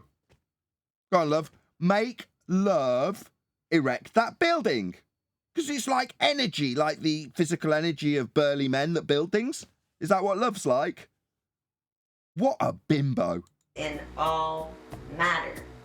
There's love in all matter. You stupid bimbo. We are these tiny little bits of... Pretty sure John's going to have some words to say on this. Hello, John. You enjoying the show? You know what? No, the rhetoric is almost... I'm sorry. Good. I slept in. I'm sorry. I missed everything. I had a late night. The baby was sick. Oh, I'm sorry to hear it. We're dealing with Valley Girls. Hopefully it'll cheer you up. It's certainly cheering me up. You know, hope the I baby wondered gets what I better. joined, but to be honest, I just I was a bit confused. I thought it was like a Tony Robbins convention of empowering yourself and love. It's physics, really. Even for a baller opponent, would you not agree, Adam? This is an insult to Michelle. Yeah, it's appalling. I don't know. It's like a motivational speaker, you know what I mean? But it's certainly got nothing to do with physics, has it? Using an analogy of love. I reckon she's lost a bet in the office or something. Right. We've got this interview, all right, everyone. Everyone gather around. All astronomers gather around. Gather around. Come on, Michelle, hurry up. Come on, stop playing with your makeup. Right, now listen. We've got this bimbo who wants to interview us, right? Now, whoever loses this ping pong ball in the shot glass game is going to get that interviewer, right? And what you're going to do as a punishment for not winning is work quantum entanglement into whatever stupid nonsense she asked you about love and psychology, right? Let's play. She's lost a bet in the office or something, I reckon. Now she's got lumbered with this clown. Us that come together, become aware for a time, and then our atoms. She started to talk like a Valley girl. You do. I mean, that's how people behave, isn't it? You kind of mirror the person that you're interacting with to gain their trust and gain their empathy. And now, Michelle Thaller's not a Valley girl, but you can hear it sneaking into how she talks.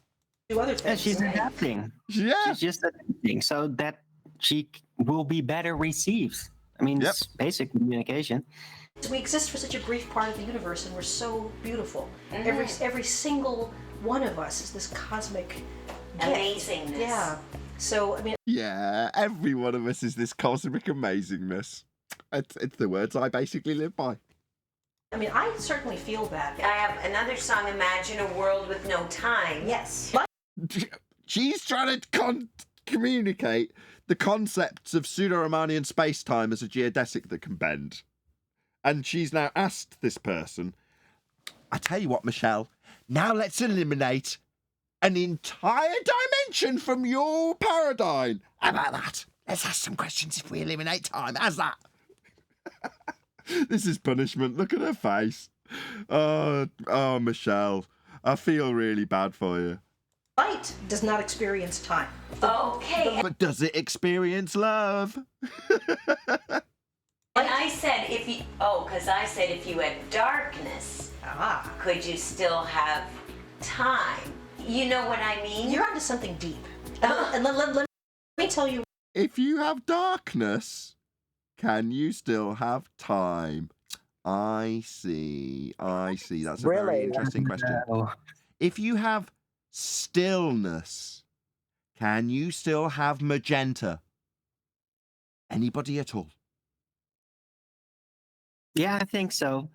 But you're going to have to work through it, you know? Our times, magenta. eventually, you get your colors back eventually. Gotcha.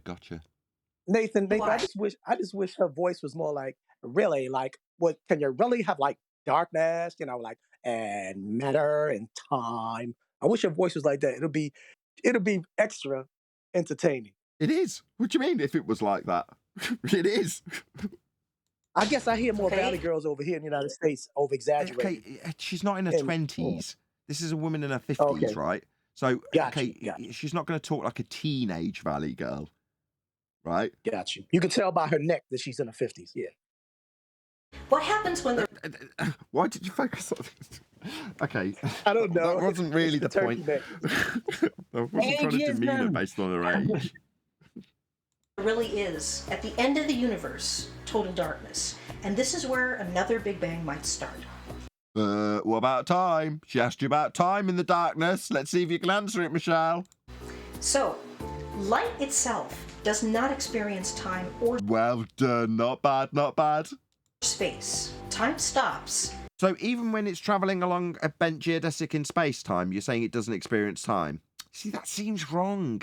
I mean, don't get me wrong, I'm no Einstein expert, But would it not be the case that all light would exist within the fourth dimension of the geodesic of space-time, given that it's a pseudo-dimension within that concept where you're describing light with a two-way speed? See, I'm pretty sure that time is intrinsic to your rhetoric, but you're saying it can exist beyond it? That sounds wrong. So photon. Come.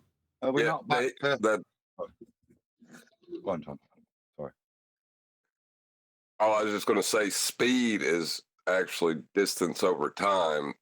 If it doesn't experience time, then it's not experiencing speed. That's the difference. That's what I was going to ask. What sort of time is she talking about in here?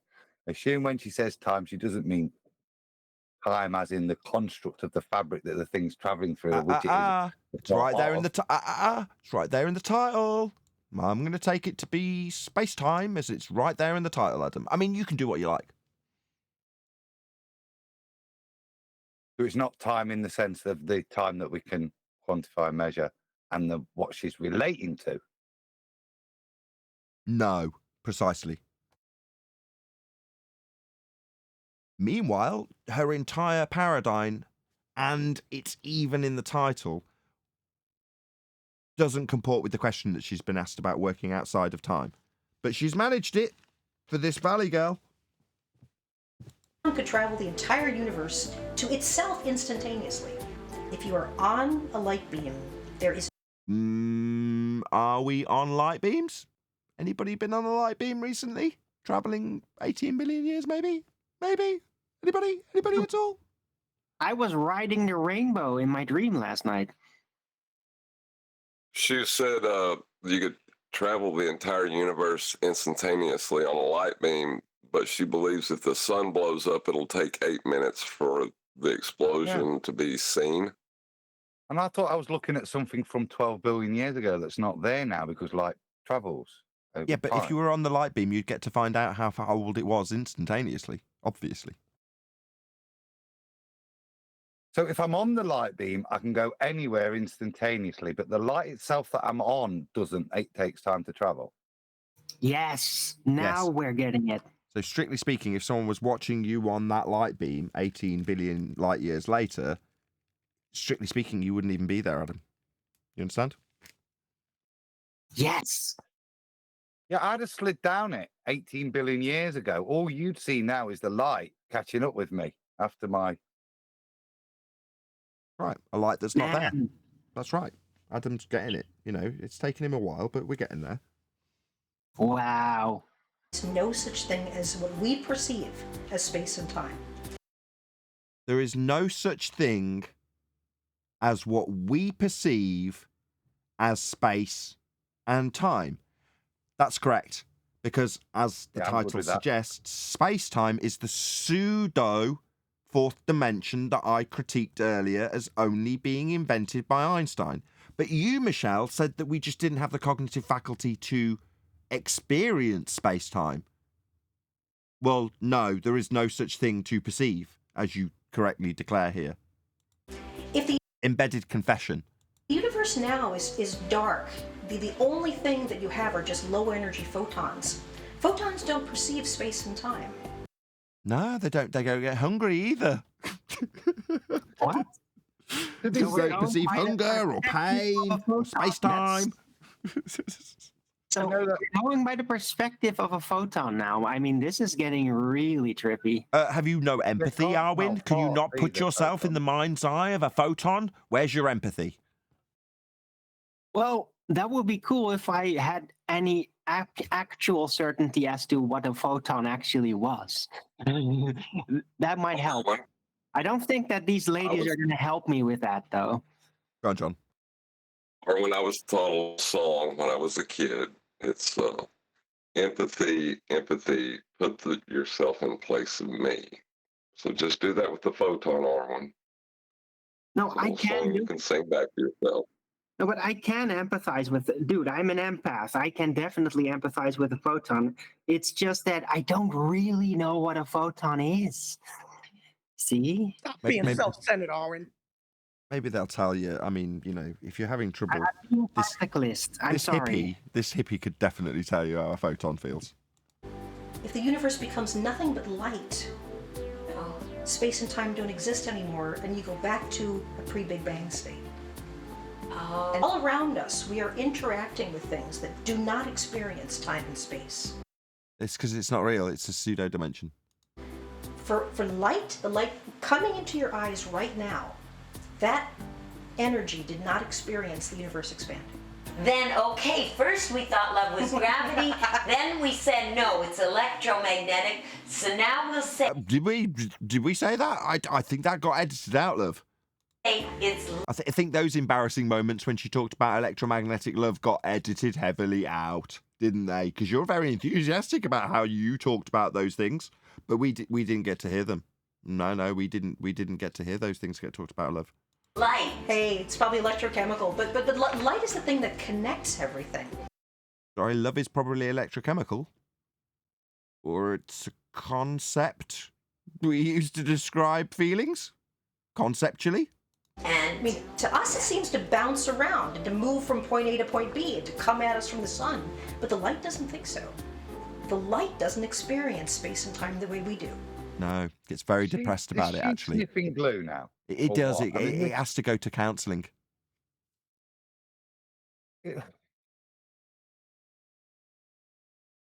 So once again, we're up against an experimental fact.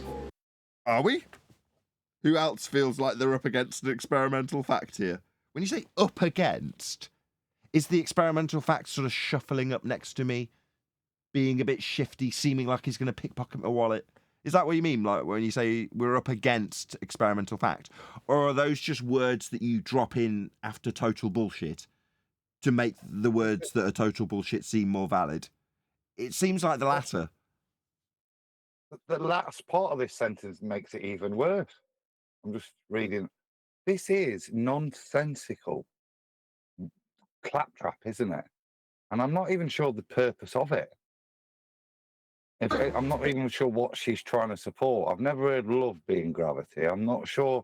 I've never heard experimentals. And the sun's light holding everything. Light holds things together. It's only as naive fools that experience it as something that's illuminated that we can see, and it travels from that point to our right. I mean, she's now replacing that, and that the light is the thing that holds the universe together now. And it bounces around you, like you observe. And doesn't experience. As you experience. But the light doesn't How think does it so. travel if it doesn't experience space or time? What's it going through if it's not experiencing space? Well, I mean, it is if you describe it in pseudo four-space geometry, but in reality, it's not experiencing a space-time dimension because nothing is. Sorry.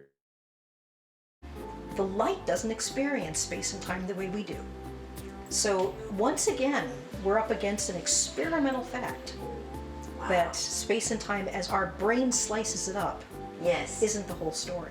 We were talking about grief and love. Yes. And that I've got this tattoo that my husband wrote in Elvish, because I lost. Arwen? No, nothing. Really? What? Sorry, I was typing. Oh, I thought you might have something to comment on the Elvish tattoo she got from her husband, but obviously not. Oh, really? Lost him to cancer, but I said to him as I was holding his hand. As you lost him to cancer, we will not say anything bad about him. When the universe began, this moment existed. I was holding your hand at the beginning of the universe, the moment of the Big Bang. Again, I gotta applaud Michelle. So, in order to, on some level, relate to this garbage from this bimbo, she's had to pull from something that is probably the most traumatic thing in her life, so that she can find the emotional connection that the woman who's interviewing her wants to have in the information that's being delivered.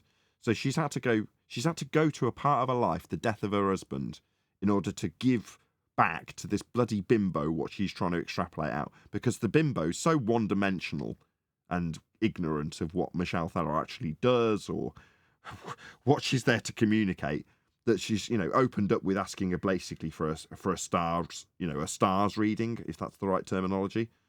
You're like, I really, really feel bad for Michelle, actually. I almost feel like not critiquing it anymore. Good job, there's only about 30 seconds left, eh?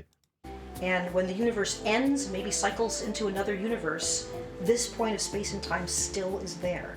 I will be holding your hand at the end of the universe. Aw.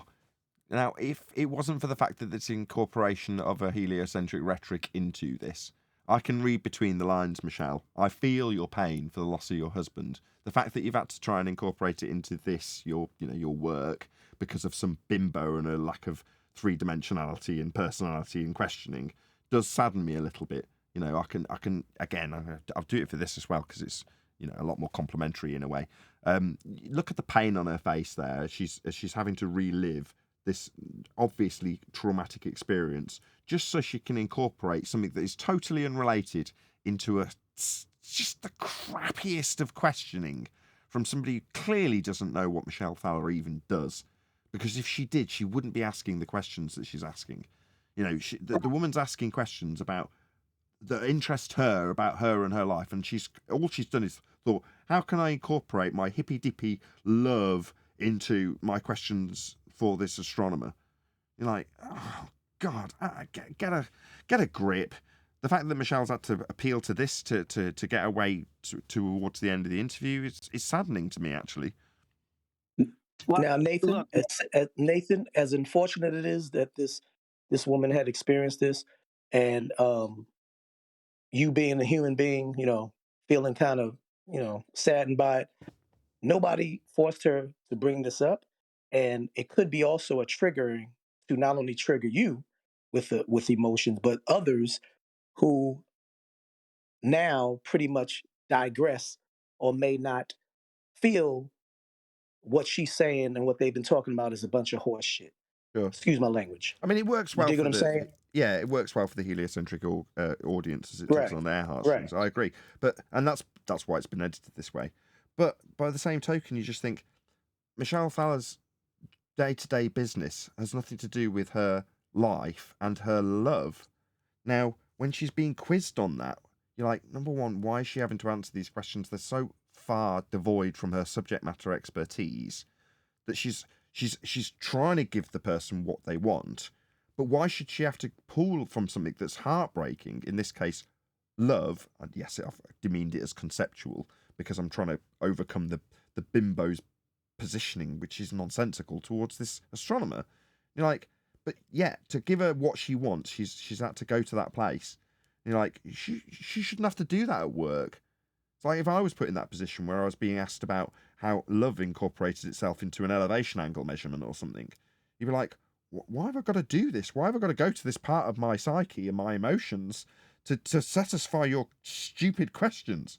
But to her credit, at least Michelle did it, and she had to dig deep to do it. You're like, actually, my respect has gone up for you tenfold just in the last 30 seconds, Michelle. Yeah, I totally agree. Exactly what you said. But she's not an expert, though, is she? She's an expert liar. Come on, man. In her day-to-day job, yeah, that might be true, Jin, in her day-to-day job, but she's been taken somewhere personal. And I just think it's unreasonable for anybody. It doesn't matter what she does. It wouldn't matter if she's evil. She's not. It's Michelle Thaler, right? She's got a heliocentric peddling nature that's brought her to our doorstep.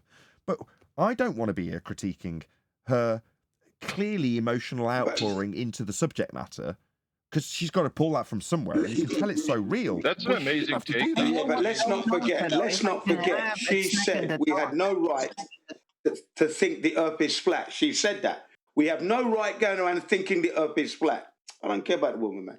Yeah, the most amazing take that I heard Nathan make. I don't either, but from an empathic point of view, it's unrelated. As a person that I met on the street, if me and Michelle Thaler were sat opposite each other on a dining table because her family member happened to be marrying a different member of my family, and we were at the same wedding, and we sat across from each other, right? She would just be another human being. It wouldn't be somebody that I wanted to attack because she's demeaned flat earthers in her business life, if you want to phrase it that way. If she was sat across from me looking glum, and then I found out she'd just lost her husband, I would want to comfort her, right? But that shouldn't be in this subject. This shouldn't even be a consideration for me to have to do. You're saying, well, Yeah, you but shouldn't have to feel empathy because she's a shit to flat earthers. Well, yeah, maybe, but it doesn't change how I feel about people, regardless of their side of the subject that they fall. She shouldn't have to do this. Yeah, is what I'm remember, saying. don't procreate. It's They part of the tell us, job. don't I mean, procreate. she's performing Tinfoil the hat. same thing that people do in Hollywood, right? Like actors are asked really personal questions, sometimes in inappropriate moments. It's part of that rollout. It makes it personal. She has to get personally involved. It's a PR effect. People will get more personal sympathy. It literally worked on us, right? Thank you. So this Thank is you, something they Ari. do on purpose. It didn't work to on make me. us Didn't work sympathize on me, more mate. with them. Okay, hold And on, at Arwin. least just get Hold a on, Arwin. sentence out here. I know, God. but you cut off Jin actually, but you finish your sentence, then Jin can go and make his point, which you cut off. Go ahead, Arvin. This is something they do. It's something they do in Hollywood. Like, ask really personal questions so that the watchers are going to be emotionally connected to them. Like, oh, wow, they've gone through something. I mean, everybody's gone through something. So that makes you sympathize. So they're doing that on purpose. It's what they do to elevate superstars, right?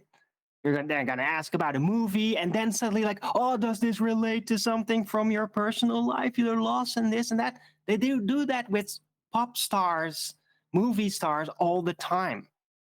It makes the watchers personally invested. Jin.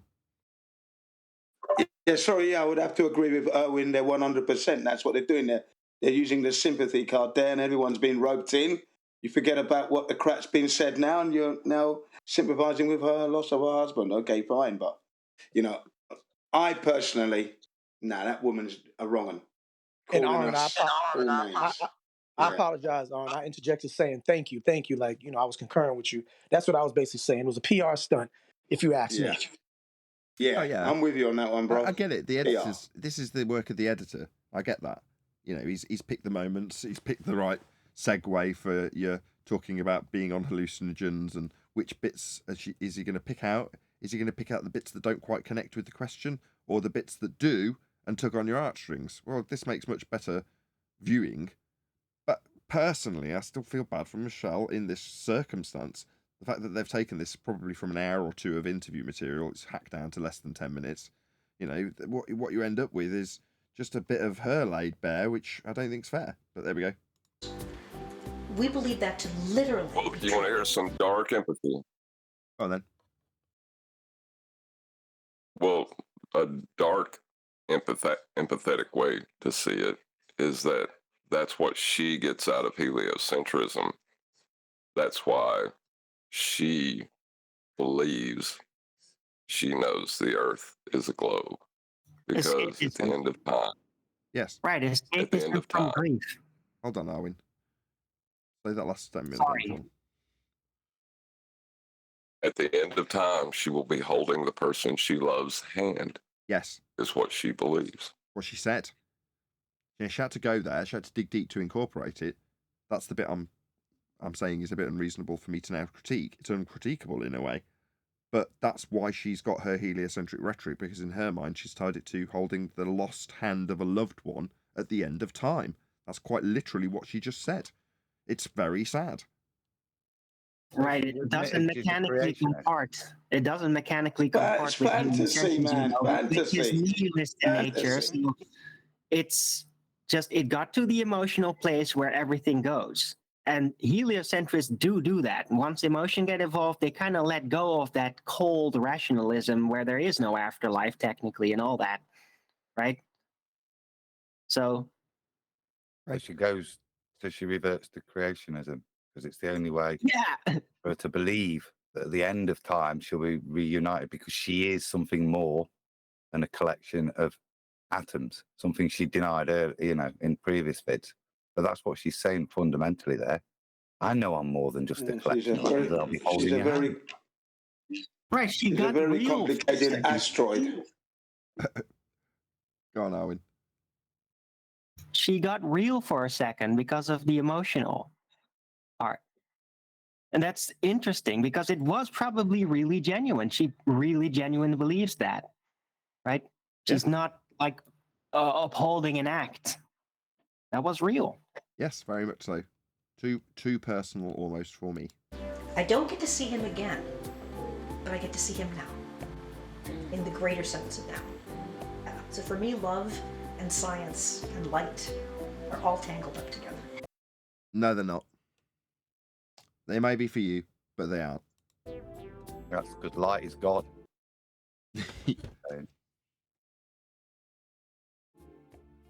Okay, that's it. That was the end of the video.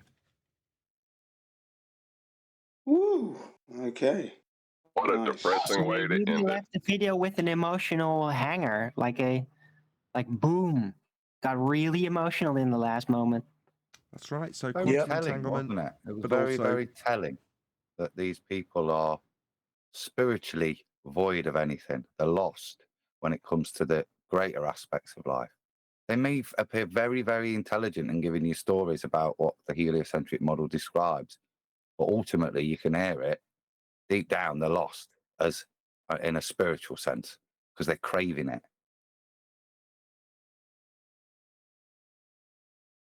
Live stream later? Pardon? Is there going to be a members only live stream later? No, I did it before. I did it as a pre-show. You were there in the chat. Oh, okay. Yeah, I'm going to do maybe 20 minutes of after show, and then I'm going to have a well-earned rest. All right. Great show, by the way, thus far. Yep. Everyone's How been long very, you gonna make that very show? complimentary to me About today. I 30 don't know what's going on. I'm feeling a bit suspicious about it now. Even Arwin's being complimentary to me. No, it's just going really well. And it's an interesting video. I thought it was actually more interesting than it seemed on the surface. It was interesting. How many did you have in the live stream? In the YouTube live stream? How many did you have in the end? 120? If you give me a few minutes, it will actually tell me the total number. Tell me yet. Hold on. Right, but I thought it was the last part kind of it. I think there's maybe 100 people watching at one point, something like that. Sorry, I didn't catch that. Too many voices. What was that? How many? At 100. Yeah. Yeah. Okay. Yeah. Not bad. Well, I will say, Not bad.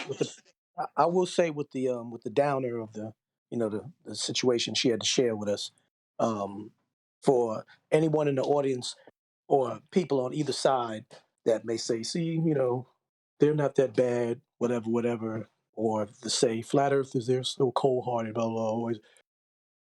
What you said, Nathan, pretty much nullifies that stereotype too, because we don't wish bad on anybody. We don't celebrate anybody's mournings or atrocities. You know what I'm saying? We just basically debate the facts, and however, we also don't do PR moves to try to get empathy or sympathy from others to make our point. We just speak the facts. So I think that was a balanced ending. It was a downer, and what you said was cool because if you had not said anything and we had let it go and you would have continued reviewing it and critiquing it like you did, I think the effect that this video did and that statement she made and how it ended off could have made those listeners or people who already had stereotypes about flat earthers, end quote, being as cold-hearted, people, or whatever she alleged that we are. Flat earthers are, meanies. You know what I mean? Did she say that? We're meanies? Well, they imply that, like they imply that we're arrogant, we think we know it all, and we're a bunch of ad hominem, cold-hearted individuals. They Yeah. imply that. We think we're special. We have no right to think the earth is flat. It is absolutely wrong to think that, come on, man. Or they imply that we think that all people like her, Neil, and Machikuku are evil, wicked people who don't have, personal, tribulations and suffering stuff, and we wish the worst on them. So you cleaned that up. Because I'm sad for her situation too. However, I think there's, like Aaron said and Jen said, there's a catch to why they put that on there, or either why the producer edited to put that in there. Yeah. That's their trick, you see.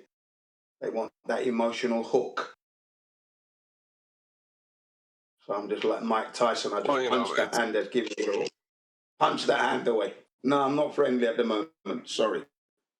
Both hands. Boom. You know? Well, it's interesting that the emotional ties to heliocentrism, because I can only speak for myself. Is like when I was younger, and my heart was broke. Like there's a song I would listen to called "The Speed of Pain," and I would think to myself, if I could travel at the speed of light, then I couldn't feel pain. You know, so I kind of see where she's coming from. Listen, break a broken heart. How do you even describe that? How does that even happen?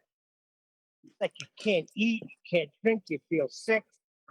Neil, it's real. It's real because when my father passed away in 2015, and I've heard this from other people, and my mother passed away 1 month prior, the following year, prior to him passing away, and my wife and the doctor, it wasn't a medical terminology, but it was a layman, what they call it, colloquial type of kind of diagnosis.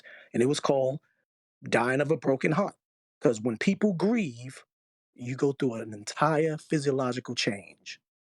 You not only including not eating and just not taking care of yourself, not getting any sleep, but the physical endurance can be so devastating that it can throw you off to the point where you submit yourself to being vulnerable to whatever outside elements or they say your immune deficiency, your immune system goes down. There's a lot of things that go on when you go through grievance. So, and they call it dying of a broken heart. So that's not just some urban legend terminology. That's a real deal that they say when they try to break it down to people.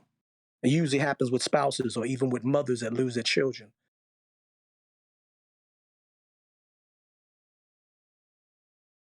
But like what Refractive said,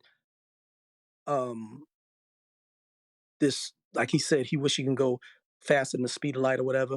A lot of people feel like, like if something happens so horrific, you'd be like, dag, if I could just bring back time. Or that's what this whole time bending, space bending, and other dimension, multiverse, it's that hope of being able to make things change, going into a time machine and going back. And they say, don't do that, because if you do that, you mess up everything else.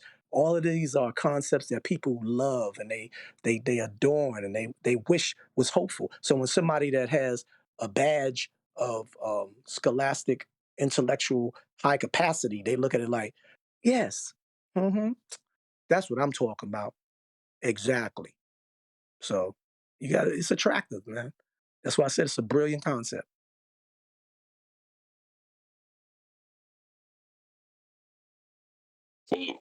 The best lies are always seductive, right? Yeah. Yeah, exactly. That had death and sex selling it, as they all do when they're good. Yeah.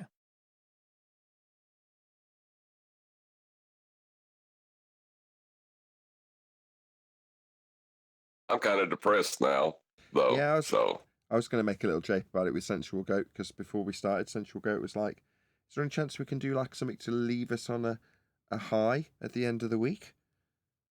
Rather than Tyson and Chuck, where it's a bit depressing because they're priests and they're brainwashing people.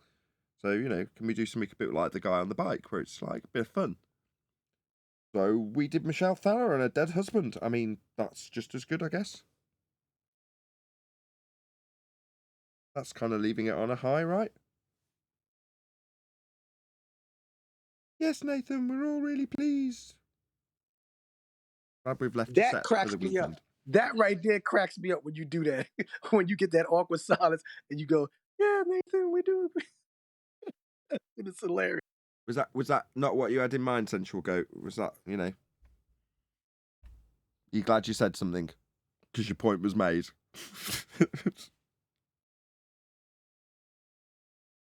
He's obviously not in front of his mic. Oh, he is.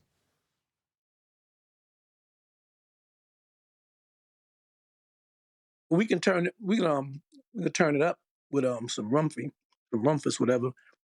Some Dave Farina Cat Chow Chow Chow Chow. Pseudo professor. We'll talk about that. Go back into the archives of reminiscent. Somebody speaking of archives, someone sent me a Michelle Thaler soundbite. Do you want to hear it? I haven't. Hopefully, it's not some pornography that someone's put on. Much of the ancient stardust is sucked into the sun, never to be seen again.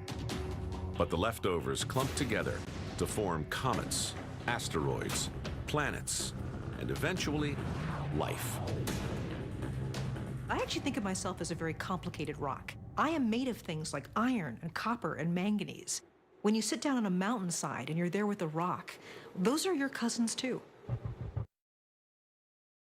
Never gets old. Never get enough of that one right there. That's the sad thing, though, isn't it? Yeah, that's what she used to believe. But because of life, she's prepared to abandon that, and she's invented a way to see her husband.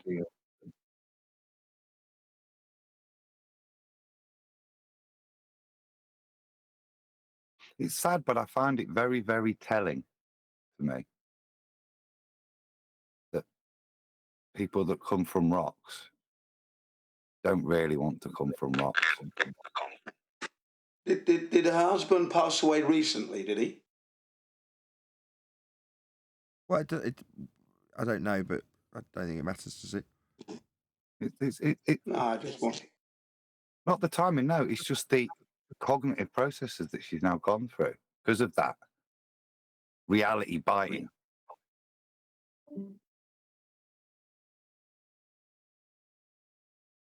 As I say, personally, sorry for her, but I think if you reflect that out into all of these guys, that moment's to come, isn't it? For a lot of them. But the way she's gone is to invent her own form of God, as far as I could see. Well, look at Werner von Braun. Werner von Braun, right? What was on his tombstone, his headstone, allegedly? Yes, the heavens depict something or other, and it showed the firmament showed his handiwork, wasn't it? Something like that. Yeah. The heavens declare the glory of God, and the firmament sheweth his handiwork. Yeah, what was it? Psalms 9:1. Psalms, I forgot what it was. Psalms. Yeah, Psalms 9:1, 19 or 9:1. Yeah. You talking about Werner von Braun? Yeah. He told the truth in the end, didn't he? We cannot go to space. We're never going to go there. And the aliens is not going to be real, he said to his secretary. I think Adam, you make a really insightful point, because I think when your worldview is devoid of the creator, or you leave religion at the door and discard God in your worldview, and you make this move into secularism, and your entire life is built on the secularism, then when reality slaps you in the face, now you have to insert your own secular religion to explain, right, or to come to comfort, right, or to be able to handle how reality has just slapped you. You know what I mean? And it's just inserting God with different words, right? Anyway, that's kind of the take I see there. Yeah, I felt a little bit. I felt she cheapened love or devalued love a little bit, though, through this pseudoscience crap that she speaks. I felt it was a devaluation of love for real. You know what I mean? That's how I felt anyway. It shows you that the largest perpetuators of this heliocentrism are those who are most gravely affected as a victim of it as well. Yeah.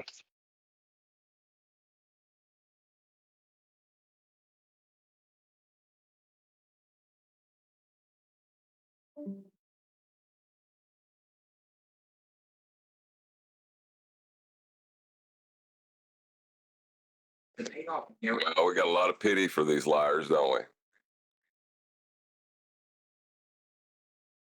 Are they victims? I mean, are they perpetuating a lie? Are they lying, or are they just victims to the lie? Well, I think usually the second one, but one doesn't exclude the other. So I mean, just because you're a victim from lies doesn't mean that it's okay to knowingly then also become a liar, to take part of that.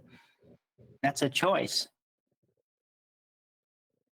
I agree with you 1000%, Aaron. I cannot stand people who, whether they're pedophiles, whether they're in the music business and they rob people,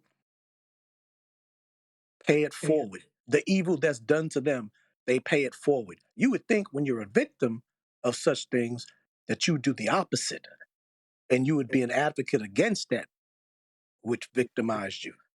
It's strange because you really sound like the kind of guy who would pity the fool who does No, that. no, I would not pity them. I can't I stand know. people. I can't stand people for like, like here to, for instance, Mute Kelly, the R. Kelly situation. They always seem to try to humanize or, well, he was a victim of his own, his big sister. Who cares what happened to him in the past? You would think what happened to him in the past would make him never want to. I'm not going to be a terrible. I'm not going to be. I don't think it makes sense to abuse your wife because you saw your father abuse your mother, or to rip people off because you got ripped off. You understand what I'm Yeah, saying? exactly. That's the Yeah, point. yeah, I I'm understand, man. That's the point I'm making.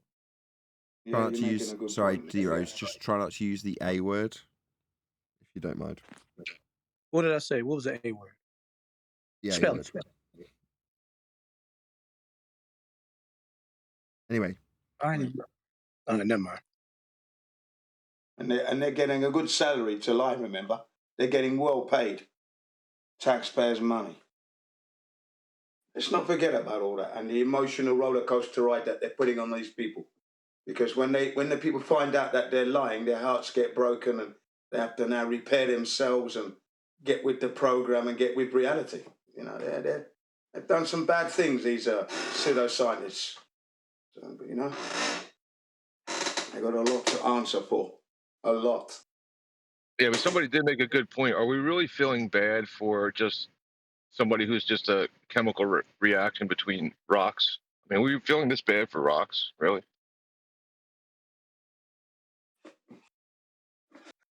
No, I and like that's the that. question she's got to ask herself. What is, if I'm just the rock, what is this pain, this thing of love? Yeah, that I'm feeling. Yeah. She denied her humanity in that clip that Nathan played. Yeah, but it's her humanity that forces her back to her creator. She has to create it herself so that she doesn't have to really believe in God. But that's what she's doing. She's going to be reunited through love.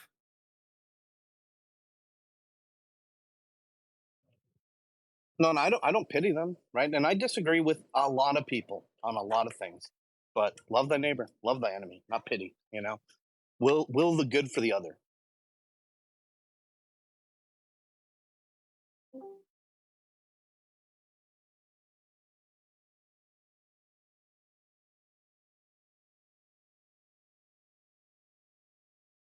On another note, hey, no tanks.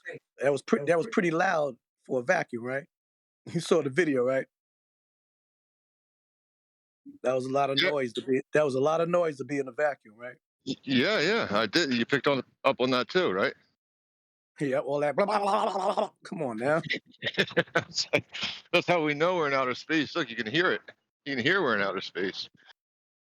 Yeah.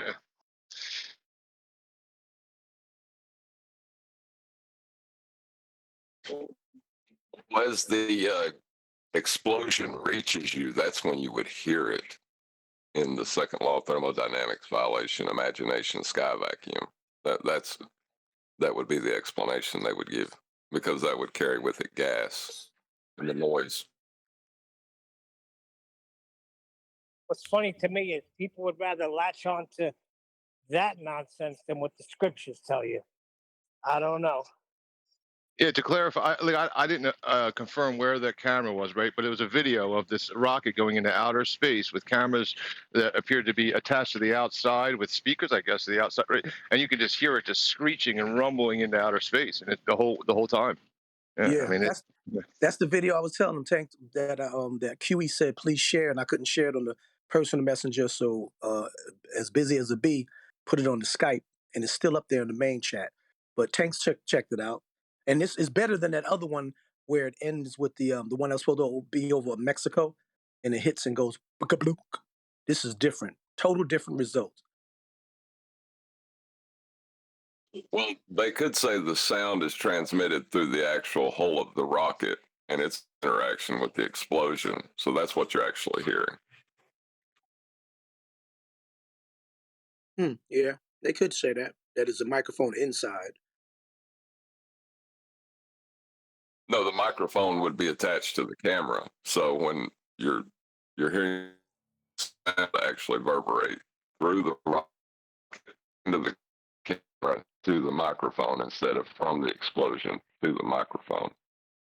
Well, this is prior to this is prior to impact, refractive. This is prior. This is going up. This is going up and getting to that realm that we've seen so many of our helium balloon footages have demonstrated, and you can still hear. I mean, like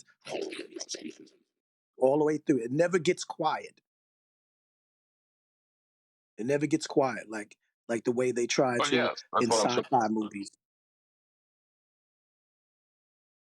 That's how they explain noises on the moon, is that it was actually traveling through the solid material because there's no sound on the moon, right? So it was, when you heard thumps and bangs, it was because the sound was traveling through solid objects.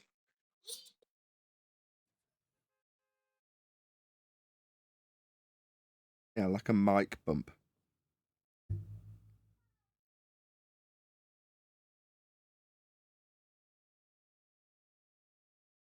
You with me? But see how great it is now that we're arguing about that. We're not talking about whether the place they went actually exists. Yeah, that's all the space arguments are structured though, isn't it? Let's argue about whether or not rockets can push up a vacuum rather than whether or not the sky is a vacuum.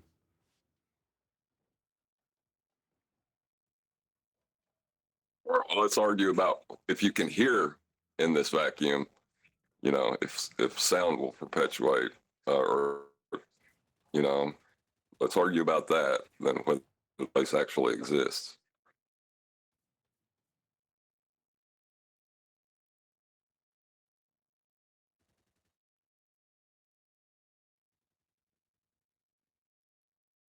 Right, I'm going to stress this computer for about half an hour, see if I can get it to fall over. And if it doesn't, I'm going to have a very good weekend. You can keep the conversation going for half an hour. Well, it's been holding up so far. So I mean, Yeah, I've gone to the settings that I had when the cooler wasn't attached properly and it was going absolutely bonkers. Well, I had to get it under control then too. Just another one in the string of things I had to do. But I've gone to those sort of settings, just gone really extreme. And yeah, it seems to be holding up okay. well, thank God for that. Yeah, I've cobbled it. I've cobbled the computer so it's very, very slow now. But if that's what it takes, then so be it. Well, at least it's working. Yeah, I agree.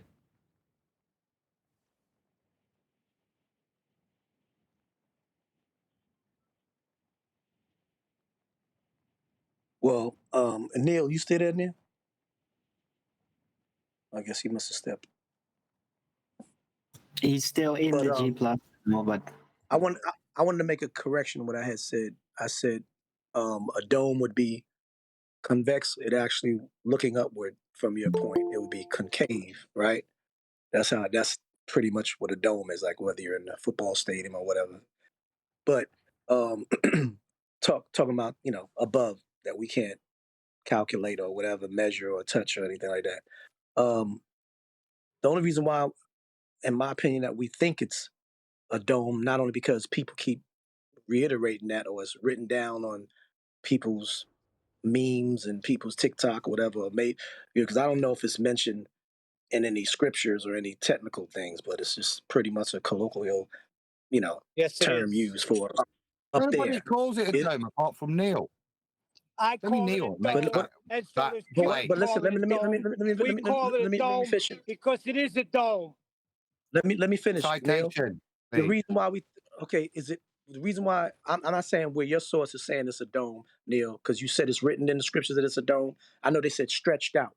The word stretched out. But that doesn't mean stretched out in a dome. It could be stretched out, any kind of way stretched out. But what I'm saying is, by our perspective and our visual acuity, it's going to look like a dome, just like a plane look like it's going down when it's going away, or like the sun like it's going down when it's going away.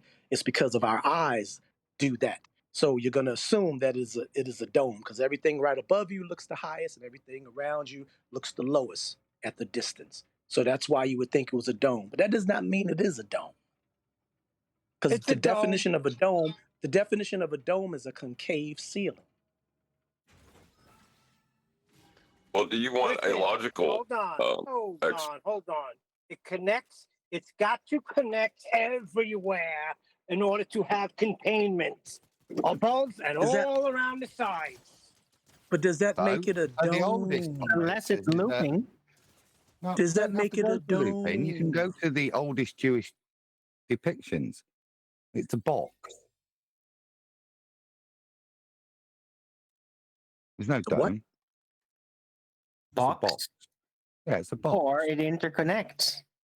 But yeah, I mean No, or it interconnects and force looping in. I said in the oldest description pictures from the text, it's depicted as a box. They don't depict a dome.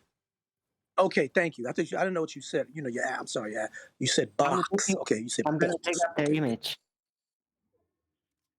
Yeah, it's the old one with shoal and stuff, and it's square, isn't it? Four corners of the earth. A box has four corners. A rectangle has four corners. I mean, you know what I'm saying? Just on that, Adam, which one of the people who wrote the Old Testament drew that depiction? That wasn't my claim. If you listen to it, I said the oldest depictions they've got from that time that they drew pictures of from the text is what they've used. There you go, Arwen. Thank you. I think the book of Jasher, the book of Enoch. Though. Yeah. The book of Jasher, the book of Enoch stated. Almost like a chest is the way it's been drawn, look, because it's almost like a lid. So my point would be that I don't think the scripture gives a description of shape. As Dero's alluded to, it's beaten out, rakia, yeah. It's stretched out.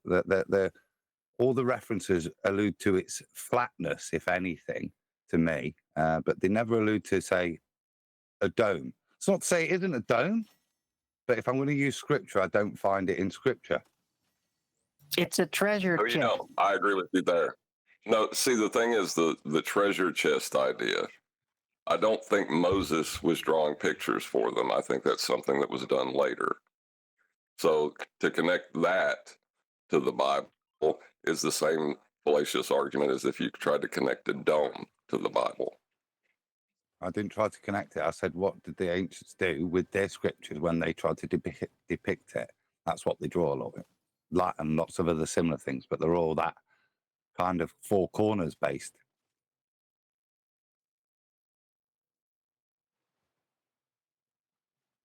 Right.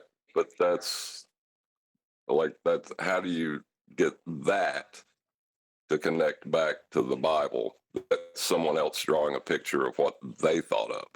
Well, exactly. So is that any less? That's based on scripture, what the scripture says. It doesn't contradict anything, I don't think. But if we were to draw a dome, arced and not flat, would that be supportive of scripture?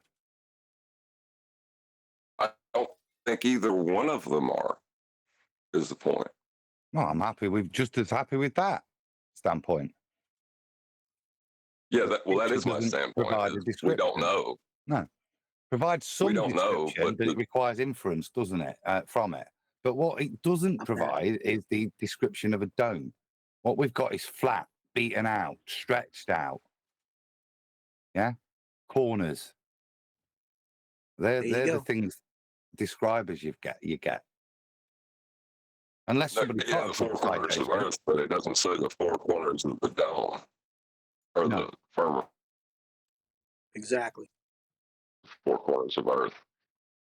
Yeah, a dome doesn't have four corners. Exactly. Right, and neither does the sky. It didn't say the sky had four corners either. Like, so. Well, unless it would be like the Gothic. Hold on, unless it would be There's football a stadiums four-sided dome like the Gothic architecture. Right, right. That's what I'm saying. There's football stadiums that have four corners and are domed. Right, but then it's not a round dome. It is a dome that would inherently have four lines, four corners within it. Are we seeing that? Are there any architectural, mathematically derived consequences that we're spotting that would indicate that? No. All those ideas that will show, like, oh, look at the light through the glass, through the glass dome, right? It's round. They don't do that with any four-cornered shaped dome. So, yeah, it's a glass dome. You can't connect it up. It just You said glass dome, so you said glass dome to infer that you can see through it to the outside of this. I don't know. Where does it say that?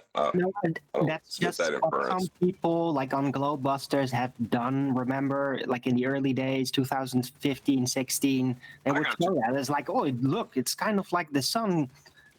It looks like it's coming through this glass, right? So they did to do that all the time. Well, they're using it's a good straw man. A half a sphere of glass. There's no ridges in those. There's no corners. Yeah, it's a good straw man, but that's not the claim, then, is it? No. Where are the stars, Neil? Are they in the firmament or on the other side of the firmament? Or, well, hold on, in. I could have a cup of water with liquid in it, and then I could have a piece of glass with. Hold on, listen to me. I could have a piece of glass with liquid in it, or I could have a piece of glass with imperfections in it. Huh? So, how are you interpreting the word "in"? Well, that's what I'm asking. Is it in it or the other side of it, really? Scripture says it's in the firmament. They're placed in the firmament. So I've got that. So if I've got that, and I know when I look at the stars, I create my celestial sphere around me. And I know that their placement is not based on varying heights. It's based on perspective. So I can make the statement that they're all the same height. Now, if they're in the firmament, then the firmament's all at the same height. Therefore, it can't be a dome. Certainly the observed part needs to be flat. Well, see, that's the part. All the angular change is down to perspective and not down to any curving of a dome that they're set in. That's where you've confused the stars with the firmament, right? But you can have a glass of water with water in the glass, right? So it's your interpretation of the word "in" where you're having trouble with it. I'm not having trouble. I'm trying to. Wait a minute. I can't use a glass because it's not. I'm not talking about a glass. I'm talking about the description in Scripture. So if you want to postulate something outside of them being in that firmament, in the firmament, the firmament's not described as a container or a beaker. It's beaten out. It's flat. So it's within that flat structure that the stars sit. If I follow Scripture, yeah. Right. No, that's your interpretation. Okay, well, give me another interpretation. I mean, it is my interpretation. Is it sensical? Does it make sense? Does it fit with the description in Scripture? Is it logical? And is there an alternative then? Before I dismiss it. It seems like you're trying to reach for something you don't know within the Scripture. I'm happy with just the description of Scripture, but we're trying to ascertain from the small descriptions we've got some information, specifically alluding to a dome. So I've got the description of what the firmament is. I've got the description of where the stars are. And I've postulated that with elevation angles. That therefore their placement can't be anything other than in a flat placement so that my elevation angles are based on perspective to give me my GP. If they was subject to not only perspective but also a curving because they've been set in a curved, domed firmament, then I would have to have additional calculations, would I not? That's not to say it doesn't curve at the edges after the star field, but for whilst I'm looking at the star field, I have to conclude that that would appear to be flat surface above me, above the flat surface below. That's how I'm able to use elevation angles. Okay, so you're saying that because you presuppose the stars are the firmament, then the firmament has to be flat. No, I don't know. But N does not. With the N is not a restrictive word because well, the give me air another is in option the then. firmament. You said- We exist within the firmament. N is not. You're using N to justify your claim. I'm trying to make it And you make don't good know. sense. Not just I'm not making a claim. I'm trying to disprove a claim, or look at a claim and analyze a claim of that it's a dome. So you have objection to the term in the firmament then, in terms of You how or said what. it was flat. Excuse me. You said it was flat. Excuse me. Get to the tape, Bible because said it you puts it can't get inside past the the dome. point of. You can't get past the point of what in means. You've got an objection there. So I'm happy to stop there.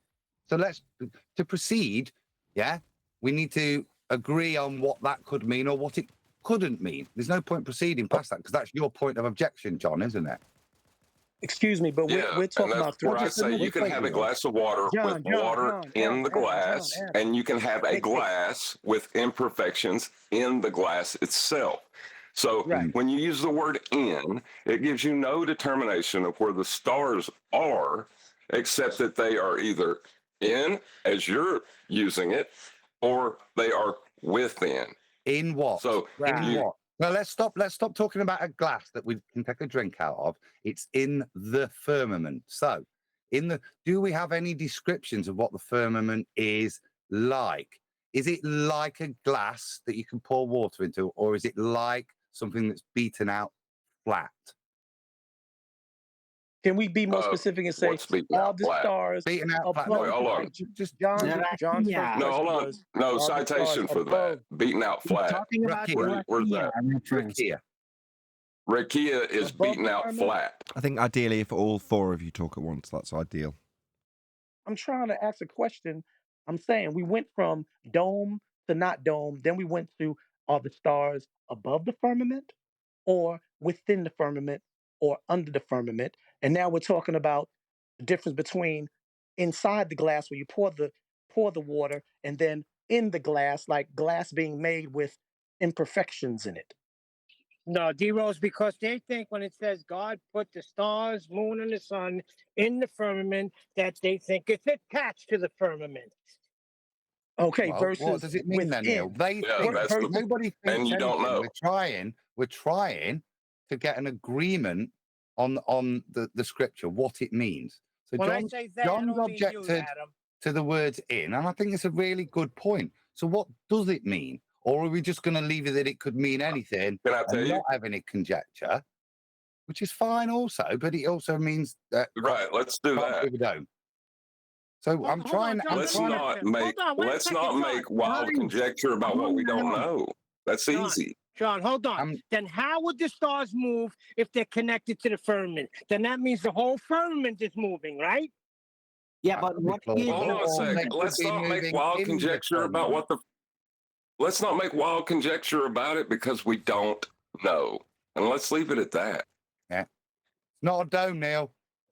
See, John just said you can't prove it. But we don't even know with absolute certainty that the firmament, despite the impression of the name, is actually a physical thing.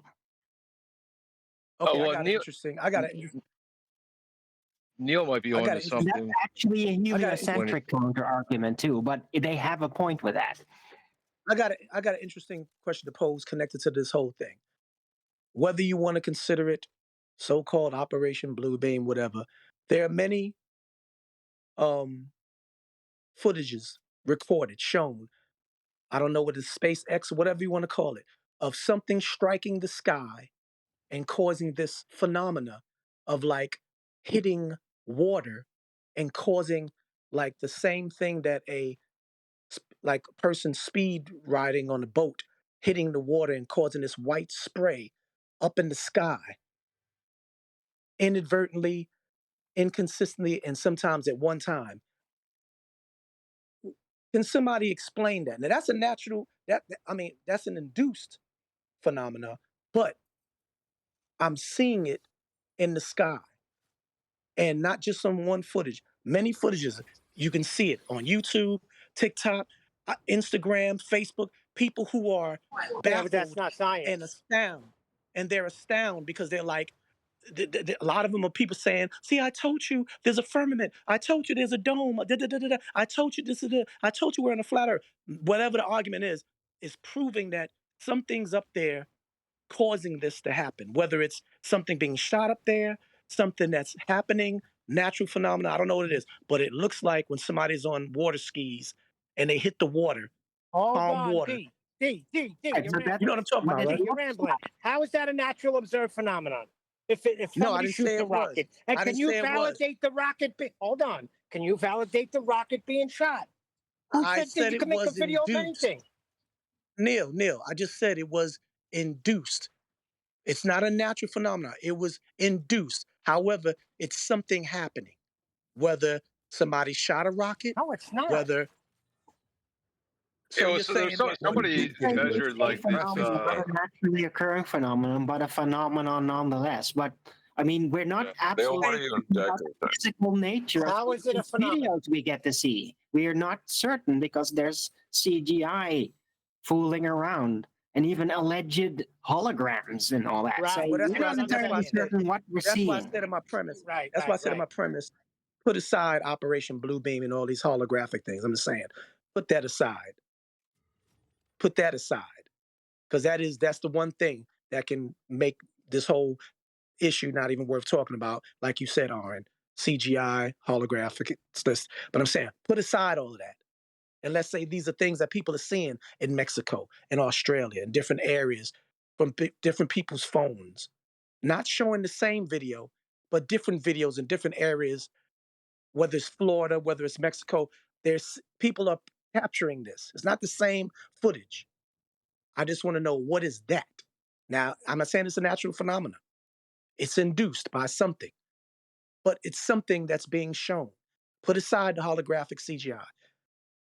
Just for conversation, what do you think that could be What are relative you to what actually we're on talking about, about? D-Rose? Just you got a picture or a video or something? Because I don't really get specifically what you're on about.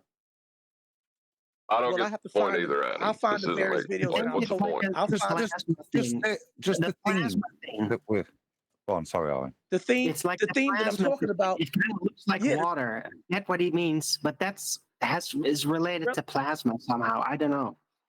Yeah, relative to this conversation about glass, plastic, see-through, waters above, waters below, firmament. I'm saying this is relative and can be put into the conversation what we're talking about. What is, D-Rose? What is relative? We don't know what you refer. I don't know what you're referring to, mate. So it's hard to. There are videos from people's cameras, cell phone cameras, not the same one of, not the same footage being shared, throughout the social media, but of these instances. I'm not gonna say phenomena because you'll think I'm talking about these instances, these incidences seen where something in the sky looks like something hit the ceiling of the sky. I'm gonna put it in layman term and caused a disruption where it looks like the same thing. I guess it's supposed to be it's an Stop inference describing video it. to You're infer that describing the it. It's waters not are helping. above.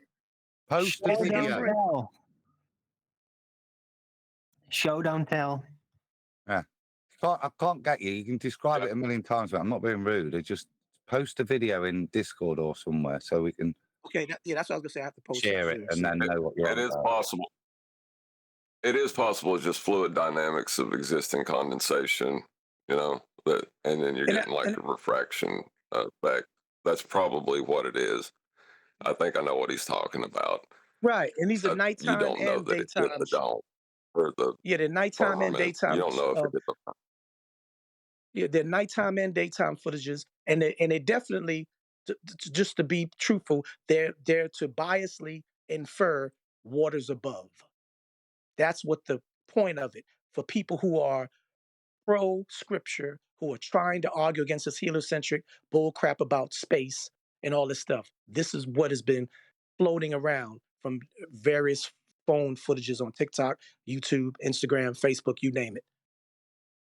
But I'm gonna put it up on the main chat so you can see what I'm talking about. So I just want to, but if you got an explanation for what it is, then just as a coincidence, it's a natural phenomenon called what you said, gas or liquid, I don't know, whatever. But see, this But is it's what a one. irritates me. Instead of arguing about what shape the container is, right? We need to be getting the rest of the world to acknowledge there has to be containment. Like, that's what we should focus on.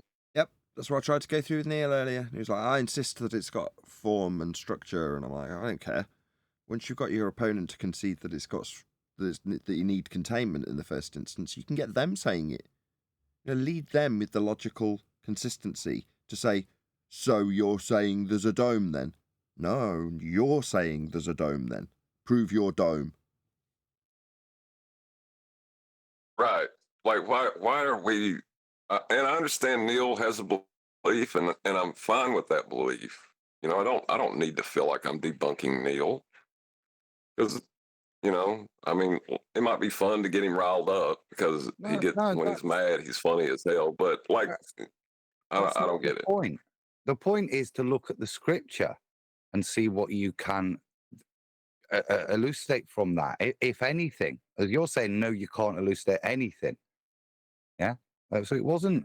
So look at the scripture and see what it tells you, and don't go any further than that. As I think, a little bit too rigid. But I understand your point. But you can elucidate some things from it. Like I said, to me, I can certainly see that it has to be flat within the star field. Does it dome after that? I don't know. But there's certain things that do tell me the way in which, like I say, celestial navigation works, certain premises that I'm working with. Now, as Neil said, does that mean that the whole firmament rotates or the stars rotate in the... I don't know. Does it matter too much? Well, I can conjecturize, but I don't think I can gather anything other than what the scripture says, which they're set in the firmament. Yeah, to Neil's point, there what was is this the guy firmament? who claimed to have measured like a 15 degree per hour firmament drift, but I don't know if that's what Neil was saying. I don't see the firmament, so I can't see it moving. Failure. I see the stars moving. About Aries failure, the stars do move at 15 degrees an hour. To ascribe that to ether drift with an ether drag test, which is what Aries failure describes, doesn't put the premise that you've imposed on top of that demonstration. It doesn't make that true. If you're going to say, okay, well, that means they're attached to the dome or they're attached to the ether. No, that's just your inference. But out of what? From what? The experiment, if you're going to call it that, doesn't show that. Not an experiment anyway. And if they weren't attached to the firmament, the amount of physical, because you're talking attached, you're talking physical, they're physically attached. The amount, like that amount of spin, could you imagine the forces that would be applied to that structure to spin with that kind of radial value? It's not that it wasn't an experiment, Neil. They're observing the movement of the stars. That is a perfectly legit phenomena. But their ascribed cause and the way that they've tried to determine that is the movement of the surface of the Earth. Right? That's what they're claiming to be able to manipulate. Hold on, I didn't say that the stars were attached to the firmament. I'm saying people do say that. That's not my claim. But if you say it, it becomes your claim. Oh, okay, You so were now given we the two can't say options. what people are saying. He gave the Hold two on. options. He Now said we can't say, along. shut up. What the freak? I'm saying something. So now you're telling me we can't say what people are saying to debunk them. It becomes my claim. So I read something in the newspaper, I bring it over here, and it's my claim. What Yeah, kind of we horse do shit that is here. that? Because you used it against me. Yes, When correct. I said they were, you went, no. I didn't say you. So the firmament's rotating. You can't then use that like that I and didn't say attribute it you. to somebody I else. was He's clear. rumpusing you, Adam. Used it. Adam, you've got him. Holy shit, I was clear. You've got I him. did not So say you, Adam. he's going to rumpus it, saying how clear he was, so that we can't hear you, Adam. Nathan, that's not what I said. All I said was, people say that. I wasn't saying you, Adam. I know Yeah, you've but you heard it can't before. use that. That's a disingenuous conversation. You can't challenge me saying, "Oh, that would mean that the thing is rotating," and then brush it off by saying, "I didn't say that. Somebody else did." You said it at that point as a point of rebuttal. But didn't you say it when you used the word "in" to imply they were in it? That's what I thought. So you said, therefore, the firmament is rotating as a challenge to me to say, as a consequence, that if you set them in, the firmament has to rotate. That then makes it yours. You owned it then. You're putting words in my mouth. No, the words came out of your mouth. Identifying it as your claim but is the when logical- you use it, Neil, when you offer it as your position. Now, I thought you meant, that's why I went very quiet, like John will often do. He'll offer a position that isn't his so that it can be debated in a form of devil's advocate. But that will still result in me attacking John based on contextually his claim, even though it's not. Strictly speaking, he's just offering it up to be postulated against, or for us to overcome, or for us to debate and discuss.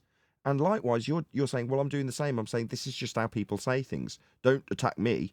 No, once you, even in that scenario, offer it up as a devil's advocate position, we've still got to challenge you, the claimant, as you make the claim. You can't just say, well, it's not really my... Don't bring it up then, if you don't like us challenging it, because it becomes yours, even in devil's advocate. But in this instance, Adam's right. You took it as your position. Well, I think both of them took it as their position. One of them said that they were in it to mean it's a part of it, and then the other one took the next logical step with it. And I challenge whether that was logical. So how can you be? Yeah, I don't know. See, but we're already off in the unknown. In the unknown. I don't get it. No, but when I then challenged that as, is that a logical step? I was then told, no, that's not my claim anymore. Or somebody else said that. But it is your claim, because you made it as a rebuttal to what I was postulating. What we're seeing is Neil is warming his way into debating the way we debate here. And often it means that you find yourself in the losing position, Neil. That's just how it is. Just suck it up. I like you getting involved more, though.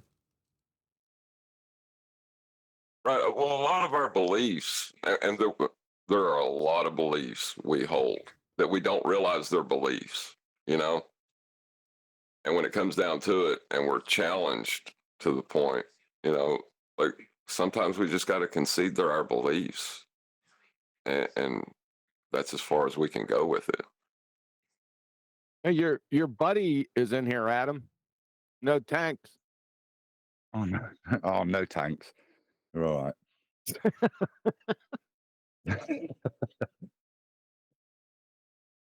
So I'm surprised you've not chipped in. Anyway. I woke up late. I'm sorry. Go on, say dome. Just say it. No, I just say container and. I just say container and just leave it at that. Very sensible, very wise. See? That's why we Yeah, all but look just up for to you. conversation amongst friends, man. We're friends. We're talking about it. We're not putting this on the live. You know, we're just talking about it. I put the video up, There's nothing to talk John. about. There's nothing unless you can post all. Jesus, unless you can post all the scriptures, just post all the scriptures with firmament in it, and let's see what it says, and then leave it at that. Right. Well, I was happy with that, but we couldn't even get past the word "in." And Well, Huey, what it was about Huey, what it was about the positive claim, assertive claim by Neil of dome, which is a shape. Dome is a shape. So we was just saying, due to angular resolution and conversion of the eyes, visual acuity, it looks It looks like a dome because when you look up, you look further away, the clouds look lower, the plane look like it's going down. So you think of a dome, but that doesn't substantiate that it is a dome over the top. But like you said, container, we know it's container, period, point blank. And then I brought up the videos of these alleged rockets hitting the firmament. And as they all say in the scripture, the firmament separated the waters from above as below as the waters below. So these videos are showing you like SpaceX and Falcon 9 and all these things going up and disrupting and causing the same thing that happens when you hit a water skis or a jet boat into the waters of calm water. All of a sudden the waves go and spread. So I didn't call it a natural phenomenon because it's induced by human beings, but nonetheless, it's something to see. You're Okay, seeing something so happen. if I can just have Arwin summarize it again with a comparative analogy. Thank you. Oh, God. Jesus. No, thanks. I'll skip on that. Oh, you call what's up? Yes, I mean where's the scripture where it says the rakia was hammered down, like in a vector of down, like so what's pressing down, like what's hammering down then at a consistent rate? I'm going to go with a hammer. Maybe it's a hammer. I think it said hammer, of down. course. Is it down? No, it means to hammer Is- out flat, is my understanding of the term. Rakia means roof, and it's saying it's hammered out flat. And a dome is not flat. It's concave. Well, Right. first of all, there is I no know, scripture that it's a says that flat it's top. hammered out. What's the it's A walk is hammered out. Is it hammered out flat? What's concave? It's not concave. Jesus. I said a dome is concave. The shape of a dome is concave. Concave.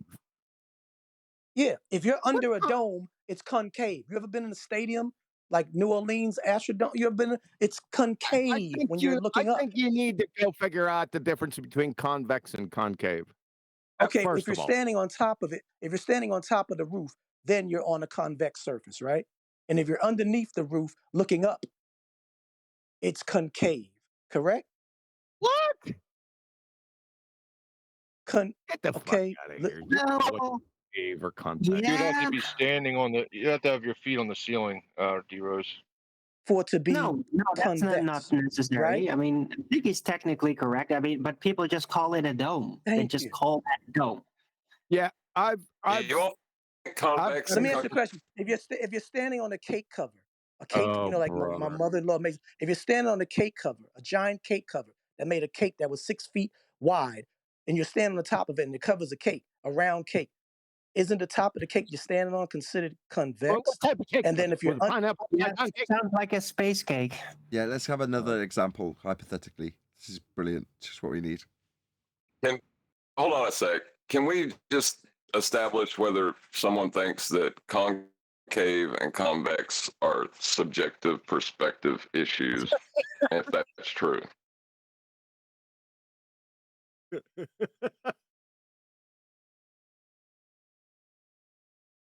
I don't think they're perspectives objective. I mean, if you're underneath a dome, There we go again. then you're looking up at a concaved ceiling. No, if you're standing you're on top of a not. bit. Yeah, you're saying it's perspective based, and I think Okay. you're just wrong. You really do need to look into the definition Okay, before you move so forward. you're saying if you're so if you're This saying is a so you're saying if semantics you're, argument. okay, I mean- okay, there you go. QE, correct. Okay, I see what you're saying. So if you're inside of a house and your ceiling is caving in because water's on the roof and your ceiling is warping concave, that's what you mean by concave because it's got the slope in the inside I mean that you're looking at. concave by concave. That's what I mean. Go look at the concave shape versus. Go look at a convex versus concave lens. It's in main chat right now.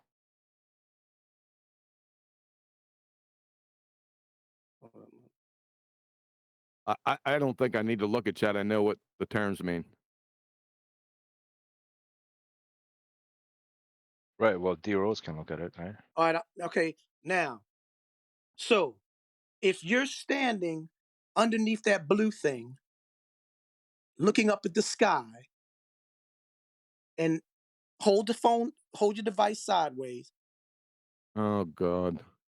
I'm saying, if I see a blue one that's concave, I see the green one that's convex. It's definitely not convex because the bottom of the convex has a flat surface. So if you're standing underneath the blue one, looking up at the sky, that's what makes it look like a dome. That's what I'm saying. If you're looking at perspective, if you want to say it's in perspective means, you understand what I'm saying? Yeah. That's all I'm saying. Like, you get the fuck out of here. Yeah, it's nonsense. Can we move on?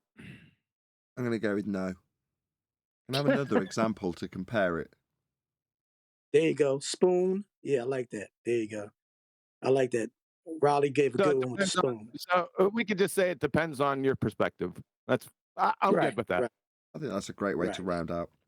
With that, another huge, massive, enormous thank you to both Discord and G+ panels for making today's extended, members-only, pre-show, live show, and after-show possible. Also, of course, a massive thank you to all of you in either Nathan Oakley 1980 or Nathan Oakley premiering streams for hopefully smashing the super chat, liking, commenting, sharing, subscribing, joining as a Nathan Oakley 1980 channel member so you can watch these members-only sections of the show live. I've been Nathan Oakley, and I will see you all in the next video.